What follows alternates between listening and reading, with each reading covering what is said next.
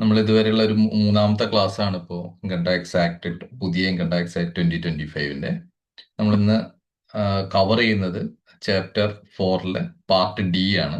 Profit and gains of business of profession. Major ആയിട്ടുള്ള ഒരു ഹെഡാണ്. Practice ചെയ്യുന്ന ആളുകളാണെങ്കിലും ടാക്സ് പ്രാക്ടീഷണേഴ്സ് ആണെങ്കിലും കൂടുതൽ ഇമ്പോർട്ടൻസ് കൊടുക്കുന്ന ഒരു ഹെഡാണ്. ഇൻകം ഫ്രം സാലറി, അതേപോലെ ഇൻകം ഫ്രം ഹൗസ് പ്രോപ്പർട്ടി നമുക്ക് എല്ലാവർക്കും ഇൻഡിവിജ്വൽ റിട്ടേണിനായിട്ട് റിലേറ്റഡ് ആയിട്ടായിരിക്കും അധികം അപ്ലിക്കബിലിറ്റി വരാം. പക്ഷെ ഒരു അക്കൗണ്ടന്റ് ആയിട്ടുള്ള ഒരാൾ, അല്ലെങ്കിൽ ഒരു ചാർട്ടേഡ് അക്കൗണ്ട് ആയിട്ടുള്ള ഒരാൾ, അല്ലെങ്കിൽ ടാക്സ് പ്രാക്ടീഷണേഴ്സിനൊക്കെയും കൂടുതൽ ഇമ്പോർട്ടന്റ് ആയിട്ടുള്ള ഒരു head profit and gains of business of profession ആണ്. എന്ന് വെച്ചിട്ടുണ്ടെങ്കിൽ ബിസിനസ്സിനോ പ്രൊഫഷനോ വേണ്ടിയിട്ടുള്ള ഇൻകം എക്സ്പെൻഡിച്ചറുകളോ ആണ് ഈ സെക്ഷനിൽ കവർ ചെയ്യുന്നത്. അതിന്റെ ഓഡിറ്റ് റിക്വയർമെന്റ് എല്ലാം ഈ ചാപ്റ്ററിൽ കവർ ചെയ്യുന്നുണ്ട്. നമുക്ക് ഈ ചാപ്റ്റർ ഫുൾ ആയിട്ട് ഞാൻ ഇന്ന് എടുക്കുന്നില്ല. ഞാനൊരു 26 തൊട്ടിട്ട്, സെക്ഷൻ 26 തൊട്ടിട്ട് ഒരു 38 വരെയുള്ള സെക്ഷൻസ് ആണെന്ന് കവർ ചെയ്യാൻ നോക്കുന്നുള്ളൂ. നമുക്കിതിലൊരു കോംപ്രിഹെൻസീവ് ആയിട്ടുള്ളൊരു സ്റ്റഡി നോക്കുമ്പോൾ ബിസിനസ് ഓഫ് പ്രൊഫഷൻ നമുക്ക് എല്ലാവർക്കും അറിയാം. എന്താണ് ബിസിനസ്, എന്താണ് പ്രൊഫഷൻ എന്നുള്ളതിനെ കുറിച്ചുള്ള ഒരു ഇമ്പോർട്ടന്റ് ആയിട്ടുള്ള ഒരു ഏരിയ ഉണ്ട്. എന്ന് വെച്ചിട്ടുണ്ടെങ്കിൽ എന്താണ് ബിസിനസ്? നമുക്ക് എല്ലാ കാര്യങ്ങളും ബിസിനസ് ആണോ? ഒരാൾ ഒരു ട്രാൻസാക്ഷൻ നടത്തി കഴിഞ്ഞാൽ ബിസിനസ് ആണോ? ഇല്ലെങ്കിൽ ബിസിനസിന്റെ പരിധിയിൽ വരുമോ വരില്ല? അതിന്റെ ഒരു കണ്ടിന്യൂറ്റി ഇമ്പോർട്ടന്റ് ആണോ? ഇതൊക്കെയാണ് നോർമലി ബിസിനസ്സിനെ ഇമ്പോർട്ടന്റ് ആയിട്ട് നോക്കുന്നത്. ഇപ്പൊ ഒരു ട്രാൻസാക്ഷൻ ഇന്ന് നടത്തി, പിന്നെ ട്രാൻസാക്ഷൻ ഒന്നുമില്ല, പിന്നെ കുറെ കഴിഞ്ഞ ഒരു ട്രാൻസാക്ഷൻ നടന്നു. ഇതൊരു ബിസിനസ് നേച്ചർ ആണോ? സിംഗിൾ ട്രാൻസാക്ഷൻസും ബിസിനസ് നേച്ചർ ആയിട്ട് ട്രീറ്റ് ചെയ്യും. എങ്ങനെയാ വെച്ചിട്ടുണ്ടെങ്കിൽ ഒരു കൊമേഴ്ഷ്യൽ നേച്ചർ ആണ്, ഒരു പ്രോഫിറ്റ് ഓറിയന്റഡ് ആണെന്ന് വെച്ചിട്ടുണ്ടെങ്കിൽ സിംഗിൾ ട്രാൻസാക്ഷനും വേണമെങ്കിൽ ബിസിനസ് ആയിട്ട് കണക്കാക്കാം. നോർമലി നമ്മൾ റിപ്പീറ്റേറ്റീവ് ട്രാൻസാക്ഷൻസിനെയാണ് ഒരു ബിസിനസിന്റെ ഒരു ക്യാരക്ടർ വരുന്നത്. അപ്പൊ അതിൽ വരുന്നത് നമ്മളെന്ന് വെച്ചാൽ കൊമേഴ്ഷ്യൽ നേച്ചർ അല്ലെങ്കിൽ പ്രോഫിറ്റ് മോട്ടീവ് അതിന് ഇമ്പോർട്ടന്റ് ആയിട്ടുള്ള ഒരു ഫാക്ടറാണ്. നമ്മളൊരു പ്രോഫിറ്റോ അല്ലെങ്കിൽ ഗെയിനോ ഉണ്ടാക്കാൻ വേണ്ടി നടക്കുന്ന ബിസിനസ്സുകളും പ്രൊഫഷനെയാണ് നമ്മൾ നോർമലി ഇതിൽ കവർ ചെയ്യുന്നത്. നമുക്കൊരു ഒക്കേഷണൽ ആയിട്ട് ഒരു കാഷ്വൽ ആയിട്ട് നടക്കുന്ന ഒരു ട്രാൻസാക്ഷൻ, അതൊന്നും ബിസിനസ് ആയിട്ട്, ഇപ്പൊ നമ്മളൊരു ലാൻഡിൽ തന്നെ ലാൻഡ് ഒരാൾ മേടിച്ച് വിറ്റ് പോകണമെങ്കിൽ ഒരു ട്രേഡിംഗ് ആക്ടിവിറ്റി ആയിട്ട് കണക്കാക്കുക ബിസിനസ്സിലേക്ക് വരാം. പക്ഷെ ഒരാൾ ലാൻഡ് മേടിച്ച് കുറെ ആളിൽ ഉണ്ടായിരുന്ന ലാൻഡ് വിറ്റു, അതൊരു വൺ ഓഫ് ട്രാൻസാക്ഷൻ ആണെങ്കിൽ നോർമലി അതൊരു ബിസിനസ് ട്രാൻസാക്ഷൻ ആയിട്ട് ട്രീറ്റ് ചെയ്യാതിരിക്കുക, വെച്ചാൽ ക്യാപിറ്റൽ ഗെയിനിലേക്കാണ് പോവുക. ഇതൊക്കെയാണ് നമ്മൾ നോർമലി കൺസിഡർ ചെയ്യുക. പക്ഷെ അത് ഡിബേറ്റബിൾ ആയിട്ടുള്ള ഒരു ഏരിയ ആണ്. ബിസിനസിന്റെ ഓരോ സിറ്റുവേഷൻ അനുസരിച്ച് ഒരു ബിസിനസ് ആണോ അല്ലെ ബിസിനസ് അല്ലേ എന്നുള്ളത് നമുക്ക് ഐഡന്റിഫൈ ചെയ്യാൻ പറ്റും. പ്രൊഫഷന് പിന്നെ നമുക്ക് കുറേ കൂടി ഈസിയാണ്. പ്രൊഫഷൻ നമുക്ക് എന്താന്നുള്ളത് ക്ലിയർലി ഡിഫൈൻഡ് ആണ്. ആ പ്രൊഫഷൻസിന് മാത്രമാണ് കവർ ചെയ്യേണ്ട ആവശ്യമുള്ളൂ. അപ്പൊ പ്രൊഫഷന്റെ പ്രോഫിറ്റ് ആൻഡ് ഗെയിൻസ് കുറേ കൂടി ഈസിയാണ്. പക്ഷെ ബിസിനസ് കുറേ കൂടി വൈഡ് ആയിട്ടുള്ള ഒരു മീനിങ് ആണ് കൊടുത്തിട്ടുള്ളത്.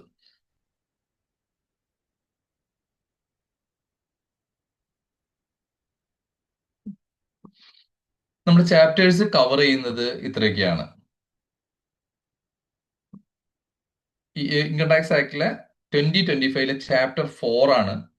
കറസ്പോണ്ടിങ് ചാപ്റ്റർ 1961-ലും ചാപ്റ്റർ 4 തന്നെയാണ്, പാർട്ട് ഡി തന്നെയാണ്. Profit and gains of business of profession എന്നുള്ള ഹെഡാണ് വെക്കുന്നത്. Profit and gains of business of profession തന്നെയാണ് പഴയ ആക്ടിലും ഉള്ളത്. സെക്ഷൻസ് മാത്രം കുറച്ച് ചേഞ്ച് വന്നിട്ടുണ്ട്. സെക്ഷൻ 26 തൊട്ടിട്ട് 66 വരെയാണ് ഈ ചാപ്റ്ററിൽ കവർ ചെയ്യുന്നത്. മുമ്പുണ്ടായിരുന്നത് കുറെ ABCD സെക്ഷൻസ് കുറെ ഉള്ളതുകൊണ്ട് സെക്ഷൻ 22 തൊട്ടിട്ട് 44DB എന്ന് പറഞ്ഞ സെക്ഷൻ വരെയാണ് പഴയ ഇൻകം ടാക്സ് ആക്ടിൽ ഈ ചാപ്റ്ററിൽ കവർ ചെയ്തിട്ടുണ്ടായിരുന്നത്. നമുക്കിതിൽ 26 തൊട്ടിട്ട് 38 വരെയുള്ള സെക്ഷൻസ് ആണെന്ന് ഞാൻ കവർ ചെയ്യുന്നുള്ളൂ. അടുത്തത് നമുക്ക് നെക്സ്റ്റ് ക്ലാസ്സിൽ കവർ ചെയ്യാം.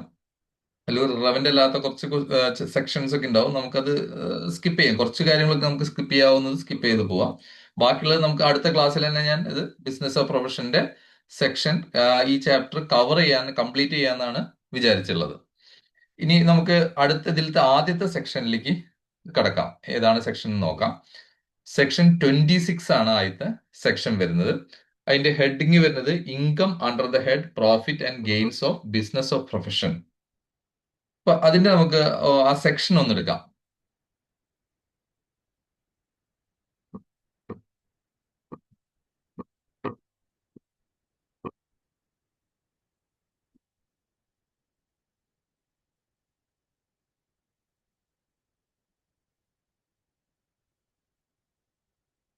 ഇതെല്ലാവർക്കും കാണുന്നുണ്ടാവുമല്ലോ അല്ലെ? കാണുന്നില്ലെങ്കിൽ പറയണം. ഇതാണ് ഫസ്റ്റ് സെക്ഷൻ വരുന്നത്. ബിസിനസ് ഓഫ് പ്രൊഫഷനിലെ ആദ്യത്തെ section income under the head profit and gains of business of profession. Business of പ്രൊഫഷനിലെ ഇൻകം എന്തൊക്കെയാണെന്നുള്ളതാണ് ഇതിൽ പറയുന്നത്. Income refer to in subsection 2 shall be chargeable to income tax under the head profit and gains of business of profession. Subsection 2 പറഞ്ഞിട്ടുള്ള എല്ലാ ഇൻകങ്ങളും profit and gains of business of പ്രൊഫഷനിൽ tax ചെയ്യുന്നതാണ് ഈ സെക്ഷനിൽ പറയുന്നത്.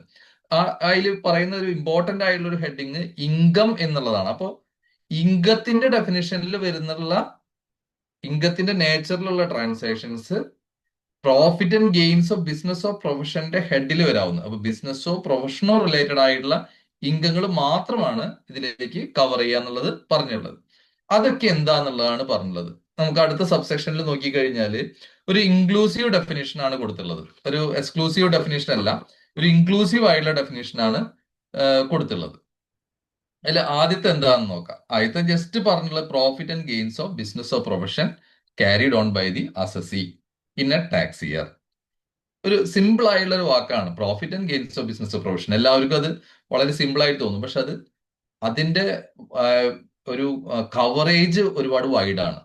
ഈ ബിസിനസിന്റെ ഡെഫിനിഷൻ ഒരുപാട് വൈഡ് ആയതുകൊണ്ട് ഇതിൽ ഒരുപാട് സിനാരിയോസ് കവർ ചെയ്യും. അപ്പൊ ഒരു ബിസിനസ് ഓഫ് പ്രൊഫഷൻ എന്താന്ന് പറയുകയാണെങ്കിൽ ബിസിനസ് നമുക്ക് ഡീറ്റെയിൽ ആയിട്ട് പോകേണ്ടി വരും. അത് പല സിറ്റുവേഷൻ അനുസരിച്ച്, നേരത്തെ പറഞ്ഞ പോലെ പല സിറ്റുവേഷൻ അനുസരിച്ച് ബിസിനസിന്റെ ക്യാരക്ടർ മാറാം. നമ്മൾ ഒരു സിറ്റുവേഷനിൽ വരുന്ന ബിസിനസ് ആവില്ല അടുത്ത സിറ്റുവേഷനിൽ വരുന്ന ബിസിനസ്. അപ്പോൾ ബിസിനസ് ഓഫ് പ്രൊഫഷനിൽ നിന്ന് വരുന്ന എല്ലാ പ്രോഫിറ്റും ഗെയിനും ടാക്സബിൾ ആക്കും. അപ്പോൾ നോർമലി രണ്ട് രീതിയിലാണ് നമുക്ക് പ്രോഫിറ്റ് ഗെയിൻസ് വരിക. ഒന്ന് ക്യാപിറ്റൽ നേച്ചറിലും ഒന്ന് റവന്യൂ നേച്ചറിലും. റവന്യൂ നേച്ചറിലുള്ള ഇൻകങ്ങൾ മാത്രമാണ് ഇവിടെ കവർ ചെയ്യുള്ളൂ. ക്യാപിറ്റൽ നേച്ചറിലുള്ള ഇൻകങ്ങളാണെങ്കിൽ ക്യാപിറ്റൽ ഗെയിനിലാണ്. അത് ജനറൽ പ്രിൻസിപ്പിൾ ആണ്. ക്യാപിറ്റൽ റിസീറ്റ്സ് ജനറലി ടാക്സബിൾ ആണ് അൺലെസ് എക്സംപ്റ്റഡ്. എക്സംപ്റ്റ് ചെയ്തിട്ടില്ലെങ്കിൽ എല്ലാ ക്യാപിറ്റൽ റിസീറ്റ് റവന്യൂ റിസീറ്റ് എല്ലാം ടാക്സബിൾ ആണ്. എക്സംപ്റ്റ് ചെയ്ത ഐറ്റംസ് മാത്രമാണ് ഒഴിവാക്കാൻ പാടുള്ളൂ. പക്ഷെ ക്യാപിറ്റൽ റിസീറ്റ് എങ്ങനെയാണെന്ന് വെച്ചിട്ടുണ്ടെങ്കിൽ സ്പെസിഫിക് ആയിട്ട് പറഞ്ഞുള്ള ക്യാപിറ്റൽ റിസീറ്റുകൾ മാത്രമാണ് ടാക്സബിൾ ആവുള്ളൂ. അതാണ് ക്യാപിറ്റൽ ഗെയിൻ അക്കൗണ്ടിൽ പറയുന്നത്. ക്യാപിറ്റൽ ഗെയിൻ ഹെഡിൽ പറയുന്നത് ക്യാപിറ്റൽ റിസീറ്റിനെ കണക്കാക്കിയാണ്. അതിൽ പെടാത്ത ക്യാപിറ്റൽ റിസീറ്റ്സുകളെല്ലാം എക്സംപ്റ്റ് ആണ്. അപ്പൊ നമ്മുടെ ഈ ഹെഡിൽ വരുന്ന എല്ലാം റവന്യൂ റിസീറ്റിന്റെ നേച്ചറുള്ളതായിരിക്കണം. ക്യാപിറ്റൽ റിസീറ്റിന്റെ നേച്ചറിലുള്ള ഒരു ഇൻകം ആവാൻ പാടില്ല. അപ്പോൾ ജനറലി ഇപ്പൊ profit and gains of business പ്രൊഫഷനിൽ വരുന്ന ഇൻകം ഒരു റവന്യൂ റിസീറ്റ് ആണോ എന്നുള്ളത് നമ്മൾ ചെക്ക് ചെയ്യണം. ഇൻകത്തിൽ നമുക്ക് ടാക്സബിലിറ്റി നോക്കാൻ വേണ്ടി റവന്യൂ റിസീറ്റ് ആണെങ്കിൽ മാത്രമാണ് ഈ ഹെഡിൽ കൺസിഡർ ചെയ്യാൻ പറ്റുള്ളൂ. ക്യാപിറ്റൽ റിസീറ്റുകളെ ഈ ഹെഡിൽ കൺസിഡർ ചെയ്യാൻ പറ്റില്ല. ഇനി അടുത്ത ഹെഡിങ് വരുന്നത് കോമ്പൻസേഷൻ റിസീവ് ചെയ്യുന്നതാണ്. ഏതെങ്കിലും ഒരു പേഴ്സൺ എന്ന് ഉദ്ദേശിച്ച ഒരു ഇൻഡിവിജ്വൽ മാത്രമല്ല, കമ്പനി എല്ലാം പെടാം. എന്തെങ്കിലും കോമ്പൻസേഷൻ റിസീവ് ചെയ്തിട്ടുണ്ടെങ്കിൽ എന്തിനു വേണ്ടിയിട്ട്, അയാൾ ഇന്ത്യയിലുള്ള ഏതെങ്കിലും കമ്പനിയുടെ മാനേജ് ചെയ്യുന്ന ആളാണ്, അല്ലെങ്കിൽ ഒരു ഏജൻസി നടത്തുന്ന ആളാണ്, അങ്ങനത്തെ അല്ലെങ്കിൽ വേറെ എന്തെങ്കിലും കോൺട്രാക്ട് ആയിട്ട് റിലേറ്റഡ് ആയിട്ടുള്ള കാര്യങ്ങൾക്ക് നമുക്ക് എന്തെങ്കിലും കോമ്പൻസേഷൻ കിട്ടാണ്. ആ കോമ്പൻസേഷൻ കിട്ടിയിട്ടുണ്ടെങ്കിൽ അത് ക്യാപിറ്റൽ റിസീറ്റ് ആയിട്ട് കണക്കാക്കില്ല. That will be A revenue expenditure. അത് റവന്യൂ എക്സ്പെൻഡിച്ചർ ആയിട്ട് income from business of profession ആയിട്ടാണ് കണക്കാക്കുക. ഒരു വ്യക്തി ഇന്ത്യയിൽ ഒരു ഏജൻസി ബിസിനസ് നടത്തുന്നുണ്ട്.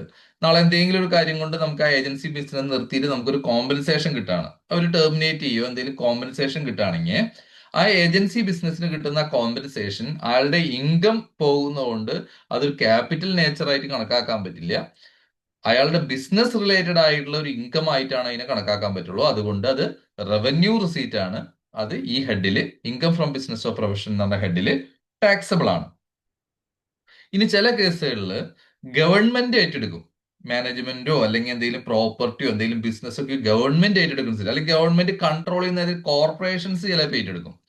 അങ്ങനത്തെ സിറ്റുവേഷനിലും അത് ക്യാപിറ്റൽ റിസീറ്റ് അല്ല, അത് റവന്യൂ നേച്ചറുള്ള റിസീറ്റ് ആണ്.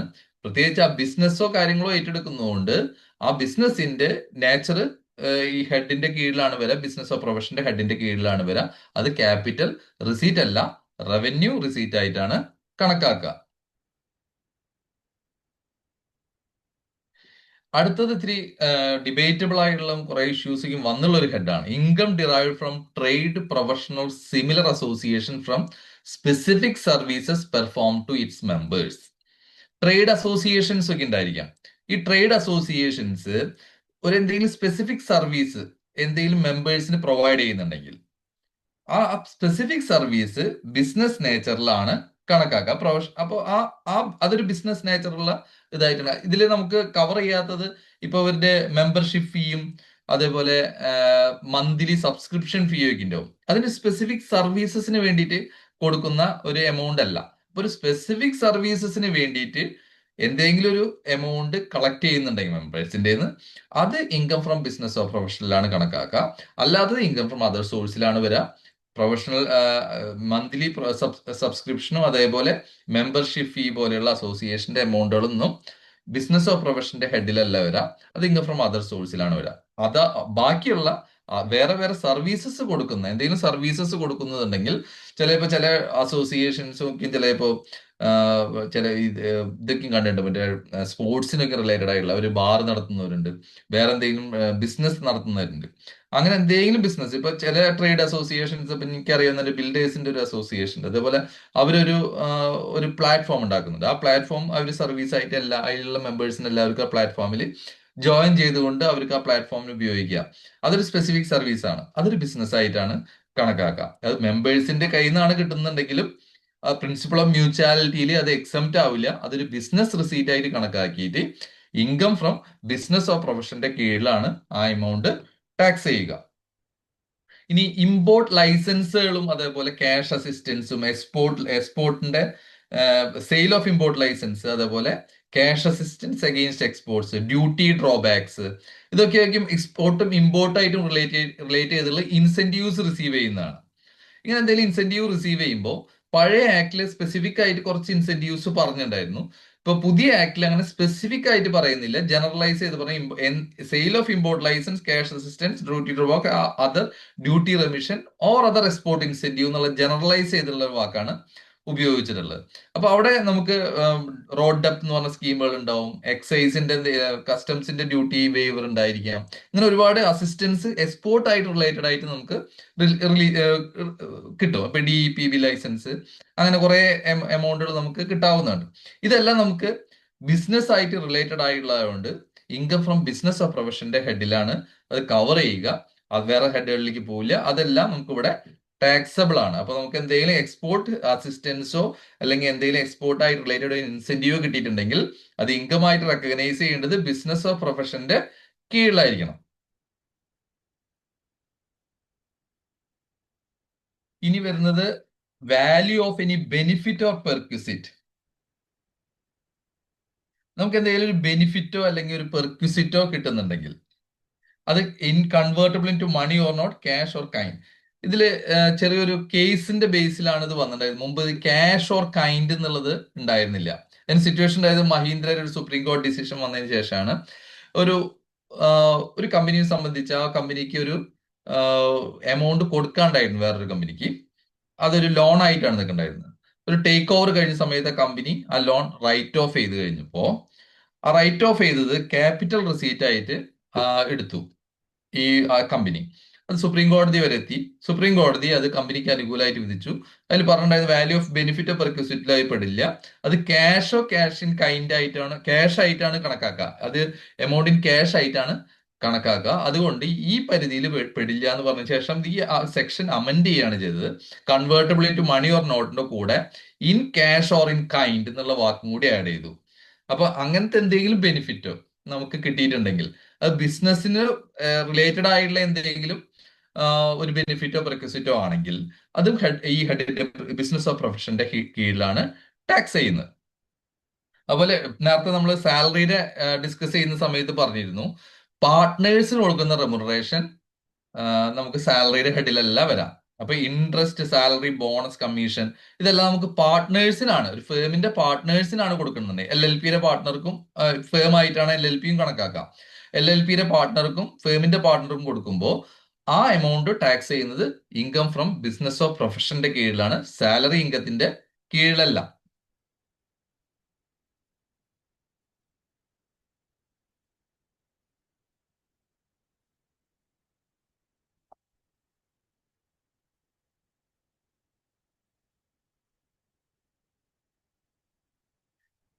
ഇനി വേറെ എന്തെങ്കിലും ഒരു അഗ്രിമെന്റ് പ്രകാരം നമുക്കൊരു പൈസ കിട്ടാണ്, നമുക്ക് ബിസിനസ്സോ പ്രൊഫഷനോ റിലേറ്റഡ് ആയിട്ട് എന്തെങ്കിലും ഒരു അഗ്രിമെന്റ് ഉണ്ട്, നമ്മൾ ചിലപ്പോൾ എന്തെങ്കിലും ആക്ടിവിറ്റി ചെയ്യാതിരിക്കാനോ അങ്ങനത്തെ എന്തെങ്കിലും കാര്യങ്ങളുണ്ട്, നമുക്ക് വേറൊരു എമൗണ്ട് കിട്ടുകയാണെങ്കിൽ അത് ക്യാപിറ്റൽ നേച്ചറിലുള്ളതല്ലെങ്കിൽ, ക്യാപിറ്റൽ നേച്ചർ ഏതെങ്കിലും റൈറ്റ് ട്രാൻസ്ഫർ ചെയ്യുന്ന ക്യാപിറ്റൽ അസറ്റിന്റെ ഡെഫിനിഷനിൽ വരുന്നതാണ്. ക്യാപിറ്റൽ അസറ്റിന്റെ ഡെഫിനിഷനിൽ വരാത്ത ഐറ്റങ്ങളാണെങ്കിൽ അത് ഇവിടെയാണ് ഹെഡിൽ, ഈ ഹെഡിലാണ് ട്രീറ്റ് ചെയ്യുക. ഇത് ഒരു പരിധി വരെ ക്യാപിറ്റൽ റിസീറ്റ് ടാക്സ് ചെയ്ത് പോവാതിരിക്കാൻ വേണ്ടിയിട്ട്, ടാക്സ് ചെയ്ത് പോവാതെ ടാക്സ് ചെയ്യാതിരിക്കാൻ ഉള്ള സിറ്റുവേഷൻ വരികയാണെങ്കിൽ അത് കവർ ചെയ്യാൻ വേണ്ടിയുള്ള ഒരു പ്രൊവിഷനാണ്. ഇപ്പൊ നേരത്തെ പറഞ്ഞിരുന്നല്ലോ, ക്യാപിറ്റൽ ഗെയിൻസ് ആണ് ക്യാപിറ്റൽ റിസീറ്റിനെ ടാക്സ് ചെയ്യാനുള്ള ഒരു പ്രൊവിഷനുള്ളൂ. അപ്പൊ ക്യാപിറ്റൽ ഗെയിനില് ട്രാൻസ്ഫറിന്റെ ഡെഫിനേഷനിലും ക്യാപിറ്റൽ അസറ്റിന്റെ ഡെഫിനേഷനിലും പെടാത്ത ചില റിസീറ്റുകൾ വരാം. അങ്ങനത്തെ റിസീറ്റുകളെ ടാക്സ് ചെയ്യാൻ വേണ്ടിയിട്ടാണ് ഈ പ്രൊവിഷൻ കൊണ്ടുവന്നത്. അപ്പൊ എന്തെങ്കിലും ഒരു അഗ്രിമെന്റ്, അപ്പോൾ നമ്മൾ എന്തെങ്കിലും നോൺ കോമ്പീറ്റൻസിന് വേണ്ടി നോൺ കോമ്പീറ്റിംഗ് ഫീ ഒക്കെ ഉണ്ടായിരിക്കും, അങ്ങനത്തെ വേണ്ടിയുള്ള എന്തെങ്കിലും ഒരു അഗ്രിമെന്റ് റിലേറ്റഡ് ആയിട്ട് വന്നിട്ടുണ്ട്. അതിൽ ട്രാൻസ്ഫർ റൈറ്റ് ടു മാനുഫാക്ചറോ അങ്ങനത്തെ അങ്ങനത്തെ അങ്ങനത്തെ റൈറ്റുകളോ കാര്യങ്ങളോ ഒന്നും ക്യാപിറ്റൽ ഗെയിനിൽ കവർ ചെയ്യുന്ന കാര്യങ്ങളൊന്നും അല്ല, അതൊക്കെ എക്സ്ക്ലൂഡ് ചെയ്തിട്ടുണ്ട്. അങ്ങനത്തെ അല്ലാത്ത വേറെ എന്തെങ്കിലും അഗ്രിമെന്റോട് കൂടിയിട്ട്, അഗ്രിമെന്റിൽ നമുക്ക് എന്തെങ്കിലും കോമ്പൻസേഷൻ റിസീവ് ചെയ്യുന്നുണ്ട്, അഗ്രിമെന്റ് നമുക്ക് വേറെ ആക്ടിവിറ്റി ചെയ്യാതിരിക്കാനായിരിക്കണം, അങ്ങനത്തെ എമൗണ്ടുകളാണ് ഇതിൽ കവർ ചെയ്യുന്നത്. ക്യാപിറ്റൽ ഗെയിനിൽ കവർ ചെയ്യുന്ന ഹെഡുകൾ ഇതിലേക്ക് വരില്ല.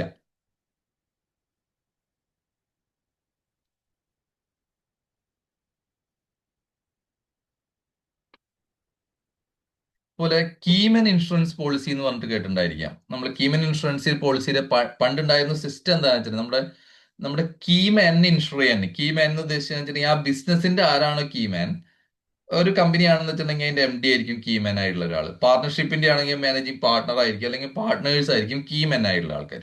അപ്പൊ ആ ആളുകളെ ഇൻഷുർ ചെയ്യുന്ന ഒരു പോളിസിയാണിത്. നമ്മൾ കമ്പനിയുടെ എക്സ്പെൻസ് ആയിട്ട് ക്ലെയിം ചെയ്യും. ആ എമൗണ്ട് റിസീവ് ചെയ്യുന്ന സമയത്ത് കമ്പനിയുടെ ഇൻകം ബിസിനസ് ഇൻകം ആയിട്ടാണ് അതിനെ കണക്കാക്കാം.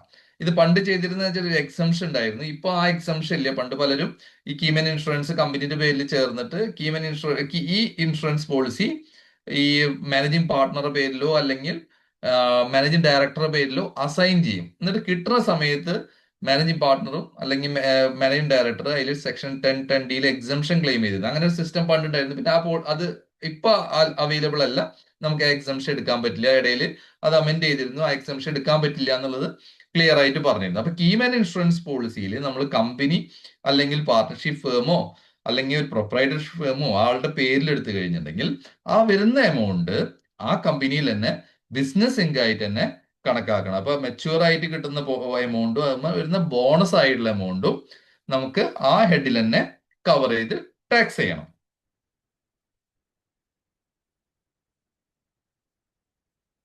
ഇനി അടുത്തത് നമുക്ക് കവർ ചെയ്യുന്നത് fair market value of inventory as on the date on which it converted into capital asset.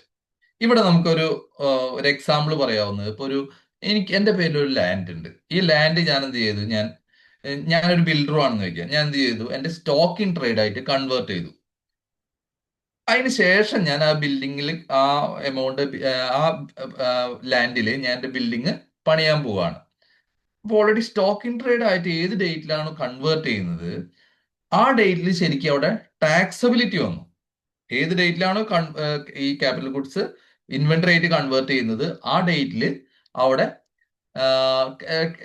ഇത് ടാക്സബിലിറ്റി വന്നു, ക്യാപിറ്റൽ ഗെയിന്റെ ടാക്സബിലിറ്റി വന്നു. ഇതിന്റെ ടാക്സബിലിറ്റി എങ്ങനെ ഐഡന്റിഫൈ ചെയ്യുക, ഏത് ഫെയർ മാർക്കറ്റ് വാല്യൂവിലാണ് എടുക്കുക എന്നുള്ളതാണ്.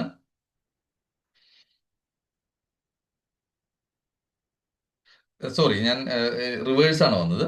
Fair market value of inventory as on the date on which is converted or treated as capital asset. ഇപ്പൊ ഇൻവെന്ററിനെ നമ്മൾ ക്യാപിറ്റൽ അസറ്റ് ആയിട്ട് കൺവേർട്ട് ചെയ്യുന്ന സമയത്തുള്ള എമൗണ്ട് ആണ്. അപ്പോൾ ഇൻവെന്ററിനെ ക്യാപിറ്റൽ അസറ്റ് ആയിട്ട് കൺവേർട്ട് ചെയ്യുമ്പോഴാണ് ബിസിനസ് ഇൻകം വരുന്നത്. തിരിച്ചാണെങ്കിൽ ക്യാപിറ്റൽ ഗെയിൻ ആണ് വരുന്നത്. അപ്പൊ ആ ഡേറ്റിൽ നമുക്ക് ബിസിനസ് ഇൻകം വരുന്നുണ്ട്. അപ്പൊ ഫെയർ മാർക്കറ്റ് വാല്യൂ ആണ് നമുക്ക് അതിൽ നിന്ന് ഈ ഇൻവെന്ററിയുടെ ഫെയർ മാർക്കറ്റ് വാല്യൂ ആണ് ടാക്സ് ചെയ്യുക. ആ ഫെയർ മാർക്കറ്റ് വാല്യൂ കണ്ടുപിടിക്കുക ഇമ്മൂവബിൾ പ്രോപ്പർട്ടി ആണെങ്കിൽ സ്റ്റാമ്പ് ഡ്യൂട്ടി വാല്യൂ ആണ് കണക്കാക്കുക. ഇപ്പൊ മൂവബിൾ ആയിട്ടുള്ള പ്രോപ്പർട്ടിയിൽ ചിലതൊക്കെ ഇപ്പോ ഗോൾഡ് ഒക്കെ ആണെന്ന് വെച്ചിട്ടുണ്ടെങ്കിൽ നമ്മളിപ്പോ 50,000 രൂപയ്ക്ക് മീതി ആണെങ്കിൽ ഒരു വാല്യുവേഷൻ സർട്ടിഫിക്കറ്റ് വെച്ചിട്ട് വേണം നമ്മൾ അതിന്റെ വാല്യൂ ഫിക്സ് ചെയ്യാൻ വേണ്ടിയിട്ട്. അപ്പൊ നമ്മുടെ കയ്യിൽ കുറച്ച് ഇൻവെന്ററി ഉണ്ട്. ഈ ഇൻവെന്ററി ഞാൻ ക്യാപിറ്റൽ അസറ്റ് ആയിട്ട് കൺവേർട്ട് ചെയ്യാണ്. ഈ ഡേറ്റിൽ എത്രയാണോ മാർക്കറ്റ് വാല്യൂ എന്ന് വെച്ചിട്ടുണ്ടെങ്കിൽ, ഗോൾഡ് ആണെങ്കിൽ 50,000 രൂപയൊക്കെ മീതി ഉണ്ടെങ്കിൽ ഒരാളുടെ സർട്ടിഫിക്കറ്റ് മേടിച്ച്, ഒരു വാല്യൂയറുടെ സർട്ടിഫിക്കറ്റ് വെച്ചിട്ട് വേണം നമുക്ക് കാൽക്കുലേറ്റ് ചെയ്യാൻ. ഇനി അതല്ല അതിനൊക്കെ താഴെയാണെങ്കിൽ നമ്മൾ ആ ഏത് ഡേറ്റ് ആണ് അന്നത്തെ ഫെയർ മാർക്കറ്റ് വാല്യൂ എടുത്താൽ മതി. ഇല്ലെങ്കിൽ വേറെ ആളിൽ പർച്ചേസ് ചെയ്തിട്ടുണ്ടെങ്കിൽ ലാസ്റ്റ് പർച്ചേസ് ഇൻവോയ്സിന്റെ വാല്യൂ നോക്കിയിട്ട് നമുക്ക് കാൽക്കുലേറ്റ് ചെയ്യാം. അതാണ് അതിന്റെ ഫെയർ മാർക്കറ്റ് വാല്യൂ ആയിട്ട് കണക്കാക്കുക. അപ്പൊ കൺവേർഷന്റെ റേറ്റ് എടുക്കാൻ വേണ്ടിയിട്ട് ഏത് ഡേറ്റിലാണോ ട്രാൻസ്ഫർ ചെയ്യുന്നത് ആ ഡേറ്റിലത്തെ ഫെയർ മാർക്കറ്റ് വാല്യൂ ആണ് ഗോൾഡിനും വേറെ എന്തെങ്കിലും പ്രോപ്പർട്ടി ആണെങ്കിലും അങ്ങനെയാണ് കാൽക്കുലേറ്റ് ചെയ്യുക. അപ്പൊ ആ എമൗണ്ട് നമുക്ക് ഇങ്ക് ആയിട്ട് കാണിക്കണം. അപ്പൊ സെയിൽ ഉണ്ടാവില്ല ആ ഐറ്റത്തിന്, ക്യാപിറ്റൽ അസറ്റ് ആയിട്ട് കൺവേർട്ട് ചെയ്യും. അപ്പൊ നമ്മുടെ ബുക്കിൽ ഓൾറെഡി പർച്ചേസ് എൻ്റർ ചെയ്തിട്ടുണ്ടാവും. അപ്പൊ അതിന് നമുക്ക് അതിന്റെ എമൗണ്ടും കൂടി ഇങ്കത്തിൽ വന്നാലാണ് അത് മാച്ച് ചെയ്യുള്ളൂ. അതുകൊണ്ടാണ് ഈ വാല്യൂ വെച്ചുള്ളത്. അപ്പൊ അത് നമ്മുടെ ഇങ്ക് ആയിട്ട് കണക്കാക്കും. ബിസിനസിന്റെ ഹെഡിന്റെ കീഴിലാണ് അത് കവർ ചെയ്യുന്നത്. ഇനി ചില കേസുകളിൽ ഈ പവർ ജനറേറ്റിംഗ് യൂണിറ്റുകൾക്കൊക്കെയും നമുക്ക് ഡിപ്രിസിയേഷൻ ക്ലെയിം ചെയ്യാൻ ഒരു ഓപ്ഷൻ, സ്ട്രെയിറ്റ് ലൈൻ മെത്തേഡ് എന്ന് പറഞ്ഞൊരു ഓപ്ഷൻ ഉണ്ട്. ആ കേസുകളിലാണ് ഒരു ബാലൻസിങ് ചാർജ് എന്ന് പറഞ്ഞൊരു ഇതുണ്ട്. ആ ബാലൻസിങ് ചാർജിന്റെ പ്രൊവിഷനാണ് അടുത്തത് വരുന്നത്. നമുക്ക് അത്ര റിലവന്റ് അല്ല. ബാലൻസിങ് ചാർജ് ഉണ്ടെങ്കിലും ഈ എമൗണ്ട് ആണ്. അതിലെന്തെങ്കിലും സെയിലോ കാര്യങ്ങളോ നടന്നിട്ടുണ്ടെങ്കിൽ അതിൽ വരുന്ന ഇൻകം ഇതിൽ തന്നെയാണ് കണക്കാക്കുക. നമുക്ക് ബിസിനസ് ഇൻകം ആയിട്ടാണ് കണക്കാക്കുക. നോർമലി നമുക്ക് വേറെയുള്ള ക്യാപിറ്റൽ അസറ്റ്സ് ആണ് വിൽക്കുന്നുണ്ടെങ്കിൽ, ഈ പവർ ജനറേറ്റിംഗ് യൂണിറ്റിന്റെ സ്ട്രെയിറ്റ് ലൈൻ ബേസിസിൽ ഡിപ്രിസിയേഷൻ ക്ലെയിം ചെയ്യുന്ന അസറ്റ്സ് അല്ല, വേറെ അസറ്റ്സ് ആണ് ട്രാൻസ്ഫർ ചെയ്യുന്നുണ്ടെങ്കിൽ അവർക്ക് നമുക്ക് ക്യാപിറ്റൽ ഗെയിൻ ആണ് വരെ. എക്സസോ ഷോർട്ടേജ് ഉണ്ടെങ്കിൽ ക്യാപിറ്റൽ ഗെയിൻ ആണ് വരെ. പക്ഷെ അല്ലാതെ പവർ ജനറേറ്റിംഗ് യൂണിറ്റിന് മാത്രം അത് ബിസിനസ് ഇൻകം ആയിട്ടാണ് കണക്കാക്കുക. അതേപോലെ തന്നെ ഈ റിസർച്ചിന്റെ ഇതിന് വേണ്ടിയിട്ട് ഡിഡക്ഷൻ 35AD എന്ന് പറഞ്ഞ സെക്ഷനിൽ എന്തെങ്കിലും ഡിഡക്ഷൻ ക്ലെയിം ചെയ്തിട്ടുണ്ടെങ്കിൽ ആ എമൗണ്ട് നമുക്ക് ഇവിടെ ബിസിനസ് ഇൻകം ആയിട്ടാണ് കണക്കാക്കുക. അതിൽ എന്തെങ്കിലും സെയിൽ വന്നിട്ടുണ്ടെങ്കിൽ, ആ സെറ്റിന് എന്തെങ്കിലും സെയിൽ വന്നിട്ടുണ്ടെങ്കിൽ അതും ബിസിനസ് ഇൻകം ആയിട്ടാണ് കണക്കാക്കുക. അതിൽ ക്യാപിറ്റൽ ഗെയിന്റെ ഹെഡിലേക്ക് പോകില്ല. ഇനി speculative transactions normally business income ആയിട്ടാണ് കണക്കാക്കുക. പക്ഷെ അത് ബിസിനസ് ആയി നടത്തുന്നുണ്ടെങ്കിൽ മാത്രമാണ് ബിസിനസ് ഇൻകം ആയിട്ട് ശരിക്കും കണക്കാക്കേണ്ട ആവശ്യമുള്ളൂ. നമ്മൾ പലരും ഇപ്പോൾ ഇൻഡിവിജ്വൽ റിട്ടേൺ ഫയൽ ചെയ്യുന്ന സമയത്ത് ഷെയർ ക്യാപിറ്റലിന്റെ ട്രേഡിങ്ങോ കാര്യങ്ങളോ ഒക്കെ ഉണ്ടാവുമ്പോൾ ചിലപ്പോൾ ചെറിയ സ്പെക്കുലേഷൻ ബിസിനസ് ഉണ്ടാവും. അത് ശരിക്കും പ്യുവർലി ബിസിനസ് അല്ല. പക്ഷെ ഓൾറെഡി സ്പെക്കുലേഷൻ ബിസിനസ് ആയിട്ട് ഇൻകം ടാക്സിൽ റിപ്പോർട്ട് ചെയ്തതുകൊണ്ട് നമ്മൾ സ്പെക്കുലേഷൻ ബിസിനസ് ആയിട്ട് തന്നെയാണ് റിട്ടേണിലും കാണിക്കാറ്. അതാണ് സേഫ് ആയുള്ളത്. അല്ലെങ്കിൽ നോട്ടീസ് വരാനുള്ള സാധ്യതയുണ്ട്. ഈ ചെറിയൊരു എമൗണ്ടിന് വേണ്ടി നമ്മൾ ചെയ്യേണ്ട ആവശ്യമില്ല. നോർമലി അതൊരു ബിസിനസ് ആയിട്ട് ട്രീറ്റ് ചെയ്യേണ്ട ആവശ്യമില്ല. ചെറിയൊരു ട്രാൻസാക്ഷൻ ഉണ്ടായിരിക്കുള്ളൂ. നമ്മളൊരു റുട്ടീനായിട്ട് ചെയ്യുന്ന ഒരു ട്രാൻസാക്ഷൻ സ്ഥിരമായിട്ട് നമ്മൾ സ്പെക്കുലേറ്റീവ് ബിസിനസ് ചെയ്യുന്നുണ്ടെങ്കിലാണ് അത് ബിസിനസ് നേച്ചറിലേക്ക് വരുള്ളൂ. അല്ലാത്ത കേസുകളിൽ ബിസിനസ് നേച്ചർ അല്ല ശരിക്കും. പക്ഷെ നമുക്ക് അങ്ങനെ കാണിക്കുകയാണ് കുറെ കൂടി നല്ലത്. അല്ലെങ്കിൽ നാളെ ഒരു റിസ്ക് ഉണ്ടാവാനുള്ള ചാൻസ്, നമുക്ക് എന്തെങ്കിലും ഇഷ്യൂ വരാനുള്ള സാധ്യതയുണ്ട്. ഇനി നമുക്ക് ഹൗസ് പ്രോപ്പർട്ടി ആയി റെസിഡൻഷ്യൽ ഹൗസ് ഏതെങ്കിലും, അല്ലെങ്കിൽ നമ്മൾ ലെറ്റ് ഔട്ട് ചെയ്യുന്നെങ്കിൽ റെസിഡൻഷ്യൽ ഹൗസ് ലെറ്റ് ഔട്ട് ചെയ്യുമ്പോൾ ഒരിക്കലും നമുക്ക് ബിസിനസ് ഹെഡിൽ നമുക്കത് ഇൻക്ലൂഡ് ചെയ്യാൻ പറ്റില്ല. അത് ഇൻകം ഫ്രം ബിസിനസ്സോ പ്രൊഫഷനിലോ മാത്രമാണ് ഇൻക്ലൂഡ് ചെയ്യാൻ പറ്റുള്ളൂ. ബിസിനസ് ഹെഡിൽ റെസിഡൻഷ്യൽ ഹൗസ് ലെറ്റ് ഔട്ട് ചെയ്യുന്നതിനുള്ള ഇൻകം കാണിക്കാൻ പാടില്ല. അത് ഇൻകം ഫ്രം ഹൗസ് പ്രോപ്പർട്ടിയുടെ ഹെഡിൽ മാത്രമാണ് കാണിക്കാവുന്നത്. ഇതാണ് നമുക്ക് സെക്ഷൻ 26 കവർ ചെയ്യുന്നത്. ഇനി സെക്ഷൻ 27 കുറേം കൂടിയും ഈസി ആയിട്ടുള്ള ഒരു സെക്ഷൻ ആണ്. അത് നമുക്ക് ജസ്റ്റ് ഒരു സിമ്പിൾ ഇത് മാത്രമേ പറഞ്ഞു പോകുന്നുള്ളൂ. Section 27 manner of computing profit and gains of business of profession എന്ന് മാത്രമേ അതിൽ ജനറലി ഒരു വാക്ക് മാത്രമേ ഉള്ളൂ. Income refer to in section 26 shall be computed as per provisions of section 22, 60 except section 58. അപ്പൊ 20 തൊട്ടിട്ട് സെക്ഷൻ 28 തൊട്ടിട്ട് സെക്ഷൻ 60 വരെയുള്ള ഇത് പ്രകാരമാണ് നമ്മൾ ഇൻകം കാൽക്കുലേറ്റ് ചെയ്യേണ്ടത് മാത്രമാണ് അതിൽ പറയുന്നുള്ളൂ. വേറെ ആ സെക്ഷനിലൊന്നും ഇല്ല. നമുക്ക് ഡീറ്റെയിൽ ആയിട്ട് പോകണ്ട. അതിൽ വേറെ ചേഞ്ചസും കാര്യങ്ങളൊന്നും ഇല്ല. ഇനി സെക്ഷൻ 28 ആണ് അടുത്തത്. Rent, rates, taxes and repairs and insurance. ഇതിന് കറസ്പോണ്ടിങ് ആയിട്ടുള്ള ഇത് വരുന്നത് സെക്ഷൻ 30, 31, 38 ആണ്. നേരത്തെ സെക്ഷൻ 27 കറസ്പോണ്ടിങ് ആയിട്ടുള്ള സെക്ഷൻ 29 ആണ് കേട്ടോ. അതുപോലെ സെക്ഷൻ 28 കറസ്പോണ്ടിങ് ആയിട്ട് വരുന്നത് സെക്ഷൻ 30 ആണ്. Rent, rates and taxes, repairs and insurance for building. ഇവിടെ ഒരു കാര്യമുള്ള വെച്ചാൽ ഇവിടെ ബിൽഡിംഗ് എന്നുള്ള വാക്ക് ഇവിടെ സ്പെസിഫിക് ആയിട്ട് എടുത്തിട്ടുണ്ട്. റിപ്പയേഴ്സും മിഷനറി പ്ലാന്റ് ആൻഡ് ഫർണിച്ചർക്ക് 31-ലാണ്. ഇതെല്ലാം കൂടി മെർജ് ചെയ്തിട്ട് സെക്ഷനിലേക്ക് ഈ സെക്ഷൻ 28-ൽ മാറ്റി. ഇതിൽ സെക്ഷൻ 38 കൂടി ഇതിലുണ്ട്. Building partly used for business etcetera not exclusively use business പർപ്പസിന് എക്സ്ക്ലൂസീവ് ആയിട്ട് യൂസ് ചെയ്യാത്ത കാര്യങ്ങളെ കുറിച്ചും പറയുന്നത്. ഈ 3 സെക്ഷനും കൂടിയിട്ട് ഇപ്പോ ഇതിലത്തെ സെക്ഷൻ 38-ലെ എല്ലാ സെക്ഷൻസും ഇതിലേക്കല്ല, സെക്ഷൻ 38-ലെ ഈ 38, 31, 30 ഈ 3 സെക്ഷനും കൂടിയിട്ട് ഇപ്പോ സെക്ഷൻ 28-ലാണ് ഇൻകോർപ്പറേറ്റ് ചെയ്തത്. പുതിയ ആക്ട് പ്രകാരം സെക്ഷൻ 28 നമുക്കൊന്ന് നോക്കാം.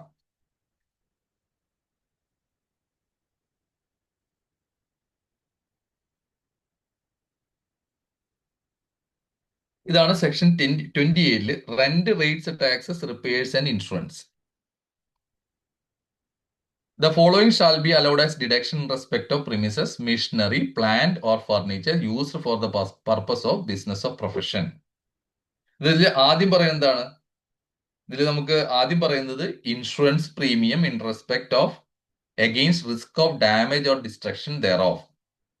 ഇതിൽ എല്ലാത്തിനും വരും എന്ന് വെച്ചിട്ടുണ്ടെങ്കിൽ പ്രെമിസസിന്റെ വരും, മെഷീനറി വരും, പ്ലാന്റ് വരും, ഫർണിച്ചർ വരും. ഇതിനെല്ലാത്തിനും കൊടുക്കുന്നത് ഇൻഷുറൻസ് പ്രീമിയം. അത് നമുക്ക് അലൗബിൾ ആണ്, അലൗബിൾ ആയിട്ടുള്ള എക്സ്പെൻഡിച്ചർ ആണ്. ഈ ബിസിനസ് ഓർ ഹെഡിൽ അലൗബിൾ ആയിട്ടുള്ള എക്സ്പെൻഡിച്ചർ ആണ്. Land revenue, local rates, municipal taxes, ഇതൊക്കെ നോർമലി ഇമ്മൂവബിൾ പ്രോപ്പർട്ടിക്കാണ് വരാം. Land revenue, local rates, municipal tax ഒക്കെ അതെല്ലാം ഇൻകം ടാക്സിൽ അലൗബിൾ ആണ്. റെന്റ് പെയ്ഡ്, റെന്റ് നമ്മൾ ടെനന്റ് ആയിട്ടാണെങ്കിൽ നമ്മൾ റെന്റ് പേ ചെയ്യുമ്പോൾ അത് നമുക്ക് ഡിഡക്ഷൻ ക്ലെയിം ചെയ്യാവുന്നതാണ്. ഇനി കറണ്ട് റിപ്പയേഴ്സിന് വേണ്ടി നമുക്കൊരു പ്രെമിസസ് ആണ് നമ്മൾ എടുത്തിട്ടുണ്ടെങ്കിൽ, ഒരു ബിൽഡിംഗ് ആണ്, അതിൽ കറണ്ട് റിപ്പയേഴ്സ് നമുക്ക് ഇൻകം ടാക്സിൽ അലവ് ചെയ്യും. പക്ഷെ ക്യാപിറ്റൽ എക്സ്പെൻഡിച്ചർ നമുക്ക് ക്ലെയിം ചെയ്യാൻ പറ്റില്ല.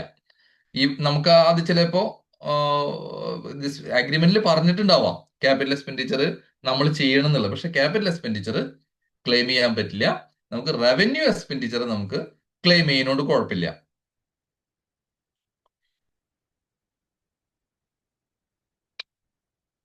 അതുപോലെ തന്നെ amount paid on account of current repairs to machinery, plant, furniture not being in the nature of capital expenditure. മെഷീനറിക്കോ അതുപോലെ പ്ലാന്റിനോ ഫർണിച്ചറിന് വേണ്ടിയിട്ടുള്ള കറണ്ട് റിപ്പയേഴ്സും നമുക്ക് ഇവിടെ ക്ലെയിം ചെയ്യാവുന്നതാണ്. ബിൽഡിങ്ങിന് മാത്രമല്ല, മെഷീനറിക്ക് വരുന്ന കറണ്ട് റിപ്പയേഴ്സും നമുക്ക് ഇവിടെ ക്ലെയിം ചെയ്യാവുന്നതാണ്. ഇതൊക്കെയാണ് ഈ സെക്ഷനിൽ കവർ ചെയ്യുന്നത്. ഇതിലൊരു കണ്ടീഷനും കൂടി പറയുന്നുണ്ട്. നമ്മൾ ഈ പ്രെമിസസോ അല്ലെങ്കിൽ ബിൽഡിംഗ്, മെഷീനറി, പ്ലാന്റ്, ഫർണിച്ചർ ഇതെല്ലാം ഉപയോഗിക്കുന്നത് നമ്മൾ ബിസിനസ് പർപ്പസിന് മാത്രമായിട്ടായിരിക്കണം ഉപയോഗിക്കേണ്ടത്. അല്ലെങ്കിൽ പ്രപ്പോർഷനേറ്റ് ആയിട്ടുള്ള ഒരു എമൗണ്ട് ഡിസലവ് ചെയ്യാനുള്ള അധികാരമുണ്ട്. ഇപ്പൊ നമുക്ക് റെന്റ് ഒക്കെ നമ്മൾ കൊടുക്കുന്നുണ്ട്, പക്ഷെ നമ്മൾ അത് ഫുള്ളി ബിസിനസ് പർപ്പസിനല്ല ഉപയോഗിക്കുന്നത്. നമ്മൾ പാർട്ടായിട്ട് നമ്മുടെ പേഴ്സണൽ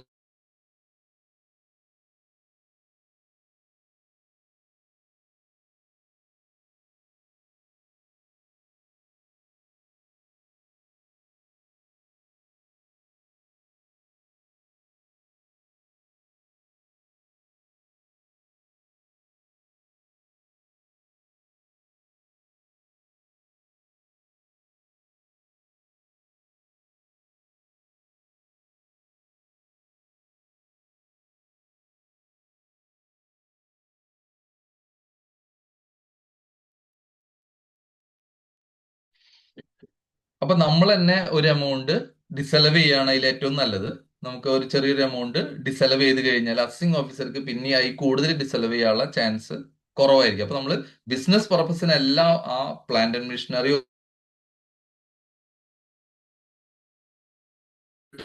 ഒരു പ്രപ്പോർഷനേറ്റ് ആയിട്ടുള്ള ഒരു എമൗണ്ട് ഡിസലവ് ചെയ്ത് കഴിഞ്ഞാൽ വേറെ ഇഷ്യൂ ഇല്ലാതെ നമുക്ക് നോക്കാം.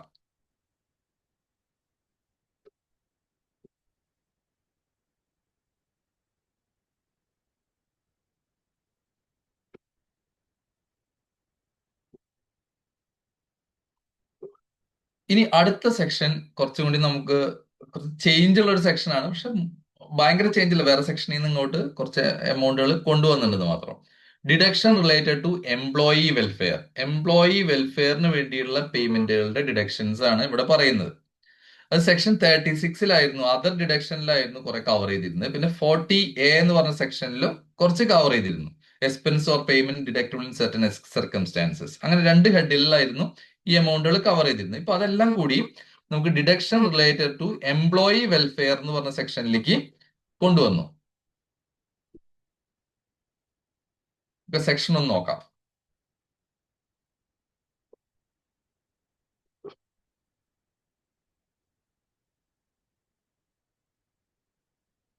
സെക്ഷനിൽ പറയുന്നത് following sum in case of an assessee being an employer shall be allowed as deduction in computing income chargeable under section 26. ഇപ്പൊ സെക്ഷൻ 26 പ്രകാരം ഇൻകം കാൽക്കുലേറ്റ് ചെയ്യുമ്പോൾ ഈ ഡിഡക്ഷൻസ് ഒക്കെ കുറയ്ക്കാം എന്നുള്ളതാണ് ഇതിൽ പറയുന്നത്. എന്തൊക്കെയാണ് ഡിഡക്ഷൻസ്? Any sum paid by way of contribution towards recognised provident fund or approved superannuation fund. ഇതിൽ കുറച്ച് ലിമിറ്റുകൾ പറയുന്നുണ്ട്. റെക്കഗ്നൈസ്ഡ് പ്രൊവിഡന്റ് ഫണ്ടിലും അപ്രൂവ്ഡ് സൂപ്പറാനുവേഷൻ ഫണ്ടിലും കുറച്ച് സർട്ടൺ ലിമിറ്റുകൾ പറയുന്നുണ്ട്. ആ ലിമിറ്റ് എന്താണെന്നുള്ളത് നമുക്കൊന്ന് ബ്രീഫ് ആയിട്ട് നോക്കാം. ഒരു ഇതില് നമുക്ക് ഷെഡ്യൂൾ ലെവലില് ഒരു ലിമിറ്റ് പറയുന്നുണ്ട്. 12% ഒക്കെ കൂടുതൽ പാടില്ല. എമൗണ്ട് സാലറിയുടെ 12% ഒക്കെ കൂടുതൽ കോൺട്രിബ്യൂഷൻ എംപ്ലോയറുടെ പാടില്ല. എംപ്ലോയറുടെ ആയി കൂടുതലുണ്ടെങ്കിൽ ആ എമൗണ്ട് ഡിസലവ് ചെയ്യും. അതാണ് ഷെഡ്യൂൾ 7ൽ റെക്കഗ്നൈസ്ഡ് പ്രൊവിഡന്റ് ഫണ്ടിലേക്ക് amount. Recognised provident government approve ചെയ്തുള്ള സ്റ്റാറ്റ്യൂട്ടറി പ്രൊവിഡന്റ് ഫണ്ട് അല്ല ഉദ്ദേശിക്കുന്നത്, റെക്കഗ്നൈസ്ഡ് പ്രൊവിഡന്റ് ഫണ്ടിലേക്ക്. അപ്പൊ അതിനൊക്കെ കൂടുതലുണ്ടെങ്കിൽ അത് അലവ് ചെയ്യില്ല. ഇനി അതുകൂടാതെ ഇതിന് കറസ്പോണ്ടിങ് ആയിട്ട് 2 റൂളും കൂടിയും പറയുന്നുണ്ട്. ആ 2 റൂള് പറയുന്നത് സെക്ഷൻ മുമ്പ് പഴയ റൂളില് 75ഉം 87ഉം 88ഉം ആയിരുന്നു. അത് ഇനീഷ്യൽ കോൺട്രിബ്യൂഷനും അതുപോലെ തന്നെ നമുക്ക് ഇതിലേക്കുള്ള റെക്കഗ്നൈസ്ഡ് പ്രൊവിഡന്റ് ഫണ്ടിലേക്കുള്ള അല്ലെങ്കിൽ റെക്കഗ്നൈസ്ഡ് ഫണ്ടിലേക്കുള്ള കോൺട്രിബ്യൂഷനാണ്, ഇയർലി കോൺട്രിബ്യൂഷനുമാണ് അതിൽ പറയുന്നത്. അതിലൊരു ലിമിറ്റ് കൊണ്ടുവന്നിട്ടുണ്ട്. അതിൽ ടോട്ടൽ സാലറിയുടെ 27% കൂടുതൽ കൊല്ലത്തിൽ ഈ ഇതിലേക്ക് കോൺട്രിബ്യൂട്ട് ചെയ്യാൻ പാടില്ല, എംപ്ലോയർ കോൺട്രിബ്യൂട്ട് ചെയ്യാൻ പാടില്ല. അതുകൂടാതെ വൺ ടൈം ഇനീഷ്യൽ കോൺട്രിബ്യൂഷൻ ഇപ്പൊ ഇനീഷ്യലി റെക്കഗ്നൈസ് ചെയ്യാണ് ഒരു പ്രൊവിഡന്റ് ഫണ്ടിന്. ആ സമയത്ത് എംപ്ലോയർ കോൺട്രിബ്യൂട്ട് ചെയ്യുന്നത് ആ എംപ്ലോയിക്ക് ഇതുവരെയുള്ള എത്ര കൊല്ലമായിട്ടുണ്ടോ അതുവരെയുള്ള സാലറിയുടെ 27%ഉം അതിൽ നിന്ന് പ്രൊവിഡന്റ് ഫണ്ടിലേക്ക് എത്ര കോൺട്രിബ്യൂട്ട് ചെയ്തിട്ടുണ്ടോ അത് കുറച്ചിട്ടുള്ള എമൗണ്ട് ആണ് ഇതിലേക്ക് എടുക്കാൻ പാടുള്ളൂ. അങ്ങനെ ഒരു സീലിംഗ് ഉണ്ട്. ഈ സീലിംഗ് മാൻഡേറ്ററി അല്ല, അല്ലെങ്കിൽ ബൈൻഡിങ് അല്ല എന്ന് പറഞ്ഞിട്ട് ഡിസിഷൻസ് ഒക്കെ ഉണ്ട്, CBDT ഡിസിഷൻസ് ഒക്കെ ഉണ്ട്. പക്ഷെ നോർമലി നമ്മൾ 12% കൂടുതൽ ഇതാണ് ഷെഡ്യൂളിൽ പറയുന്നത്. ബാക്കി CBDT സർക്കുലർ ആണ്. ഇപ്പൊ പുതിയ ആക്ടിലെ CBDT സർക്കുലറുകളൊക്കെ എങ്ങനെയാണ് വരാന്ന് നമുക്ക് പറയാൻ പറ്റില്ല. പക്ഷെ റൂളിൽ ഇങ്ങനെ ഒരു റെസ്ട്രിക്ഷൻ ഉണ്ട്. അപ്പൊ റൂളിൽ ഇങ്ങനെ ഒരു റെസ്ട്രിക്ഷൻ ഉള്ളത് ബൈൻഡിങ് അല്ല എന്നുള്ളത് കൊണ്ട് തിരിച്ചുണ്ട്. അപ്പോൾ നമുക്കത് എങ്ങനെയാണ് വരാന്ന് പറയാൻ പറ്റില്ല. പക്ഷെ നമ്മൾ അധികം അഫക്ട് ചെയ്യുന്ന ഒരു കാര്യമല്ല, കാരണം അത്ര നമ്മൾ ബോധർ ചെയ്യേണ്ട ആവശ്യമില്ല. എന്നാലും ജനറലി ഒന്ന് അറിഞ്ഞിരിക്കാൻ വേണ്ടി പറഞ്ഞെന്ന് മാത്രം. അപ്പോൾ റെക്കഗ്നൈസ്ഡ് പ്രൊവിഡന്റ് ഫണ്ടിലേക്കോ അല്ലെ അപ്രൂവ്ഡ് സൂപ്പറാനുവേഷൻ ഫണ്ടിലേക്കോ കൊടുക്കുന്ന പേയ്മെന്റുകൾ നമുക്ക് അലവ് ചെയ്യും. അത് എക്സ്പെൻസ് ആയിട്ട് അലവ് ചെയ്യും. ഇനി അടുത്തൊരു ഇത് വരുന്നത് നമുക്ക് പെൻഷൻ സ്കീമുകളിലേക്ക്, സെക്ഷൻ 124 പ്രകാരമുള്ള പെൻഷൻ സ്കീമുകളിലേക്ക് എംപ്ലോയർ കോൺട്രിബ്യൂട്ട് ചെയ്യും. അതിൽ 14% വരെയുള്ള സാലറിക്ക് ഇൻകം ടാക്സിൽ എക്സംഷൻ കിട്ടും. സാലറിയുടെ 14% ആണ് കോൺട്രിബ്യൂട്ട് ചെയ്യുന്നതെന്നുണ്ടെങ്കിൽ ഇൻകം ടാക്സിൽ അലൗഡ് ആണ്. പക്ഷെ അതിനൊക്കെ കൂടിക്കഴിഞ്ഞാൽ ഇൻകം ടാക്സിൽ അലവ് ചെയ്യില്ല. അപ്പൊ 14 ലിമിറ്റ് ഉണ്ട്. അപ്പൊ NPS-ലേക്കുള്ള സാലറിയുടെ കോൺട്രിബ്യൂഷൻ അല്ലെങ്കിൽ NPS-ലേക്കുള്ള എംപ്ലോയറെ കോൺട്രിബ്യൂഷൻ 14% കൂടുതൽ പാടില്ല. കൂടുതലുള്ളത് അലവ് ചെയ്യില്ല. പക്ഷെ 14% വരെ ക്ലെയിം ചെയ്യാവുന്നതാണ്, എംപ്ലോയർക്ക് എക്സ്പെൻഡിച്ചർ ആയിട്ട് ക്ലെയിം ചെയ്യാവുന്നതാണ്. ഇനി അടുത്തത് കുറച്ചും കൂടി നമുക്ക് പരിചയമുള്ള ഒരു കാര്യമാണ് ഗ്രാറ്റുവിറ്റി ഫണ്ടിന്റെ ഒരു കേസാണ്. ഗ്രാറ്റുവിറ്റി ഫണ്ടുകൾ എങ്ങനെയാണെന്നുള്ളതെന്ന് ജസ്റ്റ് ഞാൻ ബ്രീഫ് ആയിട്ട് പറയാം. ഒരു ഗ്രാറ്റുവിറ്റി അപ്ലിക്കബിൾ ആയിട്ടുള്ള ഒരു കമ്പനിക്ക് നോർമലി ഒന്നുമില്ല, ആ കമ്പനിക്ക് തന്നെ ഒരു ഗ്രാറ്റുവിറ്റി ട്രസ്റ്റ് ക്രിയേറ്റ് ചെയ്യാം. ഗ്രാറ്റുവിറ്റി ട്രസ്റ്റ് ക്രിയേറ്റ് ഇപ്പൊ വലിയ വലിയ ബാങ്കുകൾ, ഇപ്പൊ സൗത്ത് ഇന്ത്യൻ ബാങ്കിന്റെ ഒരു കേസ് എടുക്കുക. സൗത്ത് ഇന്ത്യൻ ബാങ്കിന് സെപ്പറേറ്റ് ഒരു ഗ്രാറ്റുവിറ്റി ട്രസ്റ്റ് ആണ്. ആ ട്രസ്റ്റിന് കുറെ അസറ്റ്സ് ഉണ്ട്, കുറെ അവർ കുറെ നോർമൽ ലെറ്റ് ഔട്ട് ചെയ്യുന്ന ബിസിനസ് കാര്യങ്ങളൊക്കെ ചെയ്യുന്നുണ്ട്, റെന്റൊക്കെയും കിട്ടുന്നുണ്ട് അവർ കുറെ. ആ എമൗണ്ടിൽ നിന്നാണ്, ആ സെറ്റിൽ നിന്ന് ജനറേറ്റ് ചെയ്യുന്ന ഇൻകത്തിൽ നിന്നാണ് അവര് ഈ എംപ്ലോയീസിന്റെ ഗ്രാറ്റുവിറ്റി ലയബിലിറ്റി മീറ്റ് ചെയ്യുന്നത്.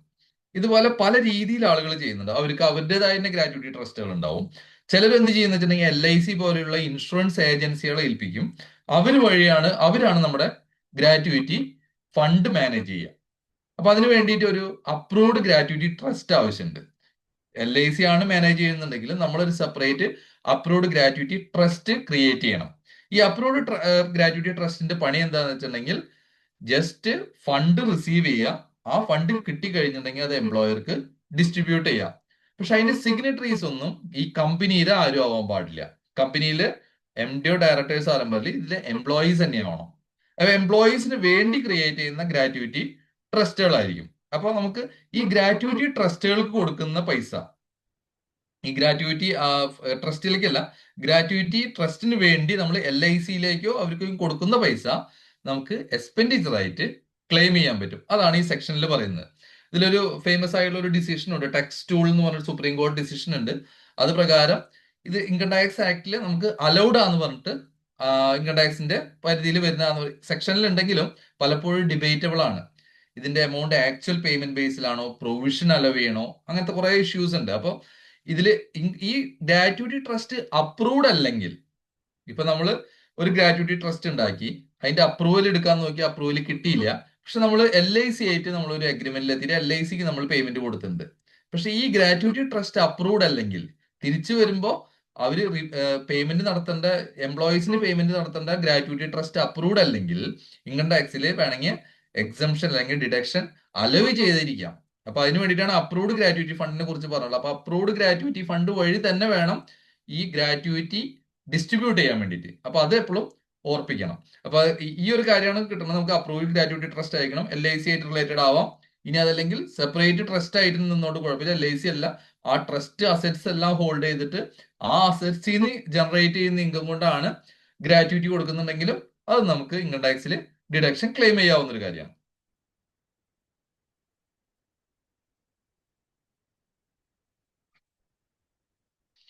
അടുത്തത് പറയുന്നത് respective of anything contain subsection 2, any provision made for making contribution towards approved gratuity fund for the purpose of payment of any gratuity that has become payable during the year. ആ വാക്ക് important ആണ്. Become payable during the year എന്നുള്ള വാക്കാണ് ഉപയോഗിച്ചിട്ടുള്ളത്. നമ്മൾ വെറുതെ ബുക്കിൽ ഒരു provision ഇട്ടുകൊണ്ട് കാര്യമില്ല. ഈ പ്രൊവിഷൻ എന്തിനിടുന്നത്, നമുക്ക് ആക്ച്വലി പേയബിൾ ആയിട്ടുള്ള എമൗണ്ടിലുള്ള പ്രൊവിഷൻ ആയിരിക്കും. അപ്പൊ അതിന് അതാണ് ആക്ച്വറിയൽ വാല്യുവേഷൻ പ്രകാരം ഉള്ള എമൗണ്ട് ആണെങ്കിൽ അത് ആക്ച്വലി പേയബിൾ എന്നുള്ളത്. അതുകൊണ്ടാണ് നമ്മൾ കമ്പനികളുടെയൊക്കെയും കമ്പനികളിൽ അക്കൗണ്ടിങ് സ്റ്റാൻഡേർഡിന് വേണ്ടിയിട്ടാണ് ആക്ച്വറി വാല്യുവേഷൻ എടുക്കുന്നത്. അല്ലാത്ത സ്ഥാപനങ്ങൾക്കും ആക്ച്വറി വാല്യുവേഷൻ എടുത്തു കഴിഞ്ഞാൽ നമുക്ക് അത് പറയാം അത് പേയബിൾ ആയി എന്നുള്ളത്. അപ്പൊ അതിലെടുക്കുന്ന പ്രൊവിഷനും നമുക്ക് അലവ് ചെയ്ത് കിട്ടും. പക്ഷെ ആ ഗ്രാറ്റുവിറ്റി ട്രസ്റ്റ് നമുക്ക് അപ്രൂവ്ഡ് ആയിരിക്കണം. അപ്രൂവ്ഡ് ആയിട്ടുള്ള ഗ്രാറ്റുവിറ്റി ട്രസ്റ്റിന് നമ്മൾ പ്രൊവിഷൻ പ്രൊവൈഡ് ചെയ്ത് കഴിഞ്ഞാൽ, മുമ്പ് 40A79 എന്ന് പറഞ്ഞിട്ട് സെക്ഷനിലായിരുന്നു, അത് ഇങ്ങോട്ട് ഇൻകോർപ്പറേറ്റ് ചെയ്തതാണ്. അപ്പോൾ ഇപ്പോ പുതിയ സെക്ഷൻ പ്രകാരം ഈ സെക്ഷൻ 29(1)(d)യിലാണ് അത് പറയുന്നത്. അത് പ്രകാരം നമ്മൾ ഒരു പ്രൊവിഷൻ പ്രൊവൈഡ് ചെയ്താലും നമുക്ക് ആ പ്രൊവിഷനും ഇൻകം ടാക്സിൽ എക്സംഷൻ പ്രൊവൈഡ് ചെയ്യാം. ഗ്രാറ്റുവിറ്റി പ്രൊവിഷനും ഇൻകം ടാക്സിൽ എക്സംഷൻ ഒറ്റ കണ്ടീഷനുള്ളൂ, നിങ്ങൾ ആ പ്രൊവൈഡ് ചെയ്തിട്ടുള്ള പ്രൊവിഷൻ അപ്രൂവ്ഡ് ഗ്രാറ്റുവിറ്റി ഫണ്ടിന് ആക്ച്വറിയൽ വാല്യുവേഷൻ പ്രകാരമുള്ള പ്രൊവിഷൻ ആയിരിക്കണം. അങ്ങനെയുണ്ടെങ്കിൽ നമുക്ക് ഇൻകം ടാക്സിൽ അലവൻസ് കിട്ടും. ഇനി കുറച്ച് ഡിബേറ്റബിൾ ആയിട്ടുള്ളതും കുറച്ച് കേസസും വന്നുള്ള ഒരു ഇഷ്യൂ ആണ്. നിങ്ങൾ ഇൻകം ടാക്സ് കറക്റ്റ് ആയിട്ട് ഫോളോ ചെയ്യുന്ന ആളുകളാണെങ്കിൽ ചിലപ്പോൾ ഇത് കേട്ടിട്ടുണ്ടാവാം. Employees contribution. നമുക്ക് എല്ലാവരും ടാക്സ് ഓഡിറ്റ് എടുക്കുന്ന സമയത്ത്, ടാക്സ് ഓഡിറ്റിന്റെ സമയത്ത് നമുക്കറിയാം എംപ്ലോയീസ് കോൺട്രിബ്യൂഷൻ പെയ്ഡ് ടു PF-ഉം ESI ഉണ്ടായിരിക്കും. ഇത് അതിനൊരു ഡേറ്റും കൊടുക്കണം. എന്നാണ് ഡ്യൂ ഡേറ്റ്, എന്നാണ് പേയ്മെന്റ് ഡേറ്റ് എന്നുള്ളത് അതിൽ കാണിക്കണം. ആ ഡ്യൂ ഡേറ്റ് കഴിഞ്ഞ് എന്തെങ്കിലും പേയ്മെന്റ് ഉണ്ടെങ്കിൽ ഇൻകം ടാക്സിൽ അത് ഡിസലവ് ചെയ്യാറുണ്ട്. ഇൻകം ടാക്സ് ഡിസലവ് ചെയ്തു, അല്ലെങ്കിൽ ഡിസലവ് ചെയ്തില്ലെങ്കിൽ ടാക്സ് ഓഡിറ്റിലേക്ക് കാണിച്ചിട്ടുണ്ടെങ്കിൽ നോട്ടീസ് വരാറുണ്ട് എന്തുകൊണ്ട് ഡിസലവ് ചെയ്തില്ല എന്ന് ചോദിച്ചിട്ട്. ഇത് നോർമലി നടക്കുന്ന ഒരു കാര്യമാണ്. ഇതിൽ അന്ന് ഡ്യൂ ഡേറ്റ് പറയുന്നുണ്ടായിരുന്നത്, ഇൻകം ടാക്സ് ആക്ട് പ്രകാരം ഡ്യൂ ഡേറ്റ് പറയുന്നുണ്ടായിരുന്നത് അതത് ആക്ടിലത്തെ ഡ്യൂ ഡേറ്റുകളായിരുന്നു. ഇപ്പോ PF ആണെങ്കിൽ PF ആക്ടിലത്തെ, ESI ആണെങ്കിൽ ESI ആക്ടിലത്തെ ആ ഡ്യൂ ഡേറ്റുകളാണെന്ന് പറഞ്ഞിട്ടുണ്ടായിരുന്നത്. പക്ഷെ പുതിയ ഇപ്പൊ ബഡ്ജറ്റ് വന്നപ്പോ, ആദ്യം ഈ സെക്ഷനിൽ അത് തന്നെയായിരുന്നു ഡ്യൂ ഡേറ്റ്. പക്ഷെ ഇപ്പൊ ബഡ്ജറ്റ് വന്നപ്പോ 2026 ബഡ്ജറ്റിൽ ഒരു പ്രപ്പോസൽ വന്നിട്ടുണ്ട്. ആ ഡ്യൂ ഡേറ്റ് ഇൻകം ടാക്സ് റിട്ടേണിന്റെ ഡ്യൂ ഡേറ്റ് ആയിട്ട് മാറ്റിയിട്ടുണ്ട്. അപ്പോ നമുക്കിനി എംപ്ലോയി കോൺട്രിബ്യൂഷൻ എക്സംഷൻ ക്ലെയിം ചെയ്യണമെങ്കിൽ, അല്ലെങ്കിൽ ഡിഡക്ഷൻ ആയിട്ട് ക്ലെയിം ചെയ്യണമെങ്കിൽ, നമ്മളൊരു എംപ്ലോയിയിൽ നിന്നൊരു കോൺട്രിബ്യൂഷൻ മേടിച്ചിട്ടുണ്ട്, നമ്മൾ നമ്മളുടെ റിട്ടേൺ ഫയൽ ചെയ്യുന്നതിനേക്കാൾ മുമ്പ് അത് പേ ചെയ്തിട്ടുണ്ടെങ്കിൽ, ഇൻകം ടാക്സ് റിട്ടേൺ ഫയൽ ചെയ്യുന്നതിനേക്കാൾ മുമ്പ്, ഡ്യൂ ഡേറ്റിന് മുമ്പായിട്ട് പേ ചെയ്തിട്ടുണ്ടെങ്കിൽ നമുക്ക് ആ കൊല്ലം തന്നെ ഡിഡക്ഷൻ ക്ലെയിം ചെയ്യാം. ഇനി ഡ്യൂ ഡേറ്റ് കഴിഞ്ഞിട്ടാണ് പേ ചെയ്യുന്നുണ്ടെങ്കിലോ, ഡ്യൂ ഡേറ്റ് കഴിഞ്ഞിട്ട് പേ ചെയ്ത് കഴിഞ്ഞാൽ ആ ഡിഡക്ഷൻ ഒരിക്കലും കിട്ടില്ല. പെർമനന്റ് ആയിട്ട് നമുക്ക് ആ ഡിഡക്ഷൻ മിസ്സാവും. അപ്പൊ എപ്പോഴും ശ്രദ്ധിക്കേണ്ടത്, നമുക്ക് ആ ESI ആക്ടിന്റെയോ അല്ലെങ്കിൽ PF ആക്ടിന്റെയോ ഡ്യൂ ഡേറ്റിൽ നമുക്ക് എമൗണ്ട് പേ ചെയ്യാൻ പറ്റിയില്ല, ഓക്കെ കുഴപ്പമില്ല. പക്ഷെ നമുക്ക് നമ്മുടെ റിട്ടേൺ ഫയൽ ചെയ്യുന്നതിന്റെ ഡ്യൂ ഡേറ്റിന്റെ ഉള്ളിലെങ്കിലും ഫയൽ ചെയ്യണം, ആ പേയ്മെന്റ് നടത്തണം. റിട്ടേൺ ഫയൽ ചെയ്യുന്നതിന്റെ ഡ്യൂ ഡേറ്റിന്റെ ഉള്ളിൽ ESI EPF അടച്ചിട്ടുണ്ടെങ്കിൽ, എംപ്ലോയിയുടെ കോൺട്രിബ്യൂഷൻ അടച്ചിട്ടുണ്ടെങ്കിൽ എംപ്ലോയിയുടെ കോൺട്രിബ്യൂഷന്റെ ഡിഡക്ഷൻ നമുക്ക് ഇൻകം ടാക്സിൽ കിട്ടും. ഇത് നമുക്ക് എപ്പോഴും തോന്നുന്നത് വെച്ചാൽ ഇൻകം ടാക്സിൽ എന്തിനാണ് ഈ എമൗണ്ട് നമുക്ക് ഇൻകം ആയിട്ട് കണക്കാക്കുന്നത്, അല്ലെങ്കിൽ ഇത് ഡിഡക്ഷൻ ആയിട്ട് കിട്ടേണ്ടത് എന്താണ് വെച്ചാൽ എംപ്ലോയറിൽ നിന്ന് കളക്ട് ചെയ്യുന്ന എമൗണ്ട് അല്ലേ നമുക്ക് ഇതിന്റെ ഡിഡക്ഷൻ എന്നുള്ള തോന്നൽ വരും. നമ്മൾ കളക്ട് ചെയ്ത് ലയബിലിറ്റിയിൽ വെച്ചു, അത് പേ ചെയ്തു, അങ്ങനെയല്ല നമ്മൾ ചെയ്യാം. അങ്ങനെ അതെന്തുകൊണ്ടാന്ന് വെച്ചിട്ടുണ്ടെങ്കിൽ ഇൻകം ടാക്സിൽ സെക്ഷൻ 249 എന്ന് പറഞ്ഞ സെക്ഷൻ പ്രകാരം ഈ എമൗണ്ട് നമ്മുടെ ഇൻകം ആയിട്ട് കണക്കാക്കിയിട്ടുണ്ട്. എംപ്ലോയറിൽ നിന്ന് കളക്ട് ചെയ്യുന്ന എമൗണ്ട് ഏതെങ്കിലും ഫണ്ടിലേക്ക് ഡെപ്പോസിറ്റ് ചെയ്യാൻ വേണ്ടിയിട്ട് എംപ്ലോയറിൽ നിന്ന് കളക്ട് ചെയ്യുന്ന എമൗണ്ട് നമ്മളുടെ ഇൻകം ആയിട്ടാണ് ട്രീറ്റ് ചെയ്യുക. അപ്പൊ ഓൾറെഡി ഇൻകത്തിൽ വന്നു, ഇൻകത്തിൽ വന്നിട്ടുണ്ട്. പക്ഷെ ഇൻകത്തിൽ ബുക്കിൽ നമ്മൾ ഇൻകത്തിൽ കാണിക്കില്ല, അത് ഇൻകം ടാക്സ് പർപ്പസിൽ ഇൻകം ആയിട്ട് ട്രീറ്റ് ചെയ്യും. ഇനി അതിന്റെ എക്സ്പെൻസ് ക്ലെയിം ചെയ്യണം, അത് പേ ചെയ്യുമ്പോഴേ എക്സ്പെൻസ് നമുക്ക് അലവിയുള്ളൂ. ആ പേ ചെയ്യുന്നതിന് ടൈം അവർ വെച്ചിട്ടുണ്ട്, അത് due date of income tax return ആണ്. ഇപ്പോ പുതിയ ബഡ്ജറ്റ് പാസ് ആയി കഴിഞ്ഞാൽ ഇൻകം ടാക്സ് റിട്ടേണിന്റെ ഡ്യൂ ഡേറ്റിനുള്ളിൽ ഫയൽ ചെയ്താൽ മതി. ഇപ്പോ പഴയ ആക്ടില് ഈ പറഞ്ഞ ഇൻകം ടാക്സ് പുതിയ ആക്ടിലും ഡ്യൂ ഡേറ്റ് അതത് ആക്ടിലത്തെ ഡ്യൂ ഡേറ്റാ പറഞ്ഞിട്ടുണ്ടായിരുന്നു. ഇപ്പൊ ഈ ആക്ട് ഇത് ബഡ്ജറ്റ് പാസ്സായാൽ മാത്രമേ അത് ഇഫക്റ്റ് വരുള്ളൂ, പക്ഷെ അതെന്തായാലും ഇഫക്റ്റ് വരും. അപ്പൊ നമുക്ക് നമ്മുടെ അടുത്ത കൊല്ലത്തെ ഓഡിറ്റില് ഇതിലൊരു ശ്രദ്ധിക്കേണ്ട ഒരു കാര്യം എന്ന് വെച്ചിട്ടുണ്ടെങ്കിൽ നമുക്ക് 25-26 അത് അപ്ലിക്കബിൾ അല്ല. 25-26 ഫിനാൻഷ്യൽ ഇയറിൽ ഈ സെക്ഷൻ അപ്ലിക്കബിൾ അല്ല. ആ 25-26 നമ്മൾ ഈ ESIയും PFക്കും അതിൽ പറഞ്ഞുള്ള ആക്ടിൽ പറഞ്ഞുള്ള ടൈമിന്റെ ഉള്ളിൽ അടച്ചാൽ മാത്രമേ കിട്ടുള്ളൂ. പുതിയ ആക്ടിൽ അപ്പൊ 26-27 തൊട്ടിട്ടാണ് പുതിയ ആക്ട് ഇഫക്റ്റീവ് വരുന്നത്. അപ്പൊ 26-27 തൊട്ടിട്ടാണ് ഈ ഡ്യൂ ഡേറ്റിന്റെ അപ്ലിക്കബിലിറ്റി വരുള്ളൂ.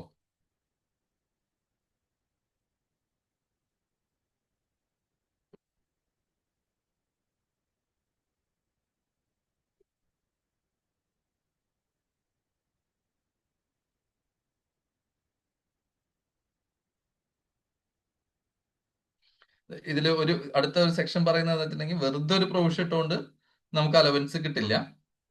പക്ഷെ അതിന് ഒരു ക്ലിയർ ഒരു ബേസ് ഉണ്ടാവും, അത് പേയബിൾ ആയിരിക്കണം. പേയബിൾ ആണെങ്കിൽ മാത്രമാണ് നമുക്ക് ഡിഡക്ഷൻ ക്ലെയിം ചെയ്യാൻ പറ്റുള്ളൂ. പിന്നെ ഒരു കാര്യം കൂടി പറയുന്നുണ്ട്, നമുക്ക് ഇത് പ്രൊവിഷന്റെ ബേസിൽ ഡിഡക്ഷൻ ക്ലെയിം ചെയ്ത് കഴിഞ്ഞാൽ പിന്നെ വീണ്ടും നമ്മൾ പേയ്മെന്റ് ബേസിലും ക്ലെയിം ചെയ്യാൻ പറ്റില്ല. ഒരു എക്സാമ്പിൾ എടുക്കാവുന്നത് നമ്മളൊരു registered gratuity trust, approved gratuity trust ഉണ്ട്. നമ്മൾ LICയിൽ അപ്രൂവ് ചെയ്തിട്ടുള്ള LICയിലേക്കാണ് പേയ്മെന്റ് കൊടുക്കുന്നത്. നമ്മൾ എന്ത് ചെയ്തു, LICക്ക് കൊടുക്കുന്ന പേയ്മെന്റ് നമ്മൾ ഡിഡക്ഷൻ ക്ലെയിം ചെയ്തു. പിന്നെ ഇവിടെ പ്രൊവിഷൻ പ്രൊവൈഡ് ചെയ്യുമ്പോൾ വീണ്ടും ക്ലെയിം ചെയ്യാൻ പറ്റില്ല, അത് ഡബിൾ ആയിട്ട് ഡിഡക്ഷൻ ആയിരിക്കും. അപ്പോൾ പ്രൊവിഷൻ പ്രൊവൈഡ് ചെയ്യുന്നുണ്ട് നമ്മൾ അപ്രൂവ്ഡ് ഗ്രാറ്റുവിറ്റി ട്രസ്റ്റിൽ തന്നെയാണ്, ആക്ച്വറി വാല്യുവേഷൻ ബേസ് ചെയ്തിട്ടാണ് നമ്മൾ പ്രൊവിഷൻ ക്ലെയിം ചെയ്യുന്നത്. അങ്ങനെ ഉണ്ടെങ്കിൽ നമുക്ക് ഡിഡക്ഷൻ ഇതിൽ ക്ലെയിം ചെയ്യാം. അപ്പൊ നമ്മൾ LICക്ക് കൊടുക്കുന്ന പേയ്മെന്റ് പിന്നെ സെപ്പറേറ്റ് ആയിട്ട് നമുക്ക് ഡിഡക്ഷൻ ക്ലെയിം ചെയ്യാൻ പറ്റില്ല. LIC നോർമലി നമുക്ക് ഒരു ഇത് ലയബിലിറ്റിയുടെ ഒരു എമൗണ്ട് തരുന്നുണ്ടെങ്കിലും നമ്മൾ പലരും അത് അപ്പൊ തന്നെ അടയ്ക്കാറില്ല, പിന്നീടാണ് അത് അടയ്ക്കാറ്. അപ്പൊ ആ അടയ്ക്കുന്നത് സെപ്പറേറ്റ് ആയിട്ട് നമുക്ക് ഡിഡക്ഷൻ ആയിട്ട് ക്ലെയിം ചെയ്യാൻ പറ്റില്ല. പ്രൊവിഷൻ ആയിട്ട് ക്ലെയിം ചെയ്തതിന് ഡിഡക്ഷൻ ക്ലെയിം ചെയ്തതിന് പ്രൊവിഷൻ കിട്ടില്ല. അങ്ങോട്ടും ഇങ്ങോട്ടും മാറി നമുക്ക് വേറെ വേറെ നമുക്ക് ഏതാ ബെനിഫിഷ്യൽ എന്ന് വെച്ചാൽ ക്ലെയിം ചെയ്യാം, പക്ഷെ രണ്ടും ഒരുമിച്ച് ക്ലെയിം ചെയ്യാനുള്ള പ്രൊവിഷൻ ഇല്ല. പിന്നെ ഒരു എംപ്ലോയർ എന്തെങ്കിലും സെറ്റിംഗ് അപ്പ് ചെയ്യും, ഒരു ട്രസ്റ്റോ ഫണ്ടോ അങ്ങനെ എന്തെങ്കിലും സെറ്റപ്പ് ചെയ്യാൻ വേണ്ടിയിട്ട് ഒരു കോർപ്പസോ അങ്ങനെ എന്തെങ്കിലും ചെലവൊക്കെ വന്നിട്ടുണ്ടെങ്കിൽ ആ എമൗണ്ട് ഇവിടെ അലവ് ചെയ്യില്ല എന്ന് പറഞ്ഞിട്ടുണ്ട്. എപ്പോഴും അലവ് ചെയ്യുന്ന വെച്ചിട്ടുണ്ടെങ്കിൽ ഏതെങ്കിലും ആക്ട് പ്രകാരം അതിന്റെ റിക്വയർമെന്റ് ഉണ്ട്. ഇപ്പൊ ഗ്രാറ്റുവിറ്റി ട്രസ്റ്റോ അല്ലെങ്കിൽ അങ്ങനത്തെ കാര്യങ്ങൾക്ക് റിക്വയർമെന്റ് ഉണ്ടെങ്കിൽ മാത്രമാണ് നമുക്കത് ഇൻകം ടാക്സിൽ അലവ് ചെയ്യുള്ളൂ, അല്ലാത്ത എക്സ്പെൻസുകൾ അലവ് ചെയ്യില്ല.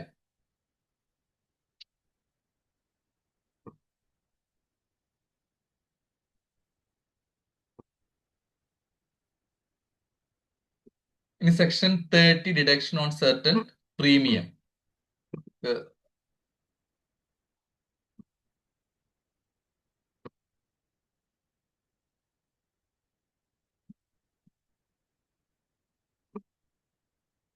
പ്രീമിയത്തിന്റെ ഡിഡക്ഷൻസ് ആണ് പറഞ്ഞുള്ളത്.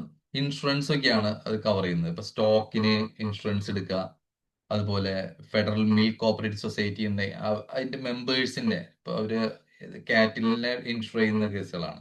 അപ്പൊ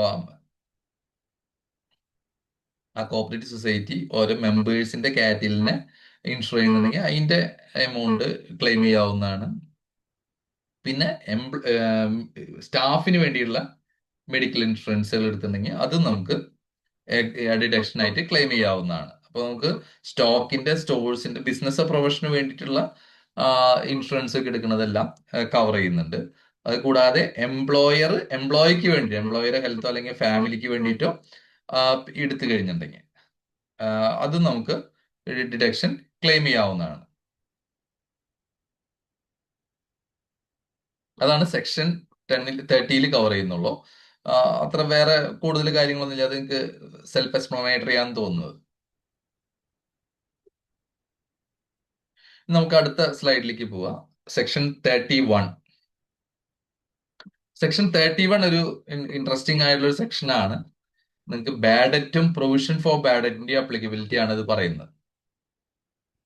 നമുക്ക് നമ്മുടെ സിനാരിയോയിൽ അധികം ബാഡറ്റിന്റെ അപ്ലിക്കബിലിറ്റി അറിയേണ്ടി വരുള്ളൂ. പ്രൊവിഷൻ ഫോർ ബാഡറ്റിന്റെയും കൂടുതൽ അപ്ലിക്കബിലിറ്റി വരുന്നത് ബാങ്ക്സിനൊക്കെയാണ്. കോപ്പറേറ്റീവ് ബാങ്ക്, ഷെഡ്യൂൾ ബാങ്ക്, അങ്ങനത്തെ ബാങ്കുകൾക്കൊക്കെയാണ് ഈ പ്രൊവിഷൻ ഫോർ ബാഡറ്റ് ക്ലെയിം വരുന്നത്. അതിൽ ബാങ്കുകൾക്ക് പറയുന്നത് 8.5% ടോട്ടൽ ഇൻകം ആണ് ഡിഡക്ഷൻ ആയിട്ട് provision for bad and doubtful debts ആയിട്ട് ക്ലെയിം ചെയ്യാൻ പറ്റുന്നത്. അവരുടെ ടോട്ടൽ ഇൻകത്തിന്റെ 8.5%. പിന്നെ ഒരു അഡീഷണൽ എമൗണ്ട് കൂടി അവർക്ക് കിട്ടും. അവർക്ക് റൂറൽ ഏരിയയിൽ അഡ്വാൻസുകൾ കൊടുത്തിട്ടുണ്ടാവും. അതിന്റെ ഒരു അഗ്രിഗേറ്റ് ആവറേജ് അഡ്വാൻസ് പറയുന്നുണ്ട്. അതിന്റെ 10% അഡീഷണൽ ആയിട്ട് ക്ലെയിം ചെയ്യാം. ഇത് എന്തിനാ കൊടുക്കുന്നത് വെച്ചിട്ടുണ്ടെങ്കിൽ പലപ്പോഴും ഈ ബാങ്കുകൾക്കൊക്കെ ഒരുപാട് ലോസുകൾ NPAക്കും വന്നിട്ടുണ്ടാവും.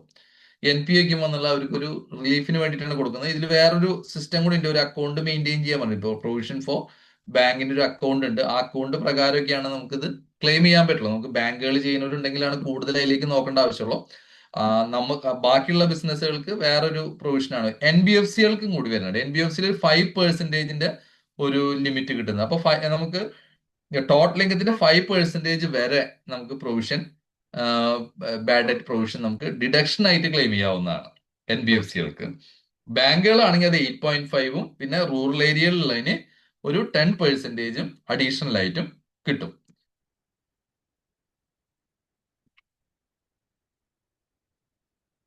ഇനി ബാഡ് ഡെറ്റ് റൈറ്റ് ഓഫ് ചെയ്യുമ്പോൾ നമ്മൾ കുറച്ച് കാര്യങ്ങൾ ശ്രദ്ധിക്കേണ്ടതുണ്ട്. അതെന്തൊക്കെയാന്നുള്ളത് നമുക്കൊന്ന് ഡിസ്കസ് ചെയ്ത് പോവാം. ആദ്യത്തെ കണ്ടീഷൻ എന്താണെന്ന് വെച്ചാൽ ബാഡ് ഡെറ്റ് നമ്മൾ ബുക്കിൽ റൈറ്റ് ഓഫ് ചെയ്തിട്ടുണ്ടായിരിക്കണം. അതായിരിക്കണം ബാഡ് ഡെറ്റ്. അപ്പൊ നമ്മൾ ഒരു എമൗണ്ട് ഒരാളെ നിന്ന് കിട്ടാണ്ട്, നമ്മുടെ ബിസിനസ് റിലേറ്റഡ് ആയിട്ടുള്ള ഒരു എമൗണ്ട് ആണ്, അത് നമ്മുടെ ബുക്കിൽ നിൽക്കുന്ന സമയത്ത് നമുക്ക് ഈ ഡിഡക്ഷൻ ക്ലെയിം ചെയ്യാൻ പറ്റില്ല. നമുക്ക് കിട്ടില്ല എന്നുണ്ടെങ്കിൽ നമ്മൾ ബുക്കിൽ അത് റൈറ്റ് ഓഫ് ചെയ്യണം. ബുക്കിൽ റൈറ്റ് ഓഫ് ചെയ്തിട്ടുള്ള എമൗണ്ടുകൾ മാത്രമാണ് നമുക്ക് ഡിഡക്ഷൻ ആയിട്ട് ഇൻകം ടാക്സ് ആക്ട് പ്രകാരം ക്ലെയിം ചെയ്യാൻ പറ്റുള്ളൂ. അതിൽ പിന്നെയും കുറച്ച് കണ്ടീഷൻ. വെറുതെ ബുക്കിൽ റൈറ്റ് ഓഫ് ചെയ്തു എന്നുള്ളത് മാത്രമല്ല അതിനുള്ളൊരു കണ്ടീഷൻ. നമ്മൾ ഇത് മുമ്പ് എപ്പോഴെങ്കിലും ഇൻകത്തിലേക്ക് എടുത്തിട്ടുണ്ടായിരിക്കണം. ഫുൾ ആയിട്ട് എടുക്കണമെന്നില്ല, പാർട്ടായിട്ട് എടുത്തിട്ടുള്ള എമൗണ്ടും കുഴപ്പമില്ല. അപ്പോൾ നമ്മളുടെ മുമ്പ് ടാക്സബിൾ ഇൻകം കാൽക്കുലേറ്റ് ചെയ്യുന്നതിലേക്ക് എടുത്തിട്ടുള്ള എമൗണ്ട് ആയിരിക്കണം. ആ എമൗണ്ട് ആയിരിക്കണം നമ്മൾ റൈറ്റ് ഓഫ് ചെയ്യേണ്ടത്. ഫുൾ എമൗണ്ട് എടുത്തില്ലെങ്കിൽ കുഴപ്പമില്ല. അതിലത്തെ ഒരു പാർട്ട് ഓഫ് എമൗണ്ട് എടുത്തിട്ടുണ്ടെങ്കിലും നമുക്ക് ഡിഡക്ഷൻ. ഇപ്പൊ മണി ലെൻഡിങ് ബിസിനസ്സിലുള്ളവരൊക്കെ ആണെങ്കിൽ ഓർഡിനറി കോഴ്സിൽ മണി ലെൻഡിങ് ചെയ്യുന്ന ആൾക്കാരാണ്, ലോൺ കൊടുക്കുന്ന ആളുകളാണെങ്കിൽ ആ ലോൺ എമൗണ്ട് നമുക്ക് റൈറ്റ് ഓഫ് ചെയ്യാൻ വേണ്ടിയിട്ട് എടുക്കാം. അത് നമുക്ക് ബിസിനസ്സിൽ ഡിഡക്ഷൻ ആയിട്ട്, ബാഡ് ഡിഡക്ഷൻ ആയിട്ട് നമുക്ക് ക്ലെയിം ചെയ്യാവുന്നതാണ്. ഇനി ബാങ്കിന്റെ കേസുകളാണെങ്കിൽ നമുക്ക് ഇത് റൈറ്റ് ഓഫ് ചെയ്യുമ്പോൾ കുറച്ച് കണ്ടീഷൻസ് എന്തൊക്കെയാണെങ്കിൽ, നമ്മൾ റൈറ്റ് ഓഫ് ചെയ്ത എമൗണ്ട് നമ്മുടെ provision for bad and doubtful ഡെറ്റ്സിൽ ഉള്ള എമൗണ്ടിനേക്കാൾ കൂടിയ മാത്രമാണ് നമുക്ക് ക്ലെയിം ചെയ്യാൻ പറ്റുള്ളൂ, ഡിഡക്ഷൻ ആയിട്ട് ബാഡ് ഡെറ്റ് ക്ലെയിം ചെയ്യാൻ പറ്റുള്ളൂ. അപ്പൊ already provision for bad and doubtful ഡെറ്റ്സിന്റെ ഒരു എമൗണ്ട് ക്രിയേറ്റ് ചെയ്തിട്ടുണ്ടായിരിക്കും. അത് ഈ നേരത്തെ പറഞ്ഞില്ലേ 8.5%, ആ 10% ഒക്കെ ആയിരിക്കും. അപ്പൊ അത് ഓൾറെഡി അവർക്ക് ഡിഡക്ഷൻ ആയിട്ട് കൊടുത്തിട്ടുണ്ട്. അപ്പൊ വീണ്ടും നമുക്ക് അത് കൊടുത്തു കഴിഞ്ഞാൽ ഡബിൾ ഡിഡക്ഷൻ ആവും. ബാഡ് ഡെറ്റ് ഡിഡക്ട് ചെയ്യുന്ന എമൗണ്ട് ഈ ബാഡ് ഡെറ്റിന്റെ പ്രൊവിഷന്റെ എമൗണ്ടിനേക്കാൾ കൂടിയ മാത്രമാണ് അവർക്ക് ഡിഡക്ഷൻ ഇൻകം ടാക്സ് ആക്ട് പ്രകാരം ക്ലെയിം ചെയ്യാൻ പറ്റുള്ളൂ. അത് ആ അക്കൗണ്ടിലേക്ക് ഡെബിറ്റ് ചെയ്യാൻ വേണം. ഈ എമൗണ്ട് ബാഡ് ഡെറ്റ് ആയിട്ട് ക്ലെയിം ചെയ്തുള്ള എമൗണ്ട് ആ അക്കൗണ്ടിലേക്ക് ഡെബിറ്റ് ചെയ്യാൻ വേണം. പിന്നെ അങ്ങനത്തെ ഒരു അക്കൗണ്ട് ഉണ്ടാവാൻ പാടുള്ളൂ. വേറെ പല പല അക്കൗണ്ടുകൾ വെച്ചിട്ട് ക്ലെയിം ചെയ്യാൻ പാടില്ല. ഇൻക്ലൂഡിങ് റൂറൽ അഡ്വാൻസിന് വേണ്ടിയിട്ട് അങ്ങനത്തെ ഒരു എമൗണ്ട് അക്കൗണ്ട് ഉണ്ടാവാൻ പാടുള്ളൂ. അതിലേക്ക് ഡെബിറ്റ് ചെയ്തിട്ട് അതിനേക്കാൾ കൂടുതൽ വരാണെങ്കിൽ, ആ provision for bad and doubtful ഡെറ്റ്സിന്റെ അക്കൗണ്ടിനേക്കാൾ കൂടുതൽ വരാണെങ്കിൽ മാത്രമാണ് ഇൻകം ടാക്സിൽ അലവൻസ് ബാങ്കുകൾക്ക് കിട്ടുള്ളൂ. അത് ബാങ്കിന്റെ ഒരു സിനാരിയോ ആണ്. ഇനി നമ്മൾ ചില കേസുകളിൽ നമുക്ക് ഇൻകം നമ്മൾ ചിലപ്പോൾ ബുക്കിൽ എടുത്തിട്ടുണ്ടാവില്ല. ഇൻകം എടുത്തിട്ടില്ലെങ്കിലും ചിലപ്പോൾ ICDS എന്ന് പറഞ്ഞൊരു പ്രൊവിഷൻ ഉണ്ട്, income computation disclosure standard. ICDS adjustment ഒന്നും ബുക്കിലേക്ക് വരണമെന്നില്ല, നമുക്ക് ടോട്ടൽ ഇൻകം കമ്പ്യൂട്ട് ചെയ്യുമ്പോഴാണ് കണക്കാക്കാം. അങ്ങനെ ടോട്ടൽ ഇൻകം കമ്പ്യൂട്ട് ചെയ്യുന്ന സമയത്ത് നമ്മൾ ഇൻകത്തിൽ കാണിച്ചിട്ടുണ്ട്, പക്ഷെ ബുക്കിൽ നമ്മൾ ഇൻകം ആയിട്ട് റെക്കോർഡ് ചെയ്തില്ലെങ്കിലും കുഴപ്പമില്ല. അത് നമുക്ക് ബാഡ് ഡെറ്റ് ആയിട്ട് റൈറ്റ് ഓഫ് ചെയ്യാനുള്ള പ്രൊവിഷൻ ഉണ്ട്. ആ എമൗണ്ട് കിട്ടിയില്ലെങ്കിൽ ബാഡ് ഡെറ്റ് ആയിട്ട് റൈറ്റ് ഓഫ് ചെയ്യാനുള്ള പ്രൊവിഷൻ ഉണ്ട്, നമുക്ക് ബാഡ് ഡെറ്റ് ആയിട്ട് ക്ലെയിം ചെയ്യുകയും ചെയ്യാം. ഇപ്പോൾ ബേസിക് ആയിട്ടുള്ള കണ്ടീഷൻ എന്താണ്? അവിടെ ഒരു ഡെപ്റ്റ് ഉണ്ടാവണം, നമ്മുടെ ബിസിനസ് ആയിട്ട് റിലേറ്റഡ്, ബിസിനസ്സോ പ്രൊഫഷനോ റിലേറ്റഡ് ആയിട്ടുള്ള ഒരു ഡെപ്റ്റ് ആയിരിക്കണം. നമുക്ക് കിട്ടാനുള്ള പൈസ ബിസിനസ്സോ അല്ലെങ്കിൽ പ്രൊഫഷനായിട്ടോ റിലേറ്റഡ് ആയിട്ടുള്ള എമൗണ്ട് ആയിരിക്കണം. ഇനി ഇൻകം ടാക്സബിൾ ഇൻകം കാൽക്കുലേറ്റ് ചെയ്യുന്ന സമയത്ത് നമ്മൾ ഇൻകത്തിലേക്ക് എടുത്തിട്ടുണ്ടായിരിക്കണം. എന്നാൽ മാത്രമാണ് നമുക്ക് ബാഡ് ഡെറ്റ് ആയിട്ട് അതിനെ റൈറ്റ് ഓഫ് ചെയ്യാൻ പറ്റുള്ളൂ, അല്ലാതെ നമുക്ക് ബാഡ് ഡെറ്റ് ആയിട്ട് റൈറ്റ് ഓഫ് ചെയ്യാൻ പറ്റില്ല. ഇനി പാർട്ടായിട്ട് എടുക്കുന്ന സിറ്റുവേഷൻസ് എന്തൊക്കെയാണ് ഉണ്ടാവുക നമുക്ക് നോക്കാം. അപ്പൊ ഇൻകം പാർട്ടായിട്ട് എടുക്കാന്ന് പറഞ്ഞു, ഫുൾ ആയിട്ട് ടാക്സബിൾ ഇൻകത്തിലേക്ക് എടുത്തിട്ടില്ല, പക്ഷെ പാർട്ടായിട്ട് എടുക്കും. അങ്ങനെ സിനാരിയോസും ചിലത് നമ്മുടെ ഇതിൽ തന്നെ ഉണ്ടാവും. ഒന്ന് നമുക്ക് മണി ലെൻഡിങ് ഒരു സിനാരിയോ ആണ് എന്ന് വെച്ചിട്ടുണ്ടെങ്കിൽ അതിന് ഇൻട്രസ്റ്റ് ഇൻകം മാത്രമേ നമ്മൾ ഇൻകത്തിലേക്ക് എടുക്കണുള്ളൂ. ഇപ്പൊ വേറൊരു ട്രേഡിംഗ് ബിസിനസ് നടത്തുന്ന ഒരാളാണെങ്കിൽ ആളൊരു ഐറ്റം സെയിൽ ചെയ്ത് കഴിഞ്ഞിട്ട് ആ എമൗണ്ട് കിട്ടിയില്ല. അപ്പൊ സെയിൽ ചെയ്ത എമൗണ്ട് ആള് ഫുൾ ഇൻകത്തിലേക്ക് കാണിച്ചിട്ടുണ്ട്. അപ്പൊ ആ ഫുൾ എമൗണ്ട് ആൾക്ക് റൈറ്റ് ഓഫ് ചെയ്യുന്നതുകൊണ്ട് കുഴപ്പമില്ല. പക്ഷെ ഒരു മണി ലെൻഡിങ് ചെയ്യുന്ന ആൾക്ക് ലോൺ കൊടുത്തു കഴിഞ്ഞാൽ ആൾ ഇൻട്രസ്റ്റ് ഇൻകവും അതിന്റെ സർവീസ് ചാർജും മാത്രമാണ് ഇൻകത്തിലേക്ക് കാണിക്കുന്നുള്ളൂ. അതിനെയാണ് പാർട്ട് ഓഫ് ദി ഇൻകം എടുക്കുക എന്ന് പറയുന്നത്. അപ്പൊ ആ പാർട്ട് ഓഫ് ഇൻകം എടുത്താലും ആളുടെ ലോൺ എമൗണ്ട് നമുക്ക് വേണമെങ്കിൽ റൈറ്റ് ഓഫ് ചെയ്യാം. അതുപോലെ ചിട്ടിയിൽ എങ്ങനെയൊക്കെയാണെന്ന് വെച്ചാൽ ചിറ്റ് ബിസിനസ് ഒക്കെ ആണെന്ന് വെച്ചിട്ടുണ്ടെങ്കിൽ ഫോർമേയും കമ്മീഷൻ മാത്രമാണ് നമ്മളുടെ ഇൻകത്തിലേക്ക് വരുള്ളൂ. ബാക്കിയുള്ള ബാക്കിയുള്ള എമൗണ്ടുകളൊന്നും ഇൻകത്തിലേക്ക് വരുന്നതല്ല. പക്ഷെ നമുക്ക് ഒരു പാർട്ടി നമുക്ക് പൈസ ചിട്ടി കിട്ടിയതിന് ശേഷം പൈസ തിരിച്ചടച്ചില്ല, അയാളുടെ ഫുൾ എമൗണ്ട് നമുക്ക് വേണമെങ്കിൽ ബാഡ് ഡെറ്റ് ആയിട്ട് റൈറ്റ് ഓഫ് ചെയ്യാം. പക്ഷെ ഇൻകം നമ്മൾ ഫോർമേങ് കമ്മീഷൻ മാത്രമേ എടുത്തിട്ടുണ്ടാവുള്ളൂ, ഫുൾ എമൗണ്ട്. അതുകൊണ്ടാണ് പാർട്ട് ഓഫ് എന്നുള്ളത് പറയുന്നത്. അതുപോലെ ഷെയർ ബ്രോക്കേഴ്സിന് അവർ കമ്മീഷൻ ഉണ്ടാവുക, പക്ഷെ അവർക്ക് പൈസ തിരിച്ചു കിട്ടിയില്ല വെച്ചാൽ അവർക്ക് അത് ബാഡ് ഡെറ്റ് ആയിട്ട് റൈറ്റ് ഓഫ് ചെയ്യാം. അപ്പോൾ ഫുൾ ആയിട്ട് ഇൻകം നമുക്ക് ഇൻകത്തിലേക്ക് എടുക്കണമെന്നില്ല, അതിലത്തെ ഒരു പാർട്ട് എടുത്താലും നമുക്ക് ബാഡ് ഡെറ്റിന്റെ ഡിഡക്ഷൻ ക്ലെയിം ചെയ്യാവുന്നതാണ്. അപ്പൊ ബാഡ് ഡെറ്റില് ഫേമസ് ആയിട്ടുള്ള ഒരു കേസ് ഉണ്ട്, ഒരു TRF എന്ന് പറഞ്ഞുള്ള ഒരു കേസാണ് അത്. ഭയങ്കര സുപ്രീം കോടതിയുടെ ഡിസിഷനാണ്. അപ്പൊ ആ TRFന്റെ ഡിസിഷൻ പ്രകാരം നമുക്ക് ബിസിനസ്സുകാർക്ക് ഡിസൈഡ് ചെയ്യാം അത് എപ്പോ റൈറ്റ് ഓഫ് ചെയ്യണം എന്നുള്ളത്. നമ്മുടെ ഇഷ്ടത്തിന് റൈറ്റ് ഓഫ് ചെയ്യാം, വേറെ ഓഫീസർക്ക് ചോദിക്കാനുള്ള അധികാരമല്ലേ. ആകെ ഈ കണ്ടീഷൻസ് നോക്കണം. മുമ്പ് ഇത് ഇൻകത്തിലേക്ക് എടുത്തിട്ടുണ്ടായിരിക്കണം, ബുക്കിൽ റൈറ്റ് ഓഫ് ചെയ്തിരിക്കണം, in the course of business ആയിരിക്കണം. ഇത്ര മാത്രം നമ്മൾ ഉറപ്പിച്ചാൽ മതി. അത്ര ഉറപ്പിച്ചു കഴിഞ്ഞ് നമ്മൾ ബുക്കിൽ റൈറ്റ് ഓഫ് ചെയ്തിട്ടുണ്ടെങ്കിൽ ഈ സുപ്രീം കോടതി ഡിസിഷൻ ഉള്ളതുകൊണ്ട് നമുക്ക് ബാഡ് റൈറ്റ് ഓഫ് ക്ലെയിം ചെയ്യാൻ വേണ്ടി യാതൊരു ബുദ്ധിമുട്ടുണ്ടാവില്ല.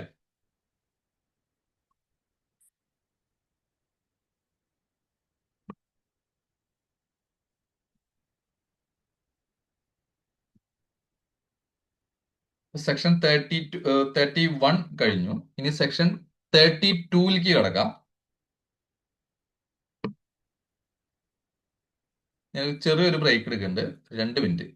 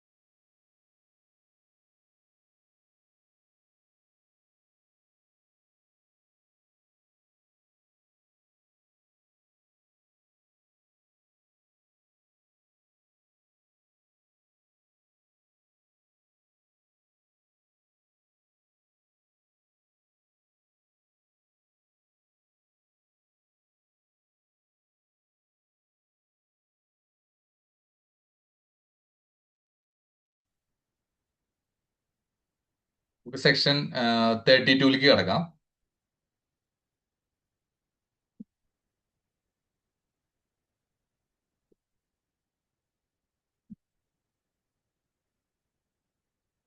സെക്ഷൻ 32 അതർ ഡിഡക്ഷൻസ് ആണ് പറയുന്നത്.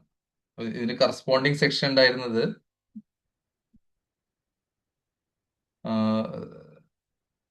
സെക്ഷൻ 36 തന്നെയായിരുന്നു. 36ന്റെ സ്പ്ലിറ്റ് ചെയ്ത് രണ്ട് സെക്ഷനായിട്ട് 31ഉം 32 ആയിട്ട് സ്പ്ലിറ്റ് ചെയ്യാണ് ചെയ്തിട്ടുള്ളത്.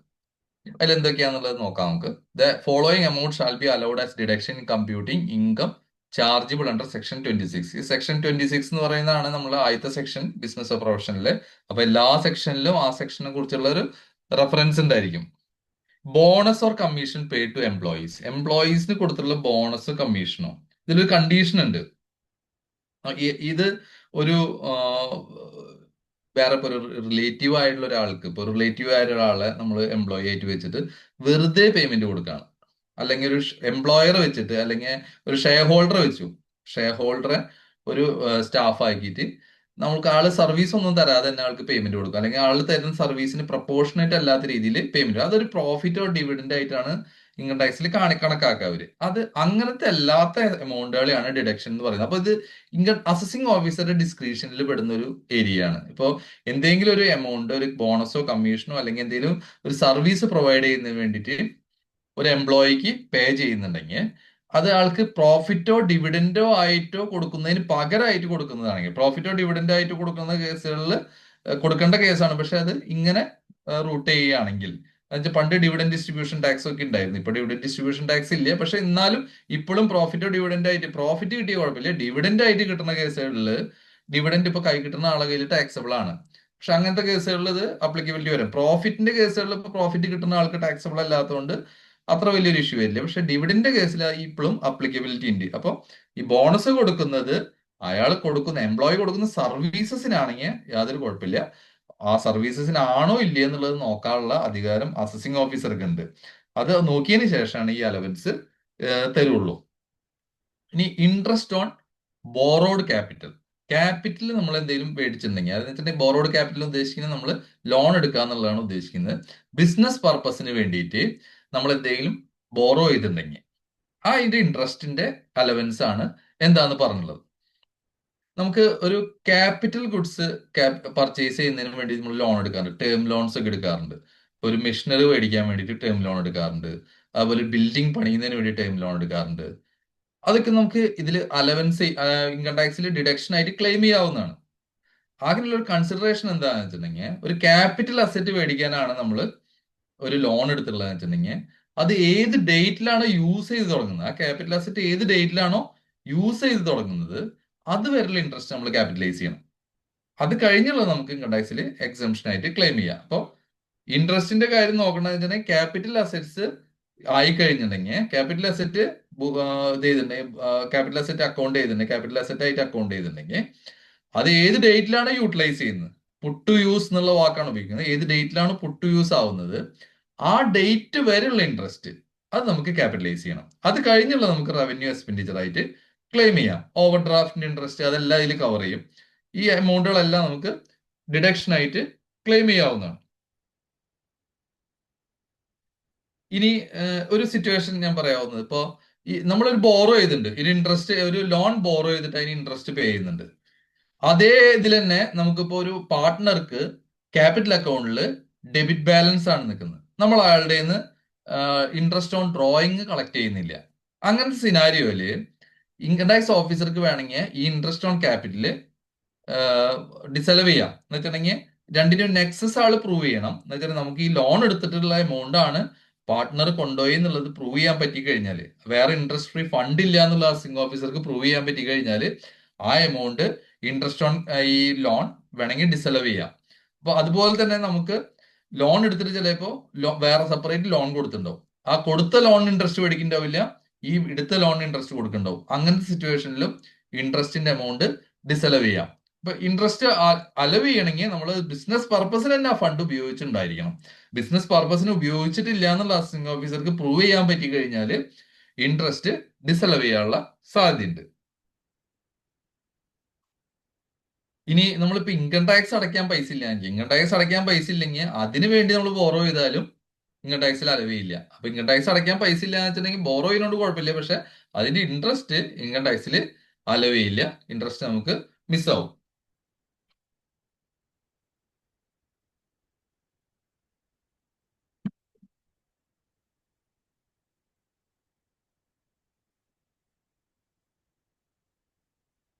പിന്നെ നമുക്ക് അടുത്ത് വരുന്നത് ഇപ്പൊ ഫാമിലി പ്ലാനിങ്ങിന് വേണ്ടിയിട്ട് ഒരു കമ്പനി എന്തെങ്കിലും ഫാമിലി പ്ലാനിങ് പ്രൊമോട്ട് ചെയ്യുന്നതിന് വേണ്ടിയിട്ട് കമ്പനി എന്തെങ്കിലും എമൗണ്ട് സ്പെൻഡ് ചെയ്യുന്നുണ്ടെങ്കിൽ ആ എമൗണ്ട് ഇൻകം ടാക്സിൽ അലവ് ചെയ്യുന്നതാണ്. ഇതിൽ ഒന്ന് രണ്ട് ഇതുകൾ ഞാൻ സ്കിപ്പ് ചെയ്യുന്നുണ്ട്, അത് നമുക്ക് അത്ര റിലവന്റ് അല്ല. ഫാമിലി പ്ലാനിങ്ങിന് വേണ്ടിയിട്ട് കമ്പനി ഒരു എമൗണ്ട് ഇൻവെസ്റ്റ് ചെയ്യുന്നുണ്ടെങ്കിൽ അല്ലെങ്കിൽ എമൗണ്ട് സ്പെൻഡ് ചെയ്യുന്നുണ്ടെങ്കിൽ അത് ഇൻകം ടാക്സിൽ അലൗഡ് ആണ്. ക്യാപിറ്റൽ എക്സ്പെൻഡിച്ചർ ആണ് അതിന് വേണ്ടി ഇൻകർ ചെയ്യുന്നത് വെച്ചിട്ടുണ്ടെങ്കിൽ അതിന് 1/5 ആണ് ആലുവയുള്ളൂ. ഈ ഫസ്റ്റ് ആലുവ ആ കൊല്ലം 1/5, പിന്നെയുള്ള 4 കൊല്ലമായിട്ടാണ് ആ ഡിഡക്ഷൻ ക്ലെയിം ചെയ്യാൻ പറ്റുള്ളൂ.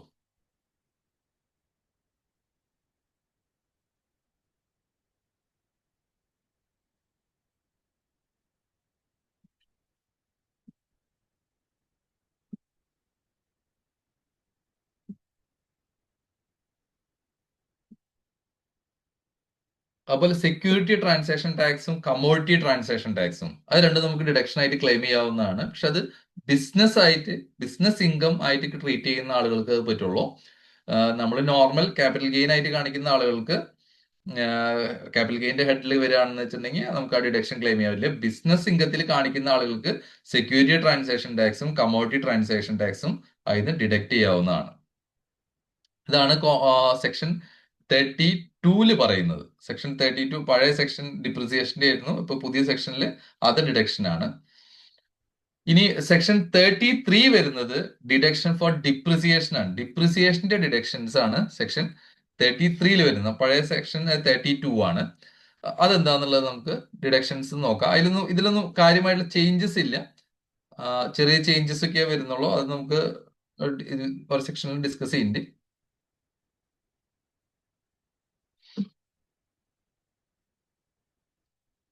ഈ ഡിഡക്ഷൻസിന്റെ ഡിപ്രിസിയേഷനിൽ വരുന്നത് ബിൽഡിംഗ് മെഷീനറി പ്ലാന്റ് ഫർണിച്ചർ അതൊക്കെയാണ് ടാഞ്ചിബിൾ അസറ്റ്സിന്റെ ഹെഡിൽ വരുന്നത്. ബാക്കിയുള്ളത് ഇൻടാഞ്ചിബിൾ അസറ്റ്സ് ആണ്. Know how, patent, copyright, trade mark, licences, franchises or other business commercial rights ഇങ്ങനത്തേക്കും വരുന്ന ഇൻടാഞ്ചിബിൾ അസറ്റ്സ്. ഗുഡ് വില്ല് നമുക്ക് ഇതിൽ ഇൻടാഞ്ചിബിൾ അസറ്റ്സ് ആയിട്ട് കണക്കാക്കാൻ പറ്റില്ല, അതുകൊണ്ട് അതിന് ഡിപ്രിസിയേഷനോ അല്ലെങ്കിൽ അമോർട്ടൈസേഷനോ കിട്ടില്ല.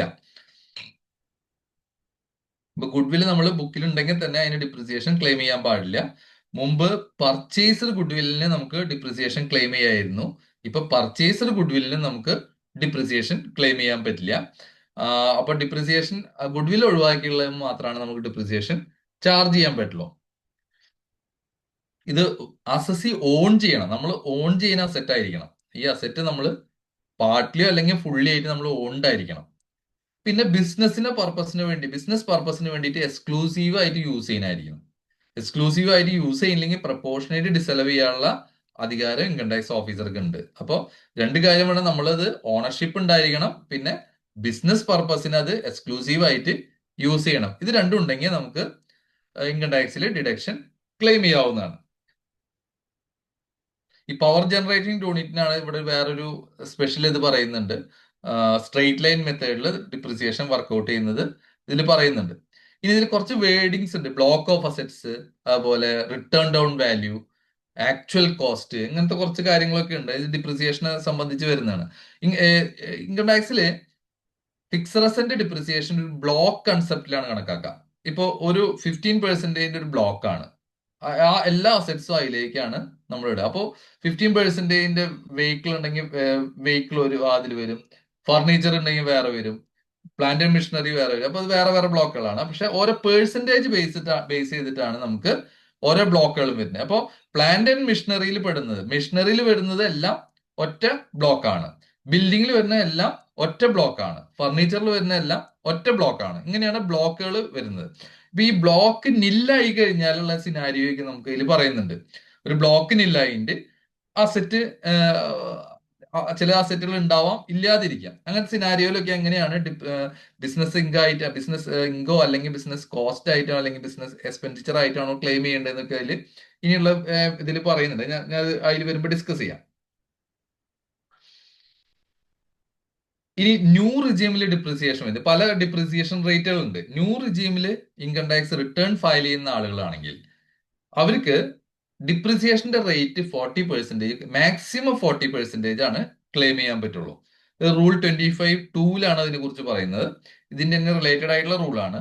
25(2) പറയുന്നത് നിങ്ങൾ ന്യൂ സ്കീമിലാണ് റിട്ടേൺ ഫയൽ ചെയ്യുന്നത്. ന്യൂ സ്കീമിലാണ് റിട്ടേൺ ഫയൽ ചെയ്യുന്നത് വെച്ചിട്ടുണ്ടെങ്കിൽ നിങ്ങളുടെ മാക്സിമം ഡിപ്രിസിയേഷന്റെ ഓരോ ബ്ലോക്കിന്റെ മാക്സിമം ഡിപ്രിസിയേഷൻ പോവാവുന്നത് 40% പോവാൻ പാടുള്ളൂ. അപ്പൊ ഡിപ്രിസിയേഷൻ റേറ്റ് ഒക്കെ എല്ലാം പറയുന്നത് അപ്പൻഡിക്സ് 1ലാണ് പറയുന്നത്. അതായത് ഈ ആക്ടിന്റെ ഒരു അപ്പൻഡിക്സ് 1 ഉണ്ട്. ഈ അപ്പൻഡിക്സ് 1ലാണ് പറയുന്നത്. അതിലൊരു ചേഞ്ചസ് ഒന്നുമില്ല. ഡിപ്രിസിയേഷൻ റേറ്റിൽ ചേഞ്ചസ് ഒന്നുമില്ല. നമ്മൾ ആകെ പറയുന്നത് നമ്മൾ ബിസിനസ് പർപ്പസിന് ഫുൾ ആയിട്ട് യൂസ് ചെയ്യണം എന്നുള്ളത് മാത്രമാണ് അതിൽ പറയുന്നുള്ളൂ. ഇനി അങ്ങനെ ഉപയോഗിച്ചിട്ടില്ലെങ്കിൽ നമുക്ക് പ്രപ്പോർഷനേറ്റ് ആയിട്ടുള്ള എമൗണ്ട് ഡിസലവ് ചെയ്യാനുള്ള അധികാരം അസസിംഗ് ഓഫീസർക്ക് ഉണ്ട്. അപ്പോൾ ബിസിനസ് പർപ്പസിന് യൂസ് ചെയ്തില്ലെങ്കിൽ ഡിപ്രിസിയേഷൻ നമുക്ക് പ്രപ്പോർഷനേറ്റ് ആയിട്ട് ഡിസലവ് ചെയ്ത് പോകും. ബാക്കിയുള്ള എമൗണ്ടുകൾ മാത്രമാണ് നമുക്ക് ഫുള്ളി യൂസ് ചെയ്താൽ മാത്രമാണ് നമുക്ക് ഡിഡക്ഷൻ ക്ലെയിം ചെയ്യാൻ പറ്റുള്ളൂ. ഇനി ഡിപ്രിസിയേഷൻ ക്ലെയിം ചെയ്യുന്നതിന് തന്നെ കുറച്ച് റിക്വയർമെന്റുകൾ പറയുന്നുണ്ട്. അതിന് റെസ്ട്രിക്ഷൻ പറയുന്നുണ്ട്.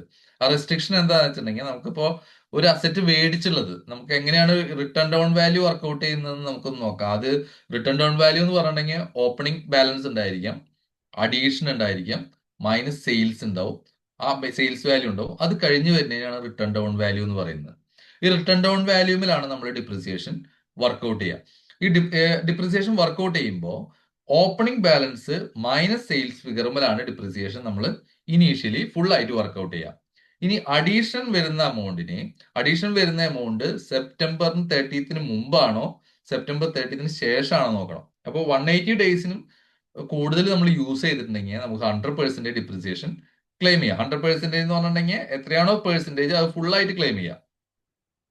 ഇനി 180 ഡേയ്സിന് കുറവാണ് നമ്മൾ ആ സെറ്റ് യൂസ് ചെയ്തുള്ളൂ എന്ന് വെച്ചിട്ടുണ്ടെങ്കിൽ എത്രയാണോ റേറ്റ്, ഇപ്പൊ 15% റേറ്റുള്ള ഒരു ഐറ്റം ആണെങ്കിൽ 7.5% കിട്ടുള്ളൂ. നമ്മൾ ആ 15% ക്ലെയിം ചെയ്യാൻ പറ്റുക. അതാണ് 50% ആയിട്ട് റെസ്ട്രിക്ട് ചെയ്തിട്ടുള്ളത്. അപ്പൊ അത് പർച്ചേസിനനുസരിച്ച് ആ യൂസേജിനനുസരിച്ചാണ് ഡിപ്രിസിയേഷൻ റെസ്ട്രിക്ട് ചെയ്യുന്നതാണ്. ഇനി ഇത് കൂടാതെ ഒരു അമാൽഗമേഷനും ഡീമർജേഴ്സും ഒക്കെ ഉണ്ടായിരിക്കും. ചിലപ്പോൾ ഒരു കമ്പനി വേറെ കമ്പനിയായിട്ട് അമാൽഗമേറ്റ് ചെയ്തു, അല്ലെങ്കിൽ ഒരു പാർട്ണർഷിപ്പ് ഫേമിനെ ഒരു വേറൊരു കമ്പനി അക്വയർ ചെയ്തു. അങ്ങനത്തെ സിറ്റുവേഷനിലൊക്കെ ഡിപ്രിസിയേഷൻ എങ്ങനെ ക്ലെയിം ചെയ്യാന്നുള്ളതും കൂടി ഇതിൽ പറയുന്നുണ്ട്. അങ്ങനത്തെ സിറ്റുവേഷനിൽ നമ്മൾ നോർമലി അങ്ങനത്തെ ആ ഒരു ആക്ടിവിറ്റി അമാൽഗമേഷനോ ഡീമർജറോ ഒന്നും നടക്കാത്ത പോലെ തന്നെ നമ്മൾ ഡിപ്രിസിയേഷൻ വർക്ക്ഔട്ട് ചെയ്യും. അതിനുശേഷം പ്രോറാറ്റ ബേസിൽ നമ്പർ ഓഫ് ഡേയ്സിന് എത്ര നാൾ ഈ കമ്പനി യൂസ് ചെയ്തിട്ടുണ്ട്, എത്ര നാൾ ആ കമ്പനി യൂസ് ചെയ്തിട്ടുണ്ട്, അതിന്റെ ബേസിൽ നമ്മൾ അലോക്കേറ്റ് ചെയ്യും. ഇപ്പൊ ഡീമർജർ നടന്നുള്ളത് സെപ്റ്റംബർ 30 സമയത്താണെങ്കിൽ നമ്മൾ എന്ത് ചെയ്തു, ഏപ്രിൽ തൊട്ട് മാർച്ച് വരെ ഫുൾ ഡിപ്രിസിയേഷൻ വർക്ക്ഔട്ട് ചെയ്തിട്ട് സെപ്റ്റംബർ 30 വരെ ഒരു കമ്പനിക്കും സെപ്റ്റംബർ 30 തൊട്ടിട്ട് മാർച്ച് വരെയുള്ളത് വേറെ കമ്പനിക്കായിട്ട് പ്രോറാറ്റ ബേസിൽ നമ്പർ ഓഫ് ഡേയ്സിന്റെ ബേസിൽ ഡിവൈഡ് ചെയ്യും. അങ്ങനെയാണ് നമ്മൾ ഡിപ്രിസിയേഷൻ അലോക്കേറ്റ് ചെയ്യുക. ഇത് മെർജേഴ്സ്, അമാൽഗമേഷൻ, ടേക്ക് ഓവർ അങ്ങനത്തെ കേസുകളിലേക്കും വരുന്ന സിറ്റുവേഷനാണ്. ഇനി ക്യാപിറ്റൽ എക്സ്പെൻഡിച്ചറിന്റെ കേസുകളിൽ ലീസിനടുത്തുള്ള ക്യാപിറ്റൽ ഇതാണ് ഒരു ബിൽഡിംഗ് ആണെങ്കിൽ ലീസിനടുത്തുള്ള ബിൽഡിങ്ങിൽ നമുക്ക് നേരത്തെ പറഞ്ഞു അത് നമുക്ക് റിപ്പയേഴ്സിൽ ക്ലെയിം ചെയ്യാൻ പറ്റില്ല. അപ്പൊ പിന്നെ ഡിപ്രിസിയേഷൻ ക്ലെയിം ചെയ്യണല്ലോ, നമ്മൾ ഓണറും അല്ല. പക്ഷെ ഈ സെക്ഷനിൽ പറയുന്നുണ്ട് ലീസിനടുത്തുള്ള കേസുകളിൽ ക്യാപിറ്റൽ എക്സ്പെൻഡിച്ചർ വന്നു കഴിഞ്ഞിട്ടുണ്ടെങ്കിൽ ആ ബിൽഡിങ്ങിന്റെ ഓണർ നമ്മളാണ്. ഓണർഷിപ്പിന് നമ്മുടെയും കൂടി ഓണർഷിപ്പ് കൺസിഡർ ചെയ്യും. അപ്പൊ ലീസിനടുത്തുള്ള ബിൽഡിംഗ് ആണെങ്കിൽ ഇതിനും കൂടി ഓണർഷിപ്പ്, അപ്പൊ ഓണറായി കണക്കാക്കി ഡിപ്രിസിയേഷൻ ക്ലെയിം ചെയ്യാം. അപ്പൊ ഓണറാണ് ബിസിനസ് പർപ്പസിന് ഉപയോഗിക്കണമെങ്കിൽ ഡിപ്രിസിയേഷൻ ക്ലെയിം ചെയ്യാൻ പറ്റുള്ളൂ. അതാണുള്ള കണ്ടീഷൻ പറയുന്നത്. അപ്പൊ ലീസിനടുത്തുള്ള ഒരു ബിൽഡിംഗ് ആണെങ്കിൽ നമ്മൾ ക്യാപിറ്റൽ എക്സ്പെൻഡിച്ചർ ആ ലീസിനടുത്തുള്ള ബിൽഡിംഗിൽ ചെയ്തിട്ടുണ്ടെങ്കിൽ അതിന്റെ ഓണറായിട്ട് നമ്മൾ തന്നെയാണ് കണക്കാക്കുക. അപ്പൊ നമുക്ക് ഡിപ്രിസിയേഷൻ ക്ലെയിം ചെയ്യുന്നതുകൊണ്ട് കുഴപ്പമില്ല. ഇനി നമ്മൾ ഡിപ്രിസിയേഷൻ ക്ലെയിം ചെയ്തില്ല എന്ന് ചോദിക്കുക, ഒരു കൊല്ലം ക്ലെയിം ചെയ്യാൻ വിട്ടുപോയി. ആ കൊല്ലം ക്ലെയിം ചെയ്യാൻ വിട്ടുപോയാൽ നമുക്ക് പിന്നീട് ആ കൊല്ലത്തേക്ക് ഈ എമൗണ്ട് എടുക്കാൻ പറ്റില്ല. ഒരു കൊല്ലം ഡിപ്രിസിയേഷൻ വിട്ടുപോയാൽ അത് നമ്മൾ ഡീംഡ് ടു ബി ടേക്കൺ എന്നുള്ളതാണ്. നമ്മൾ എടുത്ത പോലെയാണ് കണക്കാക്കുക. അടുത്ത കൊല്ലത്തെ ഡിപ്രിസിയേഷൻ വർക്ക്ഔട്ട് ചെയ്യുമ്പോൾ അത് കഴിച്ചുള്ള WDVയിലാണ് നമുക്ക് റിട്ടേൺ ഡൗൺ വാല്യൂമിലാണ് നമുക്ക് ഡിപ്രിസിയേഷൻ ക്ലെയിം ചെയ്യാൻ പറ്റുള്ളൂ. അപ്പോൾ 2024-25 നമ്മൾ ഡിപ്രിസിയേഷൻ വർക്ക്ഔട്ട് ചെയ്യാനേ വിട്ടുപോയി. ഡിപ്രിസിയേഷൻ നമ്മൾ ഇൻകം ടാക്സ് ആക്ട് പ്രകാരം ക്ലെയിം ചെയ്തില്ല. പക്ഷെ പിറ്റത്തെ കൊല്ലം നമ്മൾ നോക്കുന്നത് ഈ ഡിപ്രിസിയേഷൻ ക്ലെയിം ചെയ്യാത്ര റിട്ടേൺ ഡൗൺ വാല്യൂ അല്ല എടുക്കേണ്ടത്. ഡിപ്രിസിയേഷൻ കണക്കാക്കിയിട്ട് അത് കുറച്ചിട്ടുള്ള റിട്ടേൺ ഡൗൺ വാല്യൂ വേണം പിറ്റത്തെ കൊല്ലത്തിൽ നമ്മൾ ഡിപ്രിസിയേഷൻ വർക്ക്ഔട്ട് ചെയ്യാൻ വേണ്ടിയിട്ട്. അപ്പൊ അത് നമ്മൾ എപ്പോഴും ശ്രദ്ധിക്കണം. നമ്മൾ ക്ലെയിം ചെയ്തില്ലെങ്കിലും ഡിപ്രിസിയേഷൻ കിട്ടിയ പോലെയാണ് കാൽക്കുലേറ്റ് ചെയ്യുക. നമ്മൾ അതുകൊണ്ട് റീവർക്ക് ചെയ്തിട്ട് വേണം പിറ്റത്തെ കൊല്ലത്തേക്ക് റിട്ടേൺ ഡൗൺ വാല്യൂ വർക്ക്ഔട്ട് ചെയ്യാൻ വേണ്ടിയിട്ട്. ഇനി ഡിപ്രിസിയേഷനിൽ തന്നെ അഡീഷണൽ ഡിപ്രിസിയേഷൻ എന്ന് പറഞ്ഞൊരു കൺസെപ്റ്റ് ഉണ്ട്. ഡിപ്രിസിയേഷന് പുറമെ നമുക്കൊരു ഡിപ്രിസിയേഷനും കൂടി തരുന്നുണ്ട്. അതാണ് 20% ആണ് അതിന്റെ ഒരു എമൗണ്ട്. അഡീഷണൽ ഡിപ്രിസിയേഷൻ കിട്ടണമെങ്കിൽ കുറച്ച് കണ്ടീഷനും പറയുന്നുണ്ട്. എല്ലാവർക്കും അഡീഷണൽ ഡിപ്രിസിയേഷൻ ക്ലെയിം ചെയ്യാൻ പറ്റില്ല. ആ കണ്ടീഷൻ എന്തൊക്കെയാണ്? അഡീഷണൽ ഡിപ്രിസിയേഷൻ വരുന്നത് സബ്സെക്ഷൻ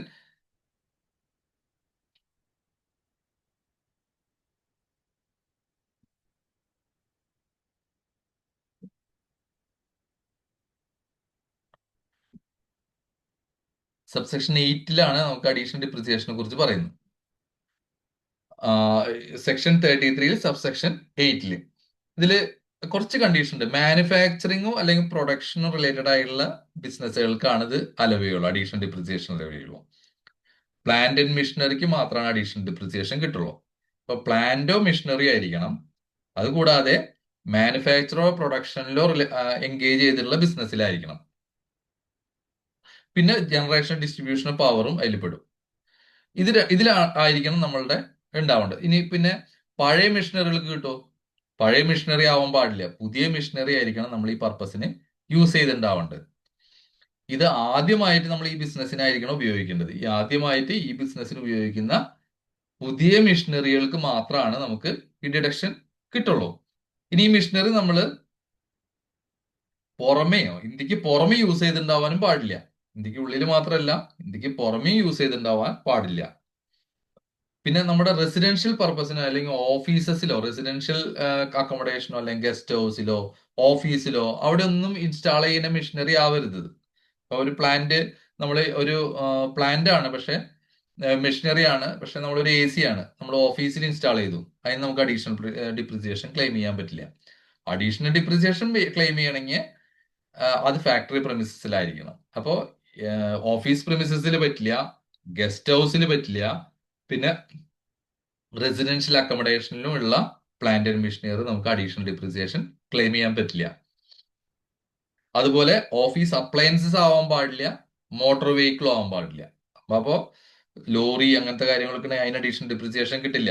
അത് മോട്ടോർ ട്രാൻസ്പോർട്ട് വെഹിക്കിൾ ആണ്, അതിന് അഡീഷണൽ ഡിപ്രിസിയേഷൻ കിട്ടില്ല.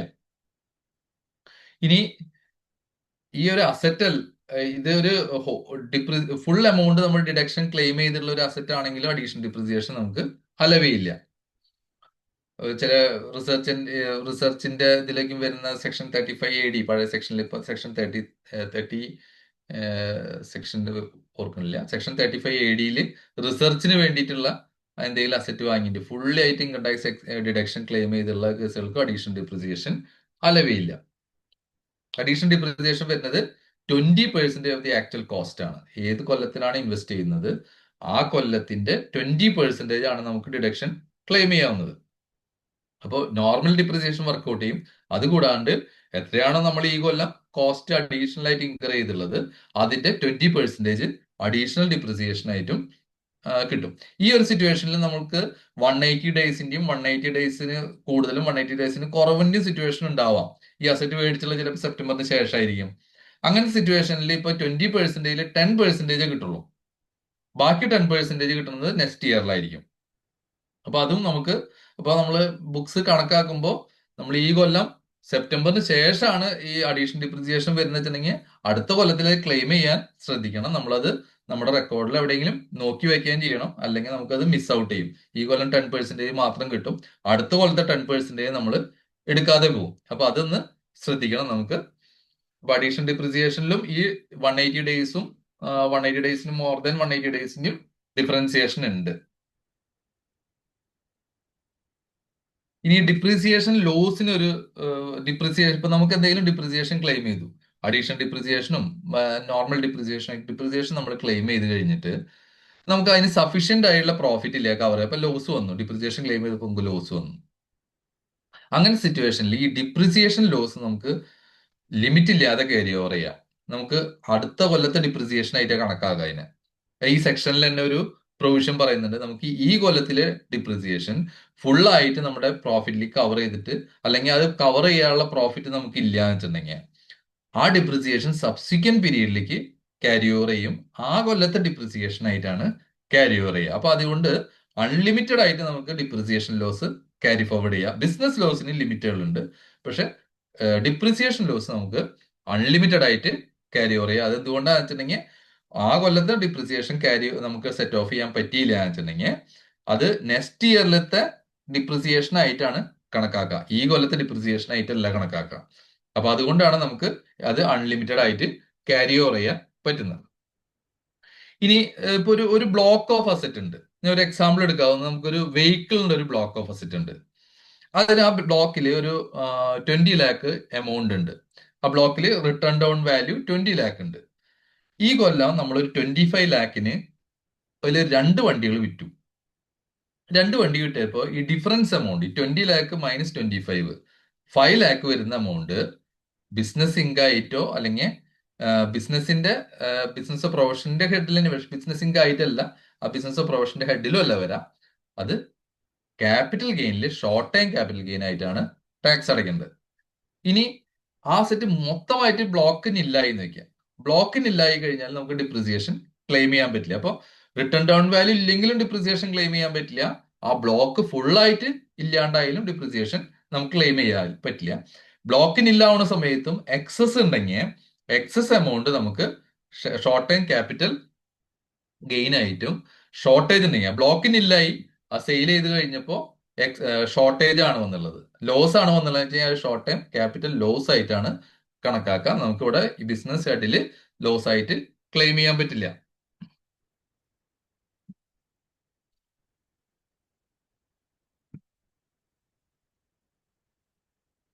ഇനി ഡിഡക്ഷൻസ് ക്ലെയിം ചെയ്യുന്നതിന് കുറച്ച് ജനറൽ കണ്ടീഷൻസ് പറയുന്നുണ്ട്. അത് സെക്ഷൻ 34 പറഞ്ഞ general condition for allowable deduction. മുമ്പ് സെക്ഷൻ 37 ആയിരുന്നു. അതിൽ ജനറൽ കണ്ടീഷൻ ഫോർ ജനറൽ എന്നുള്ള ഹെഡ് മാത്രമല്ലോ, ഈ സെയിം തന്നെയാണ് അവിടെയും പറയുന്നത്, പക്ഷെ ജനറൽ എന്നുള്ള വാക്ക് മാത്രമാണ് അതിലുള്ളൂ.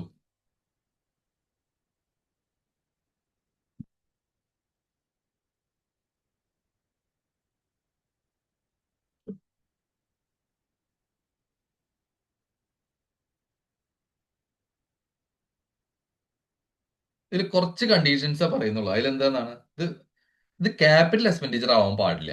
ആദ്യത്തെ ഒരു കണ്ടീഷൻ അതാണ്, ക്യാപിറ്റൽ എക്സ്പെൻഡിച്ചർ ആവാൻ പാടില്ല. അതുപോലെ പേഴ്സണൽ എക്സ്പെൻഡിച്ചറും ആവാൻ പാടില്ല.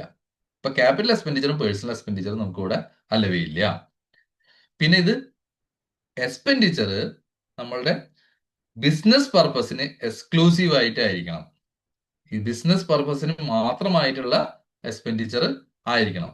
അതാണെങ്കിൽ മാത്രമാണ് നമുക്ക് ഈ ഡിഡക്ഷനിൽ ക്ലെയിം ചെയ്യാൻ പറ്റുള്ളൂ. അതാണ് ജനറൽ ആയിട്ട് പറയുന്നത്. വേറെ ഏതെങ്കിലും ഹെഡിൽ കവർ ചെയ്യാത്തതെല്ലാം ഈ ഹെഡിൽ കവർ ചെയ്യും, സെക്ഷൻ 34 കവർ ചെയ്യും. ഇപ്പൊ നേരത്തെ പറഞ്ഞ പല ഹെഡുകളിൽ ഇപ്പോ സെക്ഷൻ 29 തൊട്ടിട്ട് ഇങ്ങോട്ട് ഉള്ള എല്ലാ ഹെഡുകളിലും കവർ ചെയ്യാത്ത ഹെഡാണെന്ന് വെക്കാം. അങ്ങനത്തെ ഹെഡുകൾ നമുക്ക് ഇതിൽ കവർ ചെയ്യാവുന്നതാണ്, ഈ സെക്ഷനിൽ കവർ ചെയ്യും. അതിന് വേണ്ടിയുള്ള ജനറൽ പ്രിൻസിപ്പിൾ എന്താണ്, അത് ക്യാപിറ്റൽ എക്സ്പെൻഡിച്ചർ ആവാൻ പാടില്ല, പേഴ്സണൽ എക്സ്പെൻഡിച്ചർ ആവാൻ പാടില്ല, ബിസിനസ് പർപ്പസിന് വേണ്ടി മാത്രമായിട്ടുള്ളതായിരിക്കണം. അങ്ങനെയാണെങ്കിൽ നമുക്കത് എക്സ്പെൻഡിച്ചർ ആയിട്ട് ക്ലെയിം ചെയ്യാന്നാണ് പറഞ്ഞത്. അതാണ് ജനറൽ പ്രിൻസിപ്പിൾ. ഇതിൽ വേറെ കുറച്ച് റെസ്ട്രിക്ഷൻസ് പറയുന്നുണ്ട്. ആ റെസ്ട്രിക്ഷൻ എന്താണെന്ന് നോക്കിയേക്കാം. നമ്മൾ എന്തെങ്കിലും ഒഫൻസ് ആണെങ്കിൽ, നമ്മൾ ഈ എക്സ്പെൻഡിച്ചർ ഒരു പർപ്പസിന് വേണ്ടി ഇൻകർ ചെയ്തിട്ടുണ്ട്, പക്ഷെ ആ പർപ്പസ് ഒരു ഒഫൻസ് ആണെന്ന് വെക്കാം, അല്ലെങ്കിൽ ഏതെങ്കിലും ഒരു ലോ പ്രകാരം അത് പ്രൊഹിബിറ്റ് ചെയ്തുള്ള ഒരു കാര്യമാണ്, അത് ചെയ്യാൻ പാടില്ലാത്തൊരു കാര്യമാണ്. അപ്പൊ അതിന് വേണ്ടിയുള്ള ഒരു എക്സ്പെൻസ് വന്നുള്ളതെന്ന് വെച്ചിട്ടുണ്ടെങ്കിൽ ഇൻകം ടാക്സിൽ അലവിയില്ല. അപ്പൊ നമ്മളൊരു എന്തെങ്കിലും ഒരു ഒഫൻസ് ആയിട്ട് റിലേറ്റഡ് ആയിട്ടുള്ള എന്തെങ്കിലും ലീഗൽ അല്ലാത്ത എന്തെങ്കിലും ഇല്ലീഗൽ ആയിട്ടുള്ള ഒരു ആക്ടിവിറ്റിക്ക് വേണ്ടിയിട്ടോ അല്ലെങ്കിൽ പ്രൊഹിബിറ്റ് ചെയ്തുള്ള ഒരു ആക്ടിവിറ്റിക്ക് വേണ്ടിയിട്ട് നമ്മൾ എക്സ്പെൻഡിച്ചർ ഇൻകർ ചെയ്ത് കഴിഞ്ഞാൽ ആ എക്സ്പെൻഡിച്ചർ നമുക്ക് ബിസിനസ്സിൽ ഡിഡക്ഷൻ ക്ലെയിം ചെയ്യാൻ പറ്റില്ല. പിന്നെ CSR ആക്ടിവിറ്റികൾ പല കമ്പനികളും ചെയ്യാറുണ്ട്. CSR ആക്ടിവിറ്റികളിൽ പ്രകാരമുള്ള എക്സ്പെൻഡിച്ചറും ഇൻകം ടാക്സിൽ അലവയില്ല. അത് സ്പെസിഫിക് ആയിട്ട് പറഞ്ഞിട്ടുണ്ട്. CSR എക്സ്പെൻസ് നമുക്ക് എക്സ്പെൻഡിച്ചർ ആയിട്ട് ക്ലെയിം ചെയ്യാൻ പറ്റില്ല. അത് നമുക്ക് ഡിഡക്ഷൻ എക്സ്പെൻഡിച്ചർ ആയിട്ട് ബുക്ക് ചെയ്തിട്ടുണ്ടെങ്കിൽ നമുക്ക് ആഡ് ബാക്ക് ചെയ്തിട്ട് ചെയ്യാൻ പാടുള്ളൂ. അല്ലെങ്കിൽ കമ്പനി ആണെങ്കിൽ അപ്രോപ്രിയേഷനിലാണ് കാണിക്കേണ്ടത്, റിസർവിൽ നിന്ന് അപ്രോപ്രിയേറ്റ് ചെയ്യുന്ന പോലെ വേണം കാണിക്കേണ്ടത്. പിന്നെ ഈ അഡ്വർടൈസ്മെന്റിലൊക്കെ ഒരു പൊളിറ്റിക്കൽ പാർട്ടിയുടെ അഡ്വർടൈസ്മെന്റ് സോവിനിയറിലും ബ്രോഷറിലും ഒക്കെ അഡ്വർടൈസ്മെന്റ് ചെയ്തിട്ടുണ്ടെങ്കിൽ അത് നമുക്ക് ഇൻകം ടാക്സിൽ അലവിയില്ല. എക്സ്പെൻഡിച്ചർ എന്തെങ്കിലും ഇൻകർ ചെയ്തിട്ടുണ്ട് അഡ്വർടൈസ്മെന്റിന് വേണ്ടിയിട്ട്, പൊളിറ്റിക്കൽ പാർട്ടിയുടെ സോവിനിയറിലും ബ്രോഷറിലും ഒക്കെ അഡ്വർടൈസ് ചെയ്യുന്നതിന് വേണ്ടിയിട്ടാണെങ്കിൽ ആ എക്സ്പെൻസും അലവിയില്ല. അപ്പോൾ എന്തെങ്കിലും ഒരു എക്സ്പെൻഡിച്ചർ ഏതെങ്കിലും ഇല്ലീഗൽ ആയിട്ടുള്ള ഒരു ആക്ടിവിറ്റിക്ക് വേണ്ടിയിട്ടോ, അല്ലെങ്കിൽ CSR എക്സ്പെൻഡിച്ചറിന് വേണ്ടിയിട്ടോ, അല്ലെങ്കിൽ അഡ്വർടൈസ്മെന്റ് സോവിനിയറിലോ പൊളിറ്റിക്കൽ പാർട്ടിയിലോ സോവിനിയറിലോ ഒക്കെയുള്ള അഡ്വർടൈസ്മെന്റിന് വേണ്ടിയിട്ടാണെങ്കിൽ ആ എക്സ്പെൻഡിച്ചർ ഒന്നും അലവിയില്ല. ഈ പ്രൊഹിബിറ്റഡ് ബൈ ലോ എന്ന് പറയുന്നത് കുറച്ചുകൂടി എക്സ്പ്ലെയിൻ ചെയ്യാന്ന് വെച്ചിട്ടുണ്ടെങ്കിൽ ഇന്ത്യക്ക് പുറത്തുള്ളത് നമുക്ക് ഇന്ത്യയുടെ ഉള്ളിലുള്ളത് മാത്രമല്ല, ഇന്ത്യക്ക് പുറത്താണെങ്കിലും അത് ഡിസലവ് ചെയ്യും. അപ്പൊ ഈ ആക്ടിവിറ്റി നടക്കുന്നത് ഇന്ത്യക്ക് പുറത്താണെങ്കിലും അതിന് വേണ്ടിയിട്ടാണ് നമ്മൾ എക്സ്പെൻഡിച്ചർ ഇൻകർ ചെയ്തിട്ടുണ്ടെന്ന് വെച്ചിട്ടുണ്ടെങ്കിൽ അത് നമുക്ക് ഡിസലവ് ചെയ്തു പോകും. പിന്നെ ഇതിലൊരു ഒരു ഒരു കണ്ടീഷൻ, അത് നമ്മൾ ഈ ഡോക്ടേഴ്സിനേക്കും വെച്ചിട്ടുള്ള അവർക്കൊക്കെ കൺസിഡർ ചെയ്തിട്ടുള്ളതാണ്. Provided any benefit or perquisite in any form to a person when the acceptance is in violation of law or rule regulating or guideline governing the conduct of that person. ഈ ഡോക്ടേഴ്സിന് ഈ medical കമ്പനീസൊക്കെയും ഗിഫ്റ്റുകളൊക്കെ കൊടുക്കുക, അതുപോലെ അവർ അസോസിയേഷനൊക്കെയും ഗിഫ്റ്റുകൾ കൊടുക്കുക, അല്ലെങ്കിൽ അവർ seminars sponsor ചെയ്യും, അങ്ങനത്തെ കാര്യങ്ങളൊക്കെ ചെയ്തിട്ടുണ്ടെങ്കിൽ ആ എമൗണ്ട് ശരിക്ക് ചെയ്യാൻ പാടില്ലാത്തൊരു കാര്യമാണ്. അതിന് വേണ്ടിയിട്ട് ആ കമ്പനികൾ സ്പെൻഡ് ചെയ്യുന്ന എമൗണ്ട് അവർക്ക് ഡിഡക്ഷൻ ക്ലെയിം ചെയ്യാൻ പറ്റില്ല. അപ്പൊ നമ്മൾ കൊടുക്കുന്ന എമൗണ്ട് ചിലപ്പോൾ ഡോക്ടേഴ്സിന് ടൂർ കൊണ്ടുപോകും പുറത്തേക്ക്, അങ്ങനത്തെ ഇതിനൊക്കെ വേണ്ടിയിട്ടുള്ള ഒരു സെയിൽസ് പ്രൊമോഷൻ ആയിട്ടോ അല്ലെങ്കിൽ വേറെ അവരുടെ എക്സ്പെൻഡിച്ചർ ആയിട്ടാണ് ക്ലെയിം ചെയ്യുക ഈ ഫാർമസ്യൂട്ടിക്കൽ കമ്പനികൾ. ആ എക്സ്പെൻഡിച്ചർ നമുക്ക് ക്ലെയിം ചെയ്യാൻ പറ്റില്ല. ആ എക്സ്പെൻഡിച്ചർ നമുക്ക് എക്സ്പെൻഡിച്ചർ ആയിട്ട് ക്ലെയിം ചെയ്യാൻ പറ്റില്ല. പിന്നെ ഇനി എന്തെങ്കിലും ഒഫൻസ് നമ്മൾ ചെയ്തു, എന്തെങ്കിലും ഒരു ഒരു ഒരു ആക്ട് വയലേറ്റ് ചെയ്യുന്നതിനുള്ള ഒരു ഒഫൻസ് ഉണ്ട്, അത് നമ്മൾ കോമ്പൗണ്ട് ചെയ്യാണ്. പല ആക്ടുകളിലും നമ്മൾക്ക് ഇംപ്രിസൺമെന്റ് ഒക്കെ വരുന്ന കേസുകളിൽ ഇംപ്രിസൺമെന്റ് ഒഴിവാക്കാൻ വേണ്ടിയിട്ട് കോമ്പൗണ്ടിങ്ങിന് പോകും. അപ്പൊ കോമ്പൗണ്ട് ചെയ്തിട്ടുണ്ടെങ്കിൽ ആ കോമ്പൗണ്ട് ചെയ്യുന്ന എമൗണ്ട് ഇന്ത്യക്ക് ഉള്ളിലാണെങ്കിലും ഇന്ത്യക്ക് പുറത്താണെങ്കിലും ഇൻകം ടാക്സിൽ അലവേയില്ല, ഇൻകം ടാക്സ് എക്സ്പെൻസ് ആയിട്ട് അലവേയില്ല. പിന്നെ പ്രൊസീഡിങ്സ് എന്തെങ്കിലും സെറ്റിൽ ചെയ്യാൻ വേണ്ടിയിട്ട് നമ്മൾ എന്തെങ്കിലും പേയ്മെന്റ് കൊടുക്കുന്നുണ്ടെങ്കിൽ അത് നമ്മൾ ഇൻകം ടാക്സ് പർപ്പസിന് അലവ് ചെയ്യുന്നതല്ല. അത് നോട്ടിഫൈ ചെയ്ത കേസുകൾ മാത്രമുള്ളൂ ഇൻകം ടാക്സ് എക്സ്പെൻസ് ആയിട്ട് അലവ് ചെയ്യാത്ത. എല്ലാ കേസുകളും ഉണ്ടാവില്ല, നോട്ടിഫൈ ചെയ്തുള്ള കേസ്. നോട്ടിഫൈ ചെയ്ത കേസുകൾ ഇതിൽ നോട്ടിഫിക്കേഷൻ വന്നില്ല, അപ്പോൾ നമുക്ക് അതിൽ അറിയാൻ പറ്റുള്ളൂ. ഇതാണ് സെക്ഷൻ 34 പറഞ്ഞത്. ഇത് ജനറൽ പ്രിൻസിപ്പിൾ ആണ് ഈ 34 കവർ ചെയ്യുന്നത്. ഈ സെക്ഷൻ 35 ഉണ്ട്, amount not deductible in certain circumstances. ഈ എമൗണ്ടുകളൊന്നും ഡിഡക്റ്റബിൾ അല്ല, ഇതിൽ പറഞ്ഞുള്ള സിറ്റുവേഷനിലുള്ള എമൗണ്ടുകളൊന്നും ഡിഡക്റ്റബിൾ അല്ല. നമ്മൾ പഴയ സെക്ഷൻ 40 എന്ന് പറഞ്ഞ സെക്ഷനാണ്. ഇതിൽ പല സെക്ഷൻസ് നമുക്ക് 40A, IA അങ്ങനത്തെ സെക്ഷൻസ്, TDSന്റെ റിലേറ്റഡ് ആയിട്ടുള്ള സെക്ഷൻസ് ഒക്കെയാണ്. നമുക്ക് സെക്ഷൻ 35 ആണ് ഇപ്പോൾ ഉള്ളത്. അത് നമുക്ക് ആ ഡിഡക്ഷനിലേക്ക്, ആ സെക്ഷനിലേക്ക് ഒന്ന് പോവാം.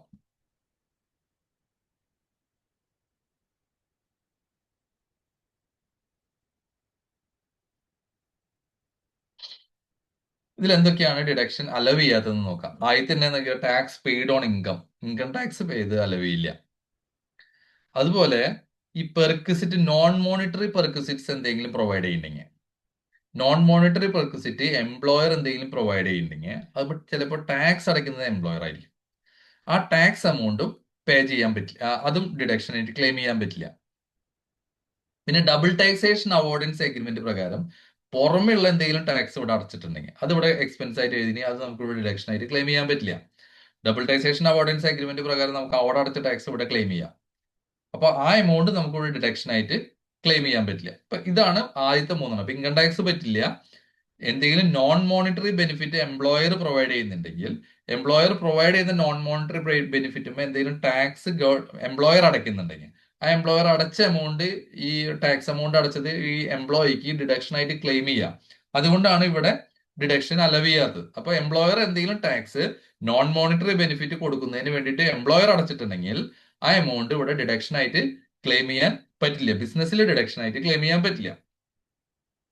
ഇനി അടുത്ത ഇതാണ് നമുക്ക് കൂടുതൽ അറിയാവുന്ന ഒരു ഏരിയ ആണ്. നമുക്ക് TDSന്റെ 30% ഡിഡക്ഷൻ വരുന്നത്. നമ്മൾ TDS ഡിഡക്ട് ചെയ്തില്ല, അല്ലെ ഡിഡക്ട് ചെയ്ത് പേ ചെയ്തില്ല, അങ്ങനെ ഉണ്ടായ സിറ്റുവേഷനിൽ ആ എക്സ്പെൻഡിച്ചറിന്റെ 30% ആണ് ഡിഡക്ഷൻ അലവ് ചെയ്യാത്തത്. ഒരു കണ്ടീഷൻസ് ഉണ്ട്. ഇത് റെസിഡന്റിനായിരിക്കണം പേയ്മെന്റ് പോയിന്റ് ആവുന്നത്.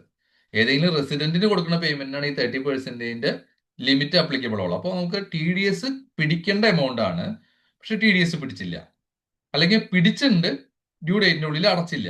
ഡ്യൂ ഡേറ്റ് എന്ന് പറഞ്ഞാൽ റിട്ടേൺ ഫയലിംഗിന്റെ ഡ്യൂ ഡേറ്റ് ആണ്. ആ ഡ്യൂ ഡേറ്റിന്റെ ഉള്ളിൽ നമ്മൾ അടയ്ക്കാൻ വിട്ടുപോയി.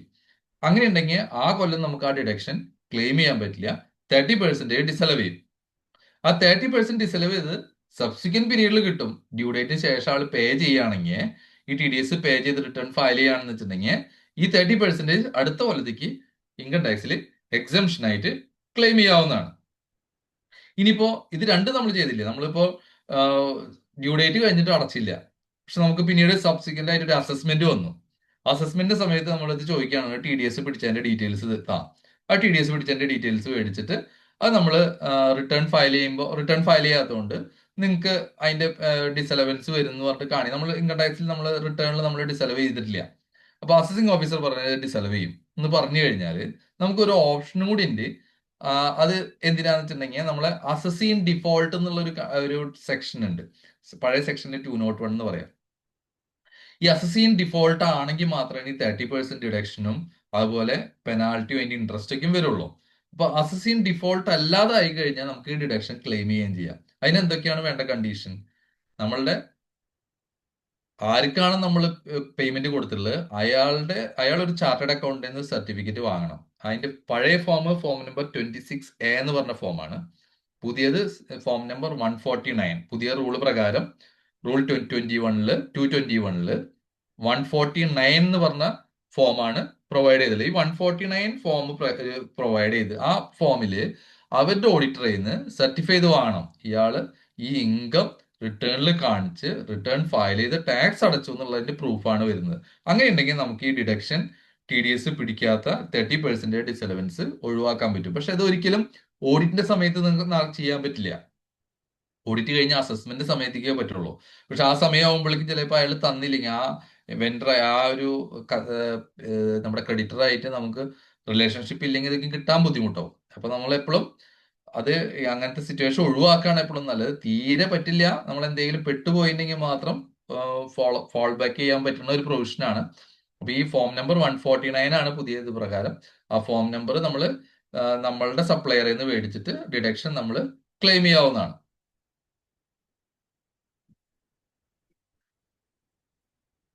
ഇനി ഇതിപ്പോ റെസിഡന്റിന് കൊടുക്കുന്ന കേസല്ല. ഇപ്പൊ ഇന്ത്യക്ക് പുറത്തേക്കാണ് പേയ്മെന്റ് പോകുന്നതൊക്കെ, ഇൻട്രസ്റ്റ് ആവും, റോയൽറ്റി ആവും, ഫീ ഫോർ ടെക്നിക്കൽ സർവീസ് ആയിരിക്കാം, അതെല്ലാം ഇന്ത്യക്ക് പുറത്തേക്കാണ്. നോൺ റെസിഡന്റിനാണ് പേയ്മെന്റ് എന്ന് വെച്ചിട്ടുണ്ടെങ്കിൽ, അങ്ങനത്തെ സിറ്റുവേഷനിൽ ടാക്സ് ഡിഡക്ട് ചെയ്തില്ലെങ്കിൽ നമുക്ക് ഡിഡക്ട് ചെയ്യാത്ത എമൗണ്ട് 100% ഡിസലവൻസ് ആണ്. മുകളിൽ 30% ആണ്. നോൺ റെസിഡന്റ് ആവുമ്പോൾ അത് 100% ഡിസലവൻസ് ആണ്. നമുക്ക് ഫുൾ എമൗണ്ട് കിട്ടില്ല. ഇത് ഡ്യൂ ഡേറ്റിന് മുമ്പാണ്, റിട്ടേൺ ഫയലിംഗിന്റെ ഡ്യൂ ഡേറ്റിന് മുമ്പാണ് ഈ ഡിഡക്ട് ചെയ്തുള്ള എമൗണ്ട് അടയ്ക്കേണ്ടത്. റിട്ടേൺ ഫയലിംഗിന്റെ ഡ്യൂ ഡേറ്റിന് മുമ്പ് അടച്ചു കഴിഞ്ഞിട്ടുണ്ടെങ്കിൽ നമുക്ക് ഫുൾ എമൗണ്ട് ഡിഡക്ഷൻ ആയിട്ട് ക്ലെയിം ചെയ്യാവുന്നതാണ്. അടച്ചില്ലെങ്കിൽ നമുക്ക് 100% ഡിസലവൻസ് വരും. സബ്സിക്വന്റ് ആയിട്ട് അടയ്ക്കാന്ന് വെച്ചാൽ ആ കൊല്ലത്തിൽ ഡിഡക്ഷൻ ക്ലെയിം ചെയ്യാവുന്നതാണ്. ഇതിൽ നമുക്ക് ഈ പറഞ്ഞ ഫോം ഇതിന് അപ്ലിക്കബിൾ ആണ്. ഈ 149 ഫോം നോൺ റെസിഡന്റിന് അപ്ലിക്കബിൾ ആണ്. അപ്പൊ അങ്ങനെ സിനാരിയോ ഉണ്ടെങ്കിൽ നിങ്ങൾ ആ ഫോം നമ്മൾ ഫയൽ ചെയ്തുകൊണ്ട് നമുക്ക് ആ ഡിഡക്ഷൻ ക്ലെയിം ചെയ്യാവുന്നതാണ്. ഇനിയിപ്പോ ഒരു എംപ്ലോയർ ഒരു പ്രൊവിഡന്റ് ഫണ്ട് സെറ്റപ്പ് ചെയ്തിട്ടുണ്ട്, പക്ഷെ എംപ്ലോയർ ഒരു ഇഫക്റ്റീവ് അറേഞ്ച്മെന്റ് ഒന്നും ചെയ്തില്ല. അപ്പൊ അതിന് ആ എംപ്ലോയിക്ക് കിട്ടുന്ന എമൗണ്ടിന് ടാക്സ് അടയ്ക്കാനുള്ള ഇഫക്റ്റീവ് അറേഞ്ച്മെന്റ് ഒന്നും ചെയ്തില്ലെങ്കിൽ ഈ പ്രൊവിഡന്റ് ഫണ്ടിലേക്കുള്ള കോൺട്രിബ്യൂഷൻ, എംപ്ലോയർ കൊടുക്കുന്ന കോൺട്രിബ്യൂഷൻ ഡിസലവ് ചെയ്യും. ഇപ്പൊ എംപ്ലോയർ ഉറപ്പിക്കേണ്ടതെന്ന് വെച്ചിട്ടുണ്ടെങ്കിൽ അതിൽ നിന്ന് പ്രൊവിഡന്റ് ഫണ്ട് എമൗണ്ട് കിട്ടുന്ന എംപ്ലോയിയുടെ കയ്യിൽ ടാക്സ് ചെയ്യുന്നുള്ളത് ഉറപ്പിക്കണം. ടാക്സ് ഡിഡക്ട് ചെയ്യാനുള്ള ഒരു അറേഞ്ച്മെന്റ് ചെയ്യണം. അങ്ങനെ ഒരു അറേഞ്ച്മെന്റ് ചെയ്തില്ലെങ്കിൽ അത് ആ കോൺട്രിബ്യൂഷൻ ടാക്സ് ചെയ്യും. ഇനി ഇന്ത്യക്ക് പുറത്ത് സാലറി എന്തെങ്കിലും പേ ചെയ്തിട്ടുണ്ടെങ്കിൽ, അതല്ലെങ്കിൽ പേയബിൾ ആയിട്ടുള്ള സിറ്റുവേഷനിൽ TDS പിടിച്ചില്ലെങ്കിൽ ആ എമൗണ്ട് ഫുൾ ആയിട്ട് ഡിസലവ് ചെയ്യും. അപ്പോൾ സാലറി ഇന്ത്യക്ക് പുറത്തേക്ക് കൊടുക്കുമ്പോൾ എപ്പോഴും TDS പിടിച്ചിട്ട് നോക്കുക. ഇത് ഇന്ത്യക്ക് ഉള്ളിലാണെങ്കിൽ 30%, ഇന്ത്യക്ക് പുറത്താണെങ്കിൽ 100% ആയിട്ട് ഡിസലവ് ചെയ്യും. ഇനി ചില സ്റ്റേറ്റ് ഗവൺമെന്റ് എന്റർപ്രൈസിന്റെ നമുക്കൊരു എക്സാമ്പിൾ എടുക്കുന്നത് KSBC പോലുള്ള സ്റ്റേറ്റ് ഗവൺമെന്റ് എന്റർപ്രൈസ്, KSFE പോലുള്ള state government enterprise. State government അവരിൽ നിന്ന് കുറെ ലെവീസ് കളക്ട് ചെയ്യും. ഇപ്പൊ റോയൽറ്റിയോ, ലൈസൻസ് ഫീയോ, സർവീസ് ഫീയോ, ഗ്യാരണ്ടി ഫീ, അങ്ങനത്തെ പല പല ഫീകൾ അവർ കളക്ട് ചെയ്യും. ഈ ഫീകളൊന്നും അലവയില്ല, ഇൻകം ടാക്സിൽ ഡിഡക്ഷൻ ആയിട്ട് അലവയില്ല. അത് ആഗ്രഹമുള്ള കണ്ടീഷൻ എന്ന് വെച്ചാൽ എക്സ്ക്ലൂസീവ് ആയിട്ട് ഇപ്പൊ ഇവരേന്ന് മാത്രമായിട്ടാണ് ഇപ്പൊ എല്ലാവരെയും മേടിക്കുന്നെന്ന് വെക്കുക. അങ്ങനെയാണെങ്കിൽ ഇത് ഡിഡക്ഷൻ ഈ എമൗണ്ട് അവർക്ക് ക്ലെയിം ചെയ്യാം. പക്ഷെ ഈ കമ്പനിയിൽ മാത്രമാണ് ആ ഫീ മേടിക്കണുള്ളൂ, വേറെയുള്ള കമ്പനി. അപ്പൊ എക്സ്ക്ലൂസീവ് ആയിട്ട് ആ കമ്പനിയിൽ നിന്ന് മാത്രമേ മേടിക്കുള്ളൂ എന്ന് വെച്ചിട്ടുണ്ടെങ്കിൽ സ്റ്റേറ്റ് ഗവൺമെന്റ് അണ്ടർടേക്കിംഗ് ആണെങ്കിൽ, സ്റ്റേറ്റ് ഗവൺമെന്റ് അങ്ങനെ ഒരു എമൗണ്ട് മേടിക്കുന്നുണ്ടെങ്കിൽ ആ എമൗണ്ട് ഡിഡക്ഷൻ ആയിട്ട് ക്ലെയിം ചെയ്യാൻ പറ്റില്ല.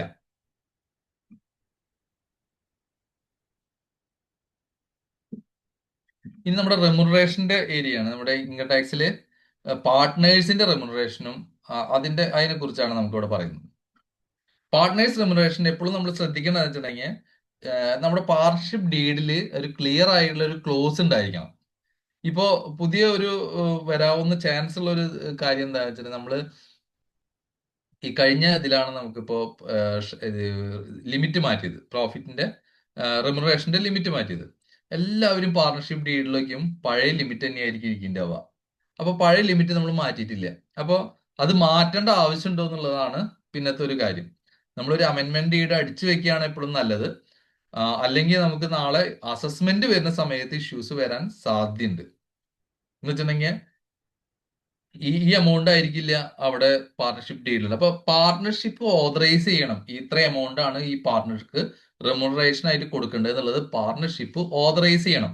അത് മാൻഡേറ്ററി ആണ് ഈ ഡിഡക്ഷൻ ക്ലെയിം ചെയ്യണമെങ്കിൽ. അപ്പൊ നമുക്ക് പഴയ സ്ലാബാണ് റെമുനറേഷന്റെ ഈ 6 lakh 3 lakh ഒന്നല്ല, അതിന് മുമ്പുള്ള 3 lakh 1.5 lakh 3 lakh അങ്ങനെയുള്ള ലിമിറ്റ് ആയിരുന്നു. ആ ലിമിറ്റ് ആണെന്ന് വെച്ചിട്ടുണ്ടെങ്കിൽ നമുക്ക് മാറ്റേണ്ടി വരും, അത് ചേഞ്ച് ചെയ്യേണ്ടി വരും. അപ്പൊ നമുക്കൊരു സെപ്പറേറ്റ് ഡീഡ് അടിച്ചു വെക്കുകയാണ് കുറെ കൂടി സേഫ്. അതിന്റെ സിറ്റുവേഷൻ നമുക്ക് വലിയ അസസ്മെന്റുകൾ വന്നു കഴിഞ്ഞാലാണ്, ഇനി കോടതികളൊക്കെ വിധിച്ചു വന്നു കഴിഞ്ഞാലാണ് അത് നമുക്ക് മുഴുവൻ അറിയാൻ പറ്റുള്ളൂ. അപ്പോൾ ഇത് ഹയർ എമൗണ്ട് ആയതുകൊണ്ട്, മറ്റേ നമ്മളുടെ പാർട്ണർഷിപ്പ് ഡീഡിലിരിക്കുന്നത് ഹയർ എമൗണ്ട് ആണെങ്കിൽ കുഴപ്പമില്ല, പക്ഷെ അതിനേക്കാൾ ഹയർ എമൗണ്ട് ആണ് ഇത്. അപ്പൊ അതുകൊണ്ട് ഡിഡക്ഷൻ ക്ലെയിം ചെയ്യണമെങ്കിൽ നമുക്ക് അതിൽ പാർട്ണർഷിപ്പ് ഡീഡിൽ ക്ലിയർ ആയിട്ടുള്ള ഒരു പ്രൊവിഷൻ ഉണ്ടാവണം. പിന്നെ ഇൻട്രസ്റ്റ് ഓൺ ക്യാപിറ്റൽ 12% ആണ് നമുക്ക് മാക്സിമം. അത് നമ്മൾ പാർട്ണർഷിപ്പ് ഡീഡിൽ മാൻഡേറ്ററി ആയിട്ടൊരു ക്ലോസ് കൊടുത്തിട്ടുണ്ടായിരിക്കണം. ഇനി ഇൻട്രസ്റ്റ് ഓൺ ക്യാപിറ്റലും പാർട്ണേഴ്സ് റെമുനറേഷനും ഈ പാർട്ണർഷിപ്പ് ഡീഡിന്റെ ഡേറ്റിന് മുമ്പത്തെ ഡേറ്റിൽ പ്രൊവൈഡ് ചെയ്യാൻ പാടില്ല. നമുക്ക് ആ ഡീഡിന്റെ ഡേറ്റ് കഴിഞ്ഞുള്ള ഡേറ്റിന് മാത്രമാണ് ആൾക്ക് പാർട്ണേഴ്സ് റെമുനറേഷൻ കൊടുക്കാൻ പാടുള്ളൂ, അല്ലെങ്കിൽ ഇൻട്രസ്റ്റ് ഓൺ ക്യാപിറ്റലും കൊടുക്കാൻ പാടുള്ളൂ.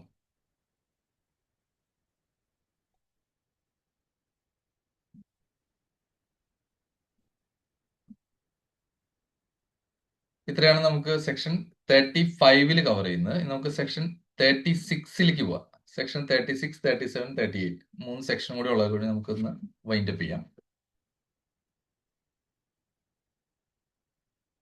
Expenses or payments not deductible in certain circumstances. ഇതിന് കറസ്പോണ്ടിങ് സെക്ഷൻ 40A എന്ന് പറഞ്ഞ സെക്ഷൻ ആണ്. അതിന്റെ കറസ്പോണ്ടിങ് ആണ് ഇപ്പൊ 36 വന്നുള്ളത്. ഇതാണ് ആ 10,000 എബോ ക്യാഷ് പേയ്മെന്റ്, ഇതൊക്കെ ഇതിലാണ് കവർ ചെയ്യുന്നത്.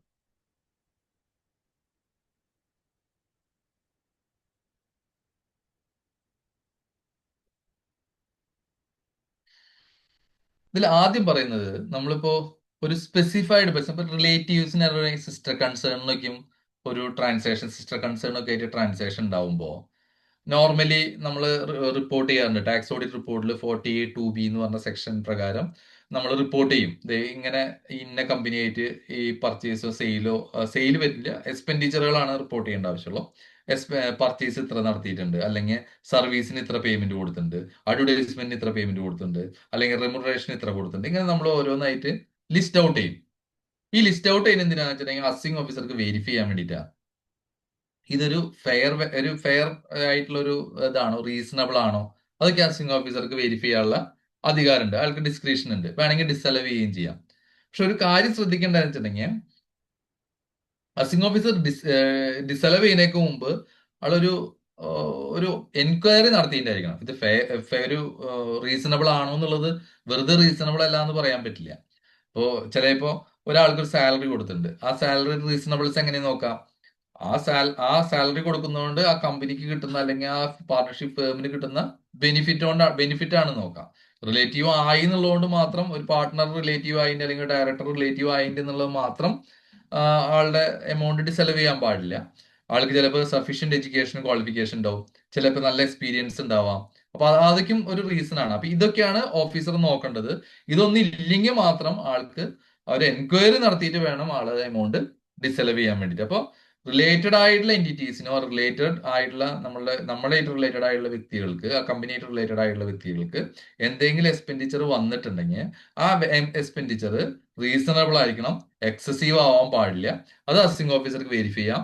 എക്സസീവ് ആണെന്ന് കണ്ടു കഴിഞ്ഞാൽ അത് ഡിസെലവ് ചെയ്യാനുള്ള അധികാരം ഇൻകം ടാക്സ് ഓഫീസർക്ക് ഉണ്ട്. ഇനി ഒരു എക്സ്പെൻഡിച്ചർ നമ്മൾ ഇൻകർ ചെയ്യാണ്, അതിൽ നമ്മൾ 10,000 എബോവ് ഉള്ള പേയ്മെന്റ് നമ്മൾ ഒരു ദിവസം ഒരാൾക്ക് കൊടുക്കുകയാണ്. ആ എക്സ്പെൻഡിച്ചർ അങ്ങനെ തന്നെ ഡിസെലവ് ചെയ്യാനുള്ള അധികാരം ഇൻകം ടാക്സ് ഓഫീസർക്ക് ഉണ്ട്. അത് പണ്ടത്തെ സെക്ഷൻ 40A3 എന്ന് പറഞ്ഞ സെക്ഷനാണ്. ആ സെക്ഷൻ തന്നെയാണ്, സെയിം തന്നെയാണ് ക്യാരി ഓവർ ചെയ്തിട്ടുള്ളത്. ഇതിൽ ഒരു സെക്ഷൻ 40A3A എന്ന് പറഞ്ഞ സെക്ഷനും കൂടി ഉണ്ടായിരുന്നു. അപ്പോൾ നമ്മൾ ഈ കൊല്ലം എക്സ്പെൻഡിച്ചർ ഇൻകർ ചെയ്തു. ഇപ്പൊ നമുക്കൊരു ട്രാവലിംഗ് എക്സ്പെൻസോ അല്ലെങ്കിൽ വേറെ എന്തെങ്കിലും എക്സ്പെൻഡിച്ചർ, അഡ്വർടൈസ്മെന്റ് എക്സ്പെൻഡിച്ചർ നമ്മൾ ഈ കൊല്ലം ഒരു 50,000 രൂപയ്ക്ക് നമ്മൾ ബില്ല് ചെയ്തു, ആ 50,000 രൂപയ്ക്ക് ഇൻകർ ചെയ്തു. അടുത്ത കൊല്ലം നമ്മൾ ഈ കൊല്ലം എക്സ്പെൻഡിച്ചർ ഒന്നും പേ ചെയ്തിട്ടില്ല. അടുത്ത കൊല്ലാണ് പേയ്മെന്റ് നടത്തിയിട്ടുള്ളത്. പേയ്മെന്റ് നടക്കുമ്പോൾ 25,000 രൂപ ക്യാഷ് ആയിട്ട് കൊടുത്തു കഴിഞ്ഞാൽ അടുത്ത കൊല്ലം ഈ സെക്ഷൻ 36(5) പ്രകാരം ആ 25,000 രൂപ ഡിസലവ് ചെയ്യും. എന്ന് വെച്ചിട്ടുണ്ടെങ്കിൽ ഈ കൊല്ലാണ് എക്സ്പെൻഡിച്ചർ വന്നുള്ളത്, പക്ഷെ അടുത്ത കൊല്ലാണ് ഡിസലവൻസ് വരാം എന്ന് പറഞ്ഞാൽ പേയ്മെന്റ് അടുത്ത കൊല്ലം വന്നുള്ളതുകൊണ്ട്. അതാണ് ഈ സെക്ഷൻ 36(5) പറയുന്നത്. 36(4) പറഞ്ഞ് അതത് കൊല്ലം ഡിസലവ് ചെയ്യാനാണ്. 36(5) വരുന്നത് സബ്സിക്വന്റ് പീരീഡിൽ പേയ്മെന്റ് പോയി കഴിഞ്ഞാൽ ഡിസലവ് ചെയ്യുന്നതാണ്. ഇനിയിപ്പോ ഫ്ലൈറ്റിന് വേണ്ടിയിട്ടാണ് നമ്മൾ എമൗണ്ട് പേ ചെയ്യുന്നത് വെച്ചിട്ടുണ്ടെങ്കിൽ ഈ എമൗണ്ട് 10,000 എന്നുള്ള എമൗണ്ട് വ്യത്യാസമുണ്ട്. 35,000 വരെ നമുക്ക് ഒരു ദിവസം ഒരു വ്യക്തിക്ക് കൊടുക്കാം. ഫ്ലൈറ്റ് എമൗണ്ട് 35,000 ആണ്, 10,000 അല്ല. അതിൽ ചേഞ്ച് ഒന്നുമില്ല ആ ഒരു എമൗണ്ടിൽ. ഇനി ഇതില് കുറച്ച് റൂൾ 26-ലാണ് ഇതിന് ഒരു എക്സെപ്ഷൻ പറഞ്ഞത്. ബാങ്കിന് കൊടുക്കുന്ന പേയ്മെന്റ്, അങ്ങനെ കുറച്ച് കാര്യങ്ങളൊക്കെ എക്സംഷൻസ് ഉണ്ട്. അതൊക്കെ ഇപ്പോഴും കണ്ടിന്യൂ ചെയ്യുന്നുണ്ട്. നമ്മളിപ്പോ അഗ്രികൾച്ചർ ഫാമേഴ്സിന് കൊടുക്കുന്ന പേയ്മെന്റ്, നമ്മളിപ്പോ മീനൊക്കെ മേടിക്കാൻ അത് കൾട്ടിവേറ്റേഴ്സിന് കൊടുക്കുന്ന പേയ്മെന്റുകൾ, ഇതൊക്കെ എക്സംഷൻ ഉണ്ട് കേട്ടോ. പിന്നെ ഏതെങ്കിലും ബാങ്കിങ് ഫെസിലിറ്റി ഇല്ലാത്ത ഏരിയയിൽ ക്യാഷ് ആയിട്ട് പേയ്മെന്റ് കൊടുക്കുന്നതുകൊണ്ടും കുഴപ്പമില്ല. ഇതൊക്കെ എക്സെപ്ഷനിലാണ്, പക്ഷെ നമ്മൾ പ്രൂവ് ചെയ്യണം ആ അതില് നമ്മൾ വരുന്നുള്ളത്. ഇപ്പൊ ഏറ്റവും നല്ലത് 10,000 എബോ ക്യാഷ് പേയ്മെന്റ് ഇല്ല എന്നുള്ളത് നോക്കാണ്. ഇനി എന്തെങ്കിലും മാൻഡേറ്ററി ആയിട്ട് നമുക്ക് ചെയ്യേണ്ടി വരികയാണ്, നമ്മുടെ അവിടുത്തെ സിറ്റുവേഷനോട് ചെയ്യേണ്ടി വരികയാണെങ്കിൽ നമ്മൾ ഈ റൂൾ 26, പഴയ റൂൾ 6DD എന്ന് പറഞ്ഞ റൂൾ പ്രകാരം അതിൽ കവർ ചെയ്യാനാണോ എന്നുള്ളത് നമ്മളൊന്ന് ചെക്ക് ചെയ്യണം. ഇതിലിപ്പോ ഈ സെക്ഷനിൽ കാര്യമായുള്ള ചേഞ്ചസ് ഇല്ല. ആകെ നമുക്ക് 40A7-ഉം 9-ഉം ഉണ്ടായിരുന്ന ഒരു സെക്ഷൻ ഉണ്ട്, ഈ ഗ്രാറ്റുവിറ്റി പ്രൊവിഷൻ അങ്ങനത്തെ കാര്യങ്ങളൊക്കെ. അത് സെക്ഷൻ നേരത്തെ പറഞ്ഞ സെക്ഷനിലേക്ക് നമുക്ക് 29-ലേക്ക് മാറ്റിയിട്ടുള്ളത് മാത്രമാണ് ഇതിലുള്ളൂ ചേഞ്ച് ഉള്ളൂ. മേജർ ആയിട്ടുള്ള വേറെ ചേഞ്ചസ് ഒന്നും ഇതിൽ വരുന്നില്ല.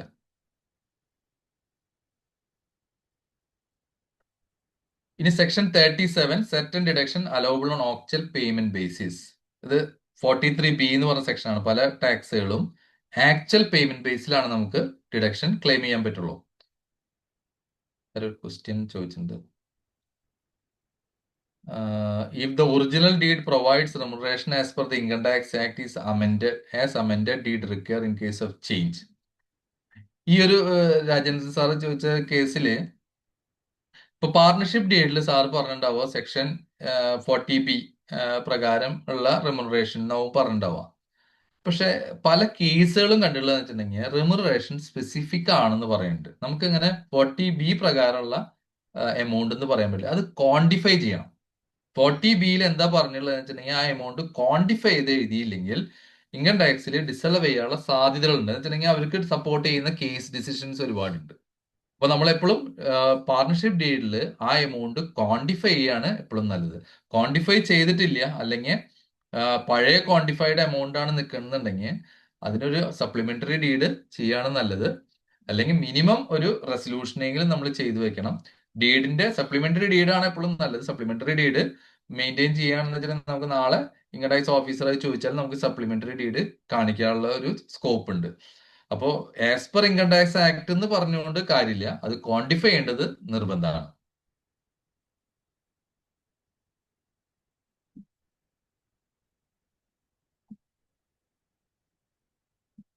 ഇനി സെക്ഷൻ 43B, സെക്ഷൻ 37ലേക്ക് പോവാം. 37 43Bയിലെ ഈക്വലന്റ് ആണ്.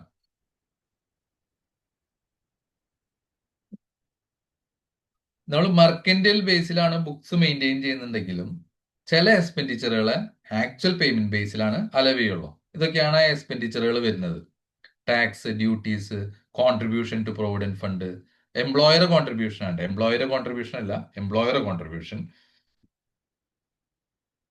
ഈ ടാക്സുകളിലെല്ലാം ഇതിന്റെ പേയ്മെന്റ് നമുക്ക് ഇപ്പൊ ഈ കൊല്ലത്തിൽ നമ്മൾ പേയബിൾ നിൽക്കുകയാണ്. ഡ്യൂ എമൗണ്ട് കിട്ടും. ഇപ്പോൾ 31 മാർച്ച് 2026 വന്നപ്പോൾ നമ്മൾ എന്ത് ചെയ്തു? ഈ എമൗണ്ടുകളൊക്കെ നമുക്ക് പേയബിൾ ഇട്ടു. അപ്പൊ നമ്മുടെ ബുക്സിൽ എക്സ്പെൻഡിച്ചർ വന്നു, ഇവിടെ പേയബിൾ ആയിട്ട് ഒരു ഹെഡും വന്നു. ഇത് പേ ചെയ്യേണ്ട ഡേറ്റ് എന്നാണ്? നമുക്ക് ഈ കൊല്ലത്തന്നെ ആ എക്സംഷൻ, ആ ഡിഡക്ഷൻ ക്ലെയിം ചെയ്യണമെങ്കിൽ റിട്ടേൺ ഫയൽ ചെയ്യുന്നതിന്റെ ഡ്യൂ ഡേറ്റിന്റെ ഉള്ളിൽ നമ്മൾ ഈ എമൗണ്ട് പേ ചെയ്തിട്ടുണ്ടായിരിക്കണം. ഡ്യൂ ഡേറ്റ് കഴിഞ്ഞു കഴിഞ്ഞാൽ നമുക്ക് ഡിഡക്ഷൻ ക്ലെയിം ചെയ്യാൻ പറ്റില്ല. ഏത് കൊല്ലാണ് പേ ചെയ്യുന്നത് ആ കൊല്ലത്തിൽ മാത്രമാണ് ഡിഡക്ഷൻ ക്ലെയിം ചെയ്യാൻ പറ്റുള്ളൂ. ഇതിലൊരു എക്സെപ്ഷൻ ഉണ്ട്. ഇപ്പൊ നമ്മൾ മൈക്രോ സ്മോൾ എന്റർപ്രൈസസിന് നമ്മൾ എന്തെങ്കിലും പേയ്മെന്റ് കൊടുക്കുന്നുണ്ടെങ്കിൽ, നമ്മൾ അവരെ എന്തെങ്കിലും ആയിട്ട് പർച്ചേസ് ചെയ്തു, നമ്മൾ അവർക്ക് പേയ്മെന്റ് 31 മാർച്ചിന് ആ എമൗണ്ട് നമ്മുടെ ഔട്ട്സ്റ്റാൻഡിംഗ് ആയിട്ട് ബുക്കിൽ നിൽക്കുകയാണ്, പേയബിൾ ആയിട്ട് നിൽക്കുകയാണ്. നമ്മൾ അവർക്ക് പേയ്മെന്റ് കൊടുത്തില്ല 31 മാർച്ചിന്റെ ഉള്ളിൽ. അപ്പൊ 31 മാർച്ചിൽ നിൽക്കുന്ന മൈക്രോയും സ്മോൾ എന്റർപ്രൈസ്, MSMEയുടെ എല്ലാം വരില്ല, മീഡിയം എന്റർപ്രൈസ് വരില്ല. മൈക്രോയും സ്മോളും ആയുള്ള എന്റർപ്രൈസസിന് മാനുഫാക്ചറിങ് സർവീസ് സെക്ടറിലുള്ള ആൾക്കാർക്കാണ് അപ്ലിക്കബിൾ, ട്രേഡേഴ്സിന് അപ്ലിക്കബിൾ ആവില്ല. മാനുഫാക്ചറിങ്ങും അതുപോലെ സർവീസ് സെക്ടറിലുള്ള മൈക്രോയും സ്മോളും ആയിട്ടുള്ള എന്റർപ്രൈസ്, ഇപ്പോൾ ഈ 1/4/2025 തൊട്ടിട്ട് ഇതിന്റെ ഡെഫിനിഷൻ മാറ്റിയിട്ടുണ്ട്, കുറെ കൂടി വൈഡ് ആക്കി, വലിയതാക്കിയിട്ടുണ്ട്. അപ്പോൾ മൈക്രോ സ്മോളിൽ ഒരുപാട് എന്റിറ്റീസ് കവർ ചെയ്യും. അപ്പോൾ മൈക്രോ സ്മോളും എന്റർപ്രൈസസിന് 31 മാർച്ചിൽ നമുക്ക് എന്തെങ്കിലും എമൗണ്ട് പേ ചെയ്യാണ്ടെങ്കിൽ, ആ എമൗണ്ട് നമ്മൾ പേ ചെയ്തിട്ടില്ലെങ്കിൽ പിന്നെ നോക്കേണ്ട കാര്യം എന്താ വെച്ചിട്ടുണ്ടെങ്കിൽ MSMED ആക്ടില് സെക്ഷൻ 15 പറഞ്ഞുള്ള പീരീഡ് കഴിഞ്ഞിട്ടുണ്ടോ എന്നുള്ളത് നോക്കണം. സെക്ഷൻ പീരീഡിൽ ഇതിൽ പറയുന്നത് വെച്ചിട്ടുണ്ടെങ്കിൽ 15 ദിവസത്തിനുള്ളിൽ പേയ്മെന്റ് കൊടുക്കണം, അല്ലെങ്കിൽ സെപ്പറേറ്റ് ഒരു അഗ്രിമെന്റ് ഉണ്ടായിരിക്കും. ഉണ്ടെങ്കിൽ മാത്രമാണ് നമുക്കത് എക്സ്റ്റെൻഡ് ചെയ്യാൻ പറ്റുള്ളൂ. അത് മാക്സിമം 15 ഡേയ്സും ഒരു 15 ഡേയ്സും കൂടി ഇൻക്രീസ് ചെയ്യാന്നോ. അത്രയ്ക്ക് എമൗണ്ട്, അത്രയ്ക്കും പീരീഡ് നമുക്ക് എക്സ്റ്റെൻഡ് ചെയ്യാൻ പറ്റുള്ളൂ. അതിൽ കൂടുതൽ നമുക്ക് ചെയ്യാൻ പറ്റില്ല. അപ്പോൾ അത് ഓൾറെഡി 31 മാർച്ചിന് കഴിഞ്ഞിട്ടുണ്ടെങ്കിൽ ആ എക്സ്പെൻസ് നമുക്ക് പെർമനന്റ് ആയിട്ട് നഷ്ടപ്പെടും. നമ്മൾ പിന്നീട് പേ ചെയ്യുമ്പോൾ പെർമനന്റ് ആയിട്ട് ആ കൊല്ലത്തിൽ നഷ്ടപ്പെടും. പെർമനന്റ് അല്ല, അടുത്ത കൊല്ലത്തിലെ പേയ്മെന്റ് നടത്തുന്ന അടുത്ത കൊല്ലത്തിലാണ് നമുക്ക് ആ ഡിഡക്ഷൻ ക്ലെയിം ചെയ്യാൻ പറ്റുള്ളൂ. നമ്മൾ ഡ്യൂ ഡേറ്റിന്റെ റിട്ടേണിന്റെ കാര്യം നോക്കിയിട്ട് കാര്യമില്ല. ഡ്യൂ ഡേറ്റിന്റെ റിട്ടേണിന് മുമ്പ് പേ ചെയ്തുകൊണ്ട് കാര്യമില്ല. അവര് ഡ്യൂ ഡേറ്റ് പറയുന്നത് MSME ആക്ട് പ്രകാരമുള്ള ഡ്യൂ ഡേറ്റിന്റെ ഉള്ളിൽ പേ ചെയ്താൽ മാത്രമാണ്. 31 മാർച്ചിന് മുമ്പ് പേ ചെയ്യുകയാണെങ്കിൽ കുഴപ്പമില്ല, MSMED ആക്ട് ഉള്ളിലല്ലെങ്കിലും കുഴപ്പമില്ല. പക്ഷെ 31 മാർച്ച് കഴിഞ്ഞാണ് പേ ചെയ്യുന്നത് വെച്ചിട്ടുണ്ടെങ്കിൽ നമുക്ക് MSMED ആക്ടിന്റെ ഉള്ളിൽ പേ ചെയ്തിട്ടുണ്ടെങ്കിൽ മാത്രമാണ് അലവ് ചെയ്യുള്ളൂ. ഇല്ലെങ്കിൽ ഏത് കൊല്ലാണോ പേ ചെയ്യുന്നത് ആ കൊല്ലം മാത്രമാണ് അലവ് ചെയ്യുള്ളൂ. ഇത് ഈ ഒരു പ്രൊവിഷന് മാത്രമേ ഉള്ളൂ. ബാക്കിയുള്ള എമൗണ്ടുകളെല്ലാം നമ്മൾ റിട്ടേണിന്റെ ഡ്യൂ ഡേറ്റിന്റെ ഉള്ളിൽ ഫയൽ ചെയ്ത് കഴിഞ്ഞിട്ടുണ്ടെങ്കിൽ, പേ ചെയ്തിട്ടുണ്ടെങ്കിൽ നമുക്ക് അലവ് ചെയ്യാവുന്നതാണ്.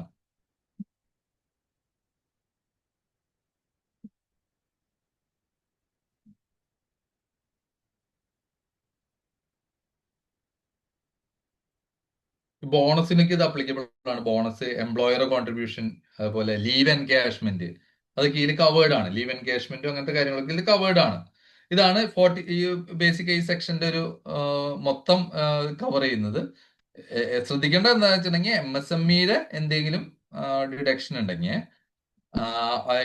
MSME എന്തെങ്കിലും പേയബിൾ ഉണ്ടെങ്കിൽ അത് നമ്മൾ 31 മാർച്ചിന്റെ ഉള്ളിൽ MSMED ആക്ട് പ്രകാരമുള്ള ഡ്യൂ ഡേറ്റ് കഴിഞ്ഞില്ല എന്നുള്ളത് ഉറപ്പിക്കുക. അങ്ങനെ കഴിഞ്ഞിട്ടുണ്ടെങ്കിൽ നമുക്ക് ഡിഡക്ഷൻ ഈ കൊല്ലം ക്ലെയിം ചെയ്യാൻ പറ്റില്ല. പർച്ചേസ് ഒക്കെ ആകുമ്പോൾ വലിയ എമൗണ്ട് ആയിരിക്കും, അപ്പൊ നമുക്ക് വലിയ ടാക്സ് കൊടുക്കേണ്ട ഒരു സിറ്റുവേഷൻ വരും. അപ്പൊ അടുത്ത കൊല്ലത്തിലെ പിന്നെ അത് ക്ലെയിം ചെയ്യാൻ പറ്റുള്ളൂ. അപ്പൊ അത് നിങ്ങൾ മാർച്ചിനുള്ളിൽ ചെക്ക് ചെയ്യുക. MSMED ആക്ട് പ്രകാരം ഡ്യൂ ഡേറ്റ് കഴിഞ്ഞിട്ടുണ്ടോ ഇല്ല എന്നുള്ളത് മാർച്ചിന്റെ ഉള്ളിൽ ചെക്ക് ചെയ്തിട്ട് അത് കഴിഞ്ഞുള്ള ആൾക്കാരെ മാർച്ചിന്റെ ഉള്ളിൽ ക്ലിയർ ചെയ്യാൻ നോക്കാം. കഴിയാത്ത ആൾക്കാരെ നമുക്ക് നെക്സ്റ്റ് ഇയറിലേക്ക് കൊണ്ടുപോയിട്ട് കുഴപ്പമില്ല. നെക്സ്റ്റ് ഇയർ നമുക്ക് പിന്നെ ഏപ്രിൽ കടന്നാലും ഇഷ്യൂ ഇല്ല, നമുക്ക് അവിടെ അടുത്ത മാർച്ചിന്റെ ഉള്ളിൽ പേയ്മെന്റ് നടത്തിയാൽ മതി. പക്ഷെ മാർച്ചിൽ നിൽക്കുന്ന ആൾക്കാരുടെ ഓൾറെഡി MSMED ആക്ട് പ്രകാരമുള്ള ഡ്യൂ ഡേറ്റ് കഴിഞ്ഞിട്ടുണ്ടെങ്കിൽ അത് മാർച്ച് മുമ്പ് ക്ലിയർ ചെയ്യാൻ ശ്രദ്ധിക്കാം.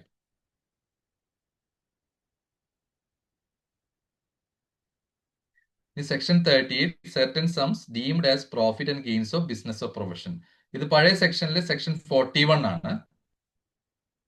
ഇതിൽ എന്തൊക്കെയുള്ളത് നമുക്കൊന്ന് ഡിസ്കസ് ചെയ്ത് പോവാം. ഇതിൽ റിമിഷൻ ഓഫ് ലയബിലിറ്റി അല്ലെങ്കിൽ സെസേഷൻ ഓഫ് ലയബിലിറ്റി, നമ്മൾ എന്തെങ്കിലും എക്സ്പെൻഡിച്ചർ ആയിട്ട് മുമ്പ് ക്ലെയിം ചെയ്തിട്ട് അത് റൈറ്റ് ഓഫ് ചെയ്യുക, അങ്ങനത്തെ കാര്യങ്ങളൊക്കെയാണ് ഇതിൽ പറയുന്നത്. ഇപ്പോൾ ഒരാൾ ഒരു എക്സ്പെൻഡിച്ചർ ക്ലെയിം ചെയ്തു, പേയബിൾ ഇട്ടു, സബ്സിക്വന്റ് പീരീഡിൽ അത് റൈറ്റ് ഓഫ് ചെയ്തിട്ട് ക്യാപിറ്റൽ എക്സ്പെൻഡിച്ചർ ആണെന്ന് പറഞ്ഞു. അപ്പൊ അങ്ങനെ ഡബിൾ ആയിട്ടുണ്ട്. ഈ കൊല്ലം എക്സ്പെൻഡിച്ചറും ബുക്ക് ചെയ്തു, അടുത്ത കൊല്ലം റൈറ്റ് ഓഫ് ചെയ്യുമ്പോൾ അത് വീണ്ടും ഡിഡക്ഷൻ ക്ലെയിം ചെയ്യുന്ന സിറ്റുവേഷൻ ഒഴിവാക്കാൻ വേണ്ടിയിട്ടാണ് ഈ ഒരു സെക്ഷൻ കൊണ്ടുവന്നത്. അപ്പൊ നമ്മൾ എന്തെങ്കിലും ഒരു എമൗണ്ട് ഡിഡക്ഷൻ ക്ലെയിം ചെയ്തിട്ടുണ്ടെങ്കിൽ അതിനൊരു ലയബിലിറ്റിന്റെ റൈറ്റ് ഓഫ് ചെയ്യുമ്പോൾ നമ്മുടെ ഇൻകായിട്ട് നമ്മൾ അക്കൗണ്ട് ചെയ്യാതിരിക്കാൻ പറ്റില്ല. അത് നമ്മളുടെ ഇൻകം തന്നെയാണ്. അത് ബിസിനസ് ഓഫ് പ്രൊഫഷന്റെ കീഴിലാണ് വരിക. അത് നമ്മുടെ ഇൻകായിട്ട് കണക്കാക്കും. ക്യാപിറ്റൽ റിസീറ്റ് അല്ല, റവന്യൂ റിസീറ്റ് തന്നെയാണ്.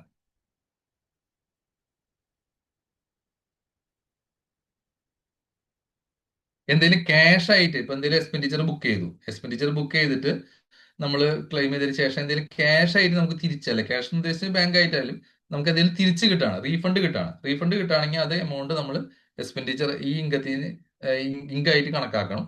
ആ എക്സ്പെൻഡിച്ചറിന് അഗെയിൻസ്റ്റ് എന്തെങ്കിലും ക്യാഷ് വരണമെങ്കിൽ ഇൻകായിട്ട് കണക്കാക്കണം.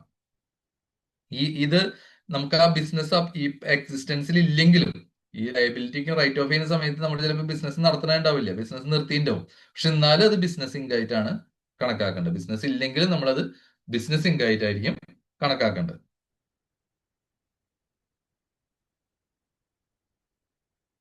ഇനി ബാഡ് ഡെറ്റ് ഒക്കെ റൈറ്റ് ഓഫ് ചെയ്യുന്ന സിറ്റുവേഷനിൽ ബാഡ് ഡെറ്റ് റൈറ്റ് ഓഫ് ചെയ്തിട്ടുണ്ടെങ്കിൽ അത് റിക്കവർ ചെയ്യുന്ന സമയത്ത് നമുക്ക് ഇൻകായിട്ടാണ് കണക്കാക്കേണ്ടത്. ബാഡ് ഡെറ്റ് റൈറ്റ് ഓഫ് ചെയ്ത് നമ്മൾ ബുക്കിലില്ല, നമ്മൾ ഡിഡക്ഷൻ ക്ലെയിം ചെയ്തു. ഇനിയിപ്പോ ബാഡ് ഡെറ്റ് റൈറ്റ് ഓഫ് ചെയ്ത ആളെ നമുക്കൊരു എമൗണ്ട് കിട്ടുകയാണ്, ബാഡ് ഡെറ്റ് റിക്കവേർഡ് എന്ന് പറഞ്ഞിട്ട് നമ്മൾ ഇൻകത്തിൽ കാണിച്ച് ടാക്സ് ചെയ്യണം. അപ്പൊ അത് ഇൻകായിട്ട് നമ്മളുടെ കണക്കാക്കും. ഇതൊക്കെയാണ് നമുക്ക് സെക്ഷൻ 38 ഈ ഒരു സെക്ഷൻ വരെയുള്ളത് നമുക്ക് കവർ ചെയ്യുന്നത്. നമുക്ക് അടുത്ത സെഷനിൽ ഞാൻ മാക്സിമം ബിസിനസ് തീർക്കാനാണ് നോക്കുന്നത്, അല്ലെങ്കിൽ നമുക്ക് ഒരുപാട് ഡ്രാഗ് ചെയ്ത് പോവും. പിന്നെ പുതിയ ഫോംസ് ഒക്കെ വന്നിട്ടുണ്ട് ടാക്സ് ഓഡിറ്റിന്റെ തന്നെ, അത് നമുക്ക് പറ്റുമെങ്കിൽ ബ്രീഫായിട്ട് നോക്കുകയും ചെയ്യാം. അപ്പൊ ഇതോടുകൂടി നമ്മുടെ ഇന്നത്തെ ഈ സെക്ഷൻസ് എല്ലാം കവർ ചെയ്യാണ്.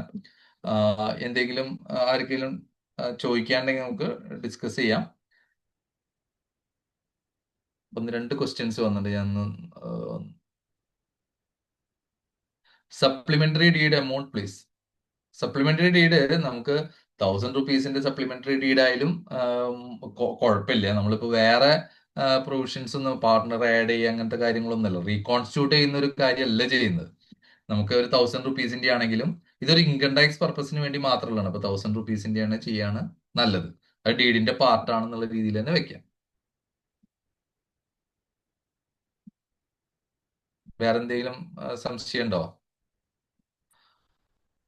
എന്തെങ്കിലും നമുക്ക് അതുകൊണ്ട് ഡിസ്കസ് ചെയ്തിട്ട് വൈൻഡ് അപ്പ് ചെയ്യാം. ഓൾറെഡി 8:55 ആയി.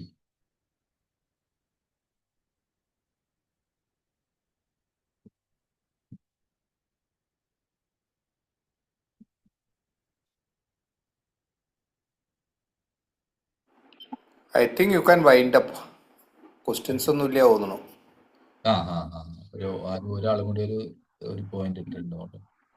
ഓക്കെ ഓക്കെ, വേറെ ഒന്നില്ലെങ്കിൽ നമുക്ക് വൈൻഡ് അപ്പ് ചെയ്യാം. നമുക്ക് അടുത്ത സെഷനിൽ കാണാം. അപ്പോൾ thank you all. Good night. Okay, bye. Good night.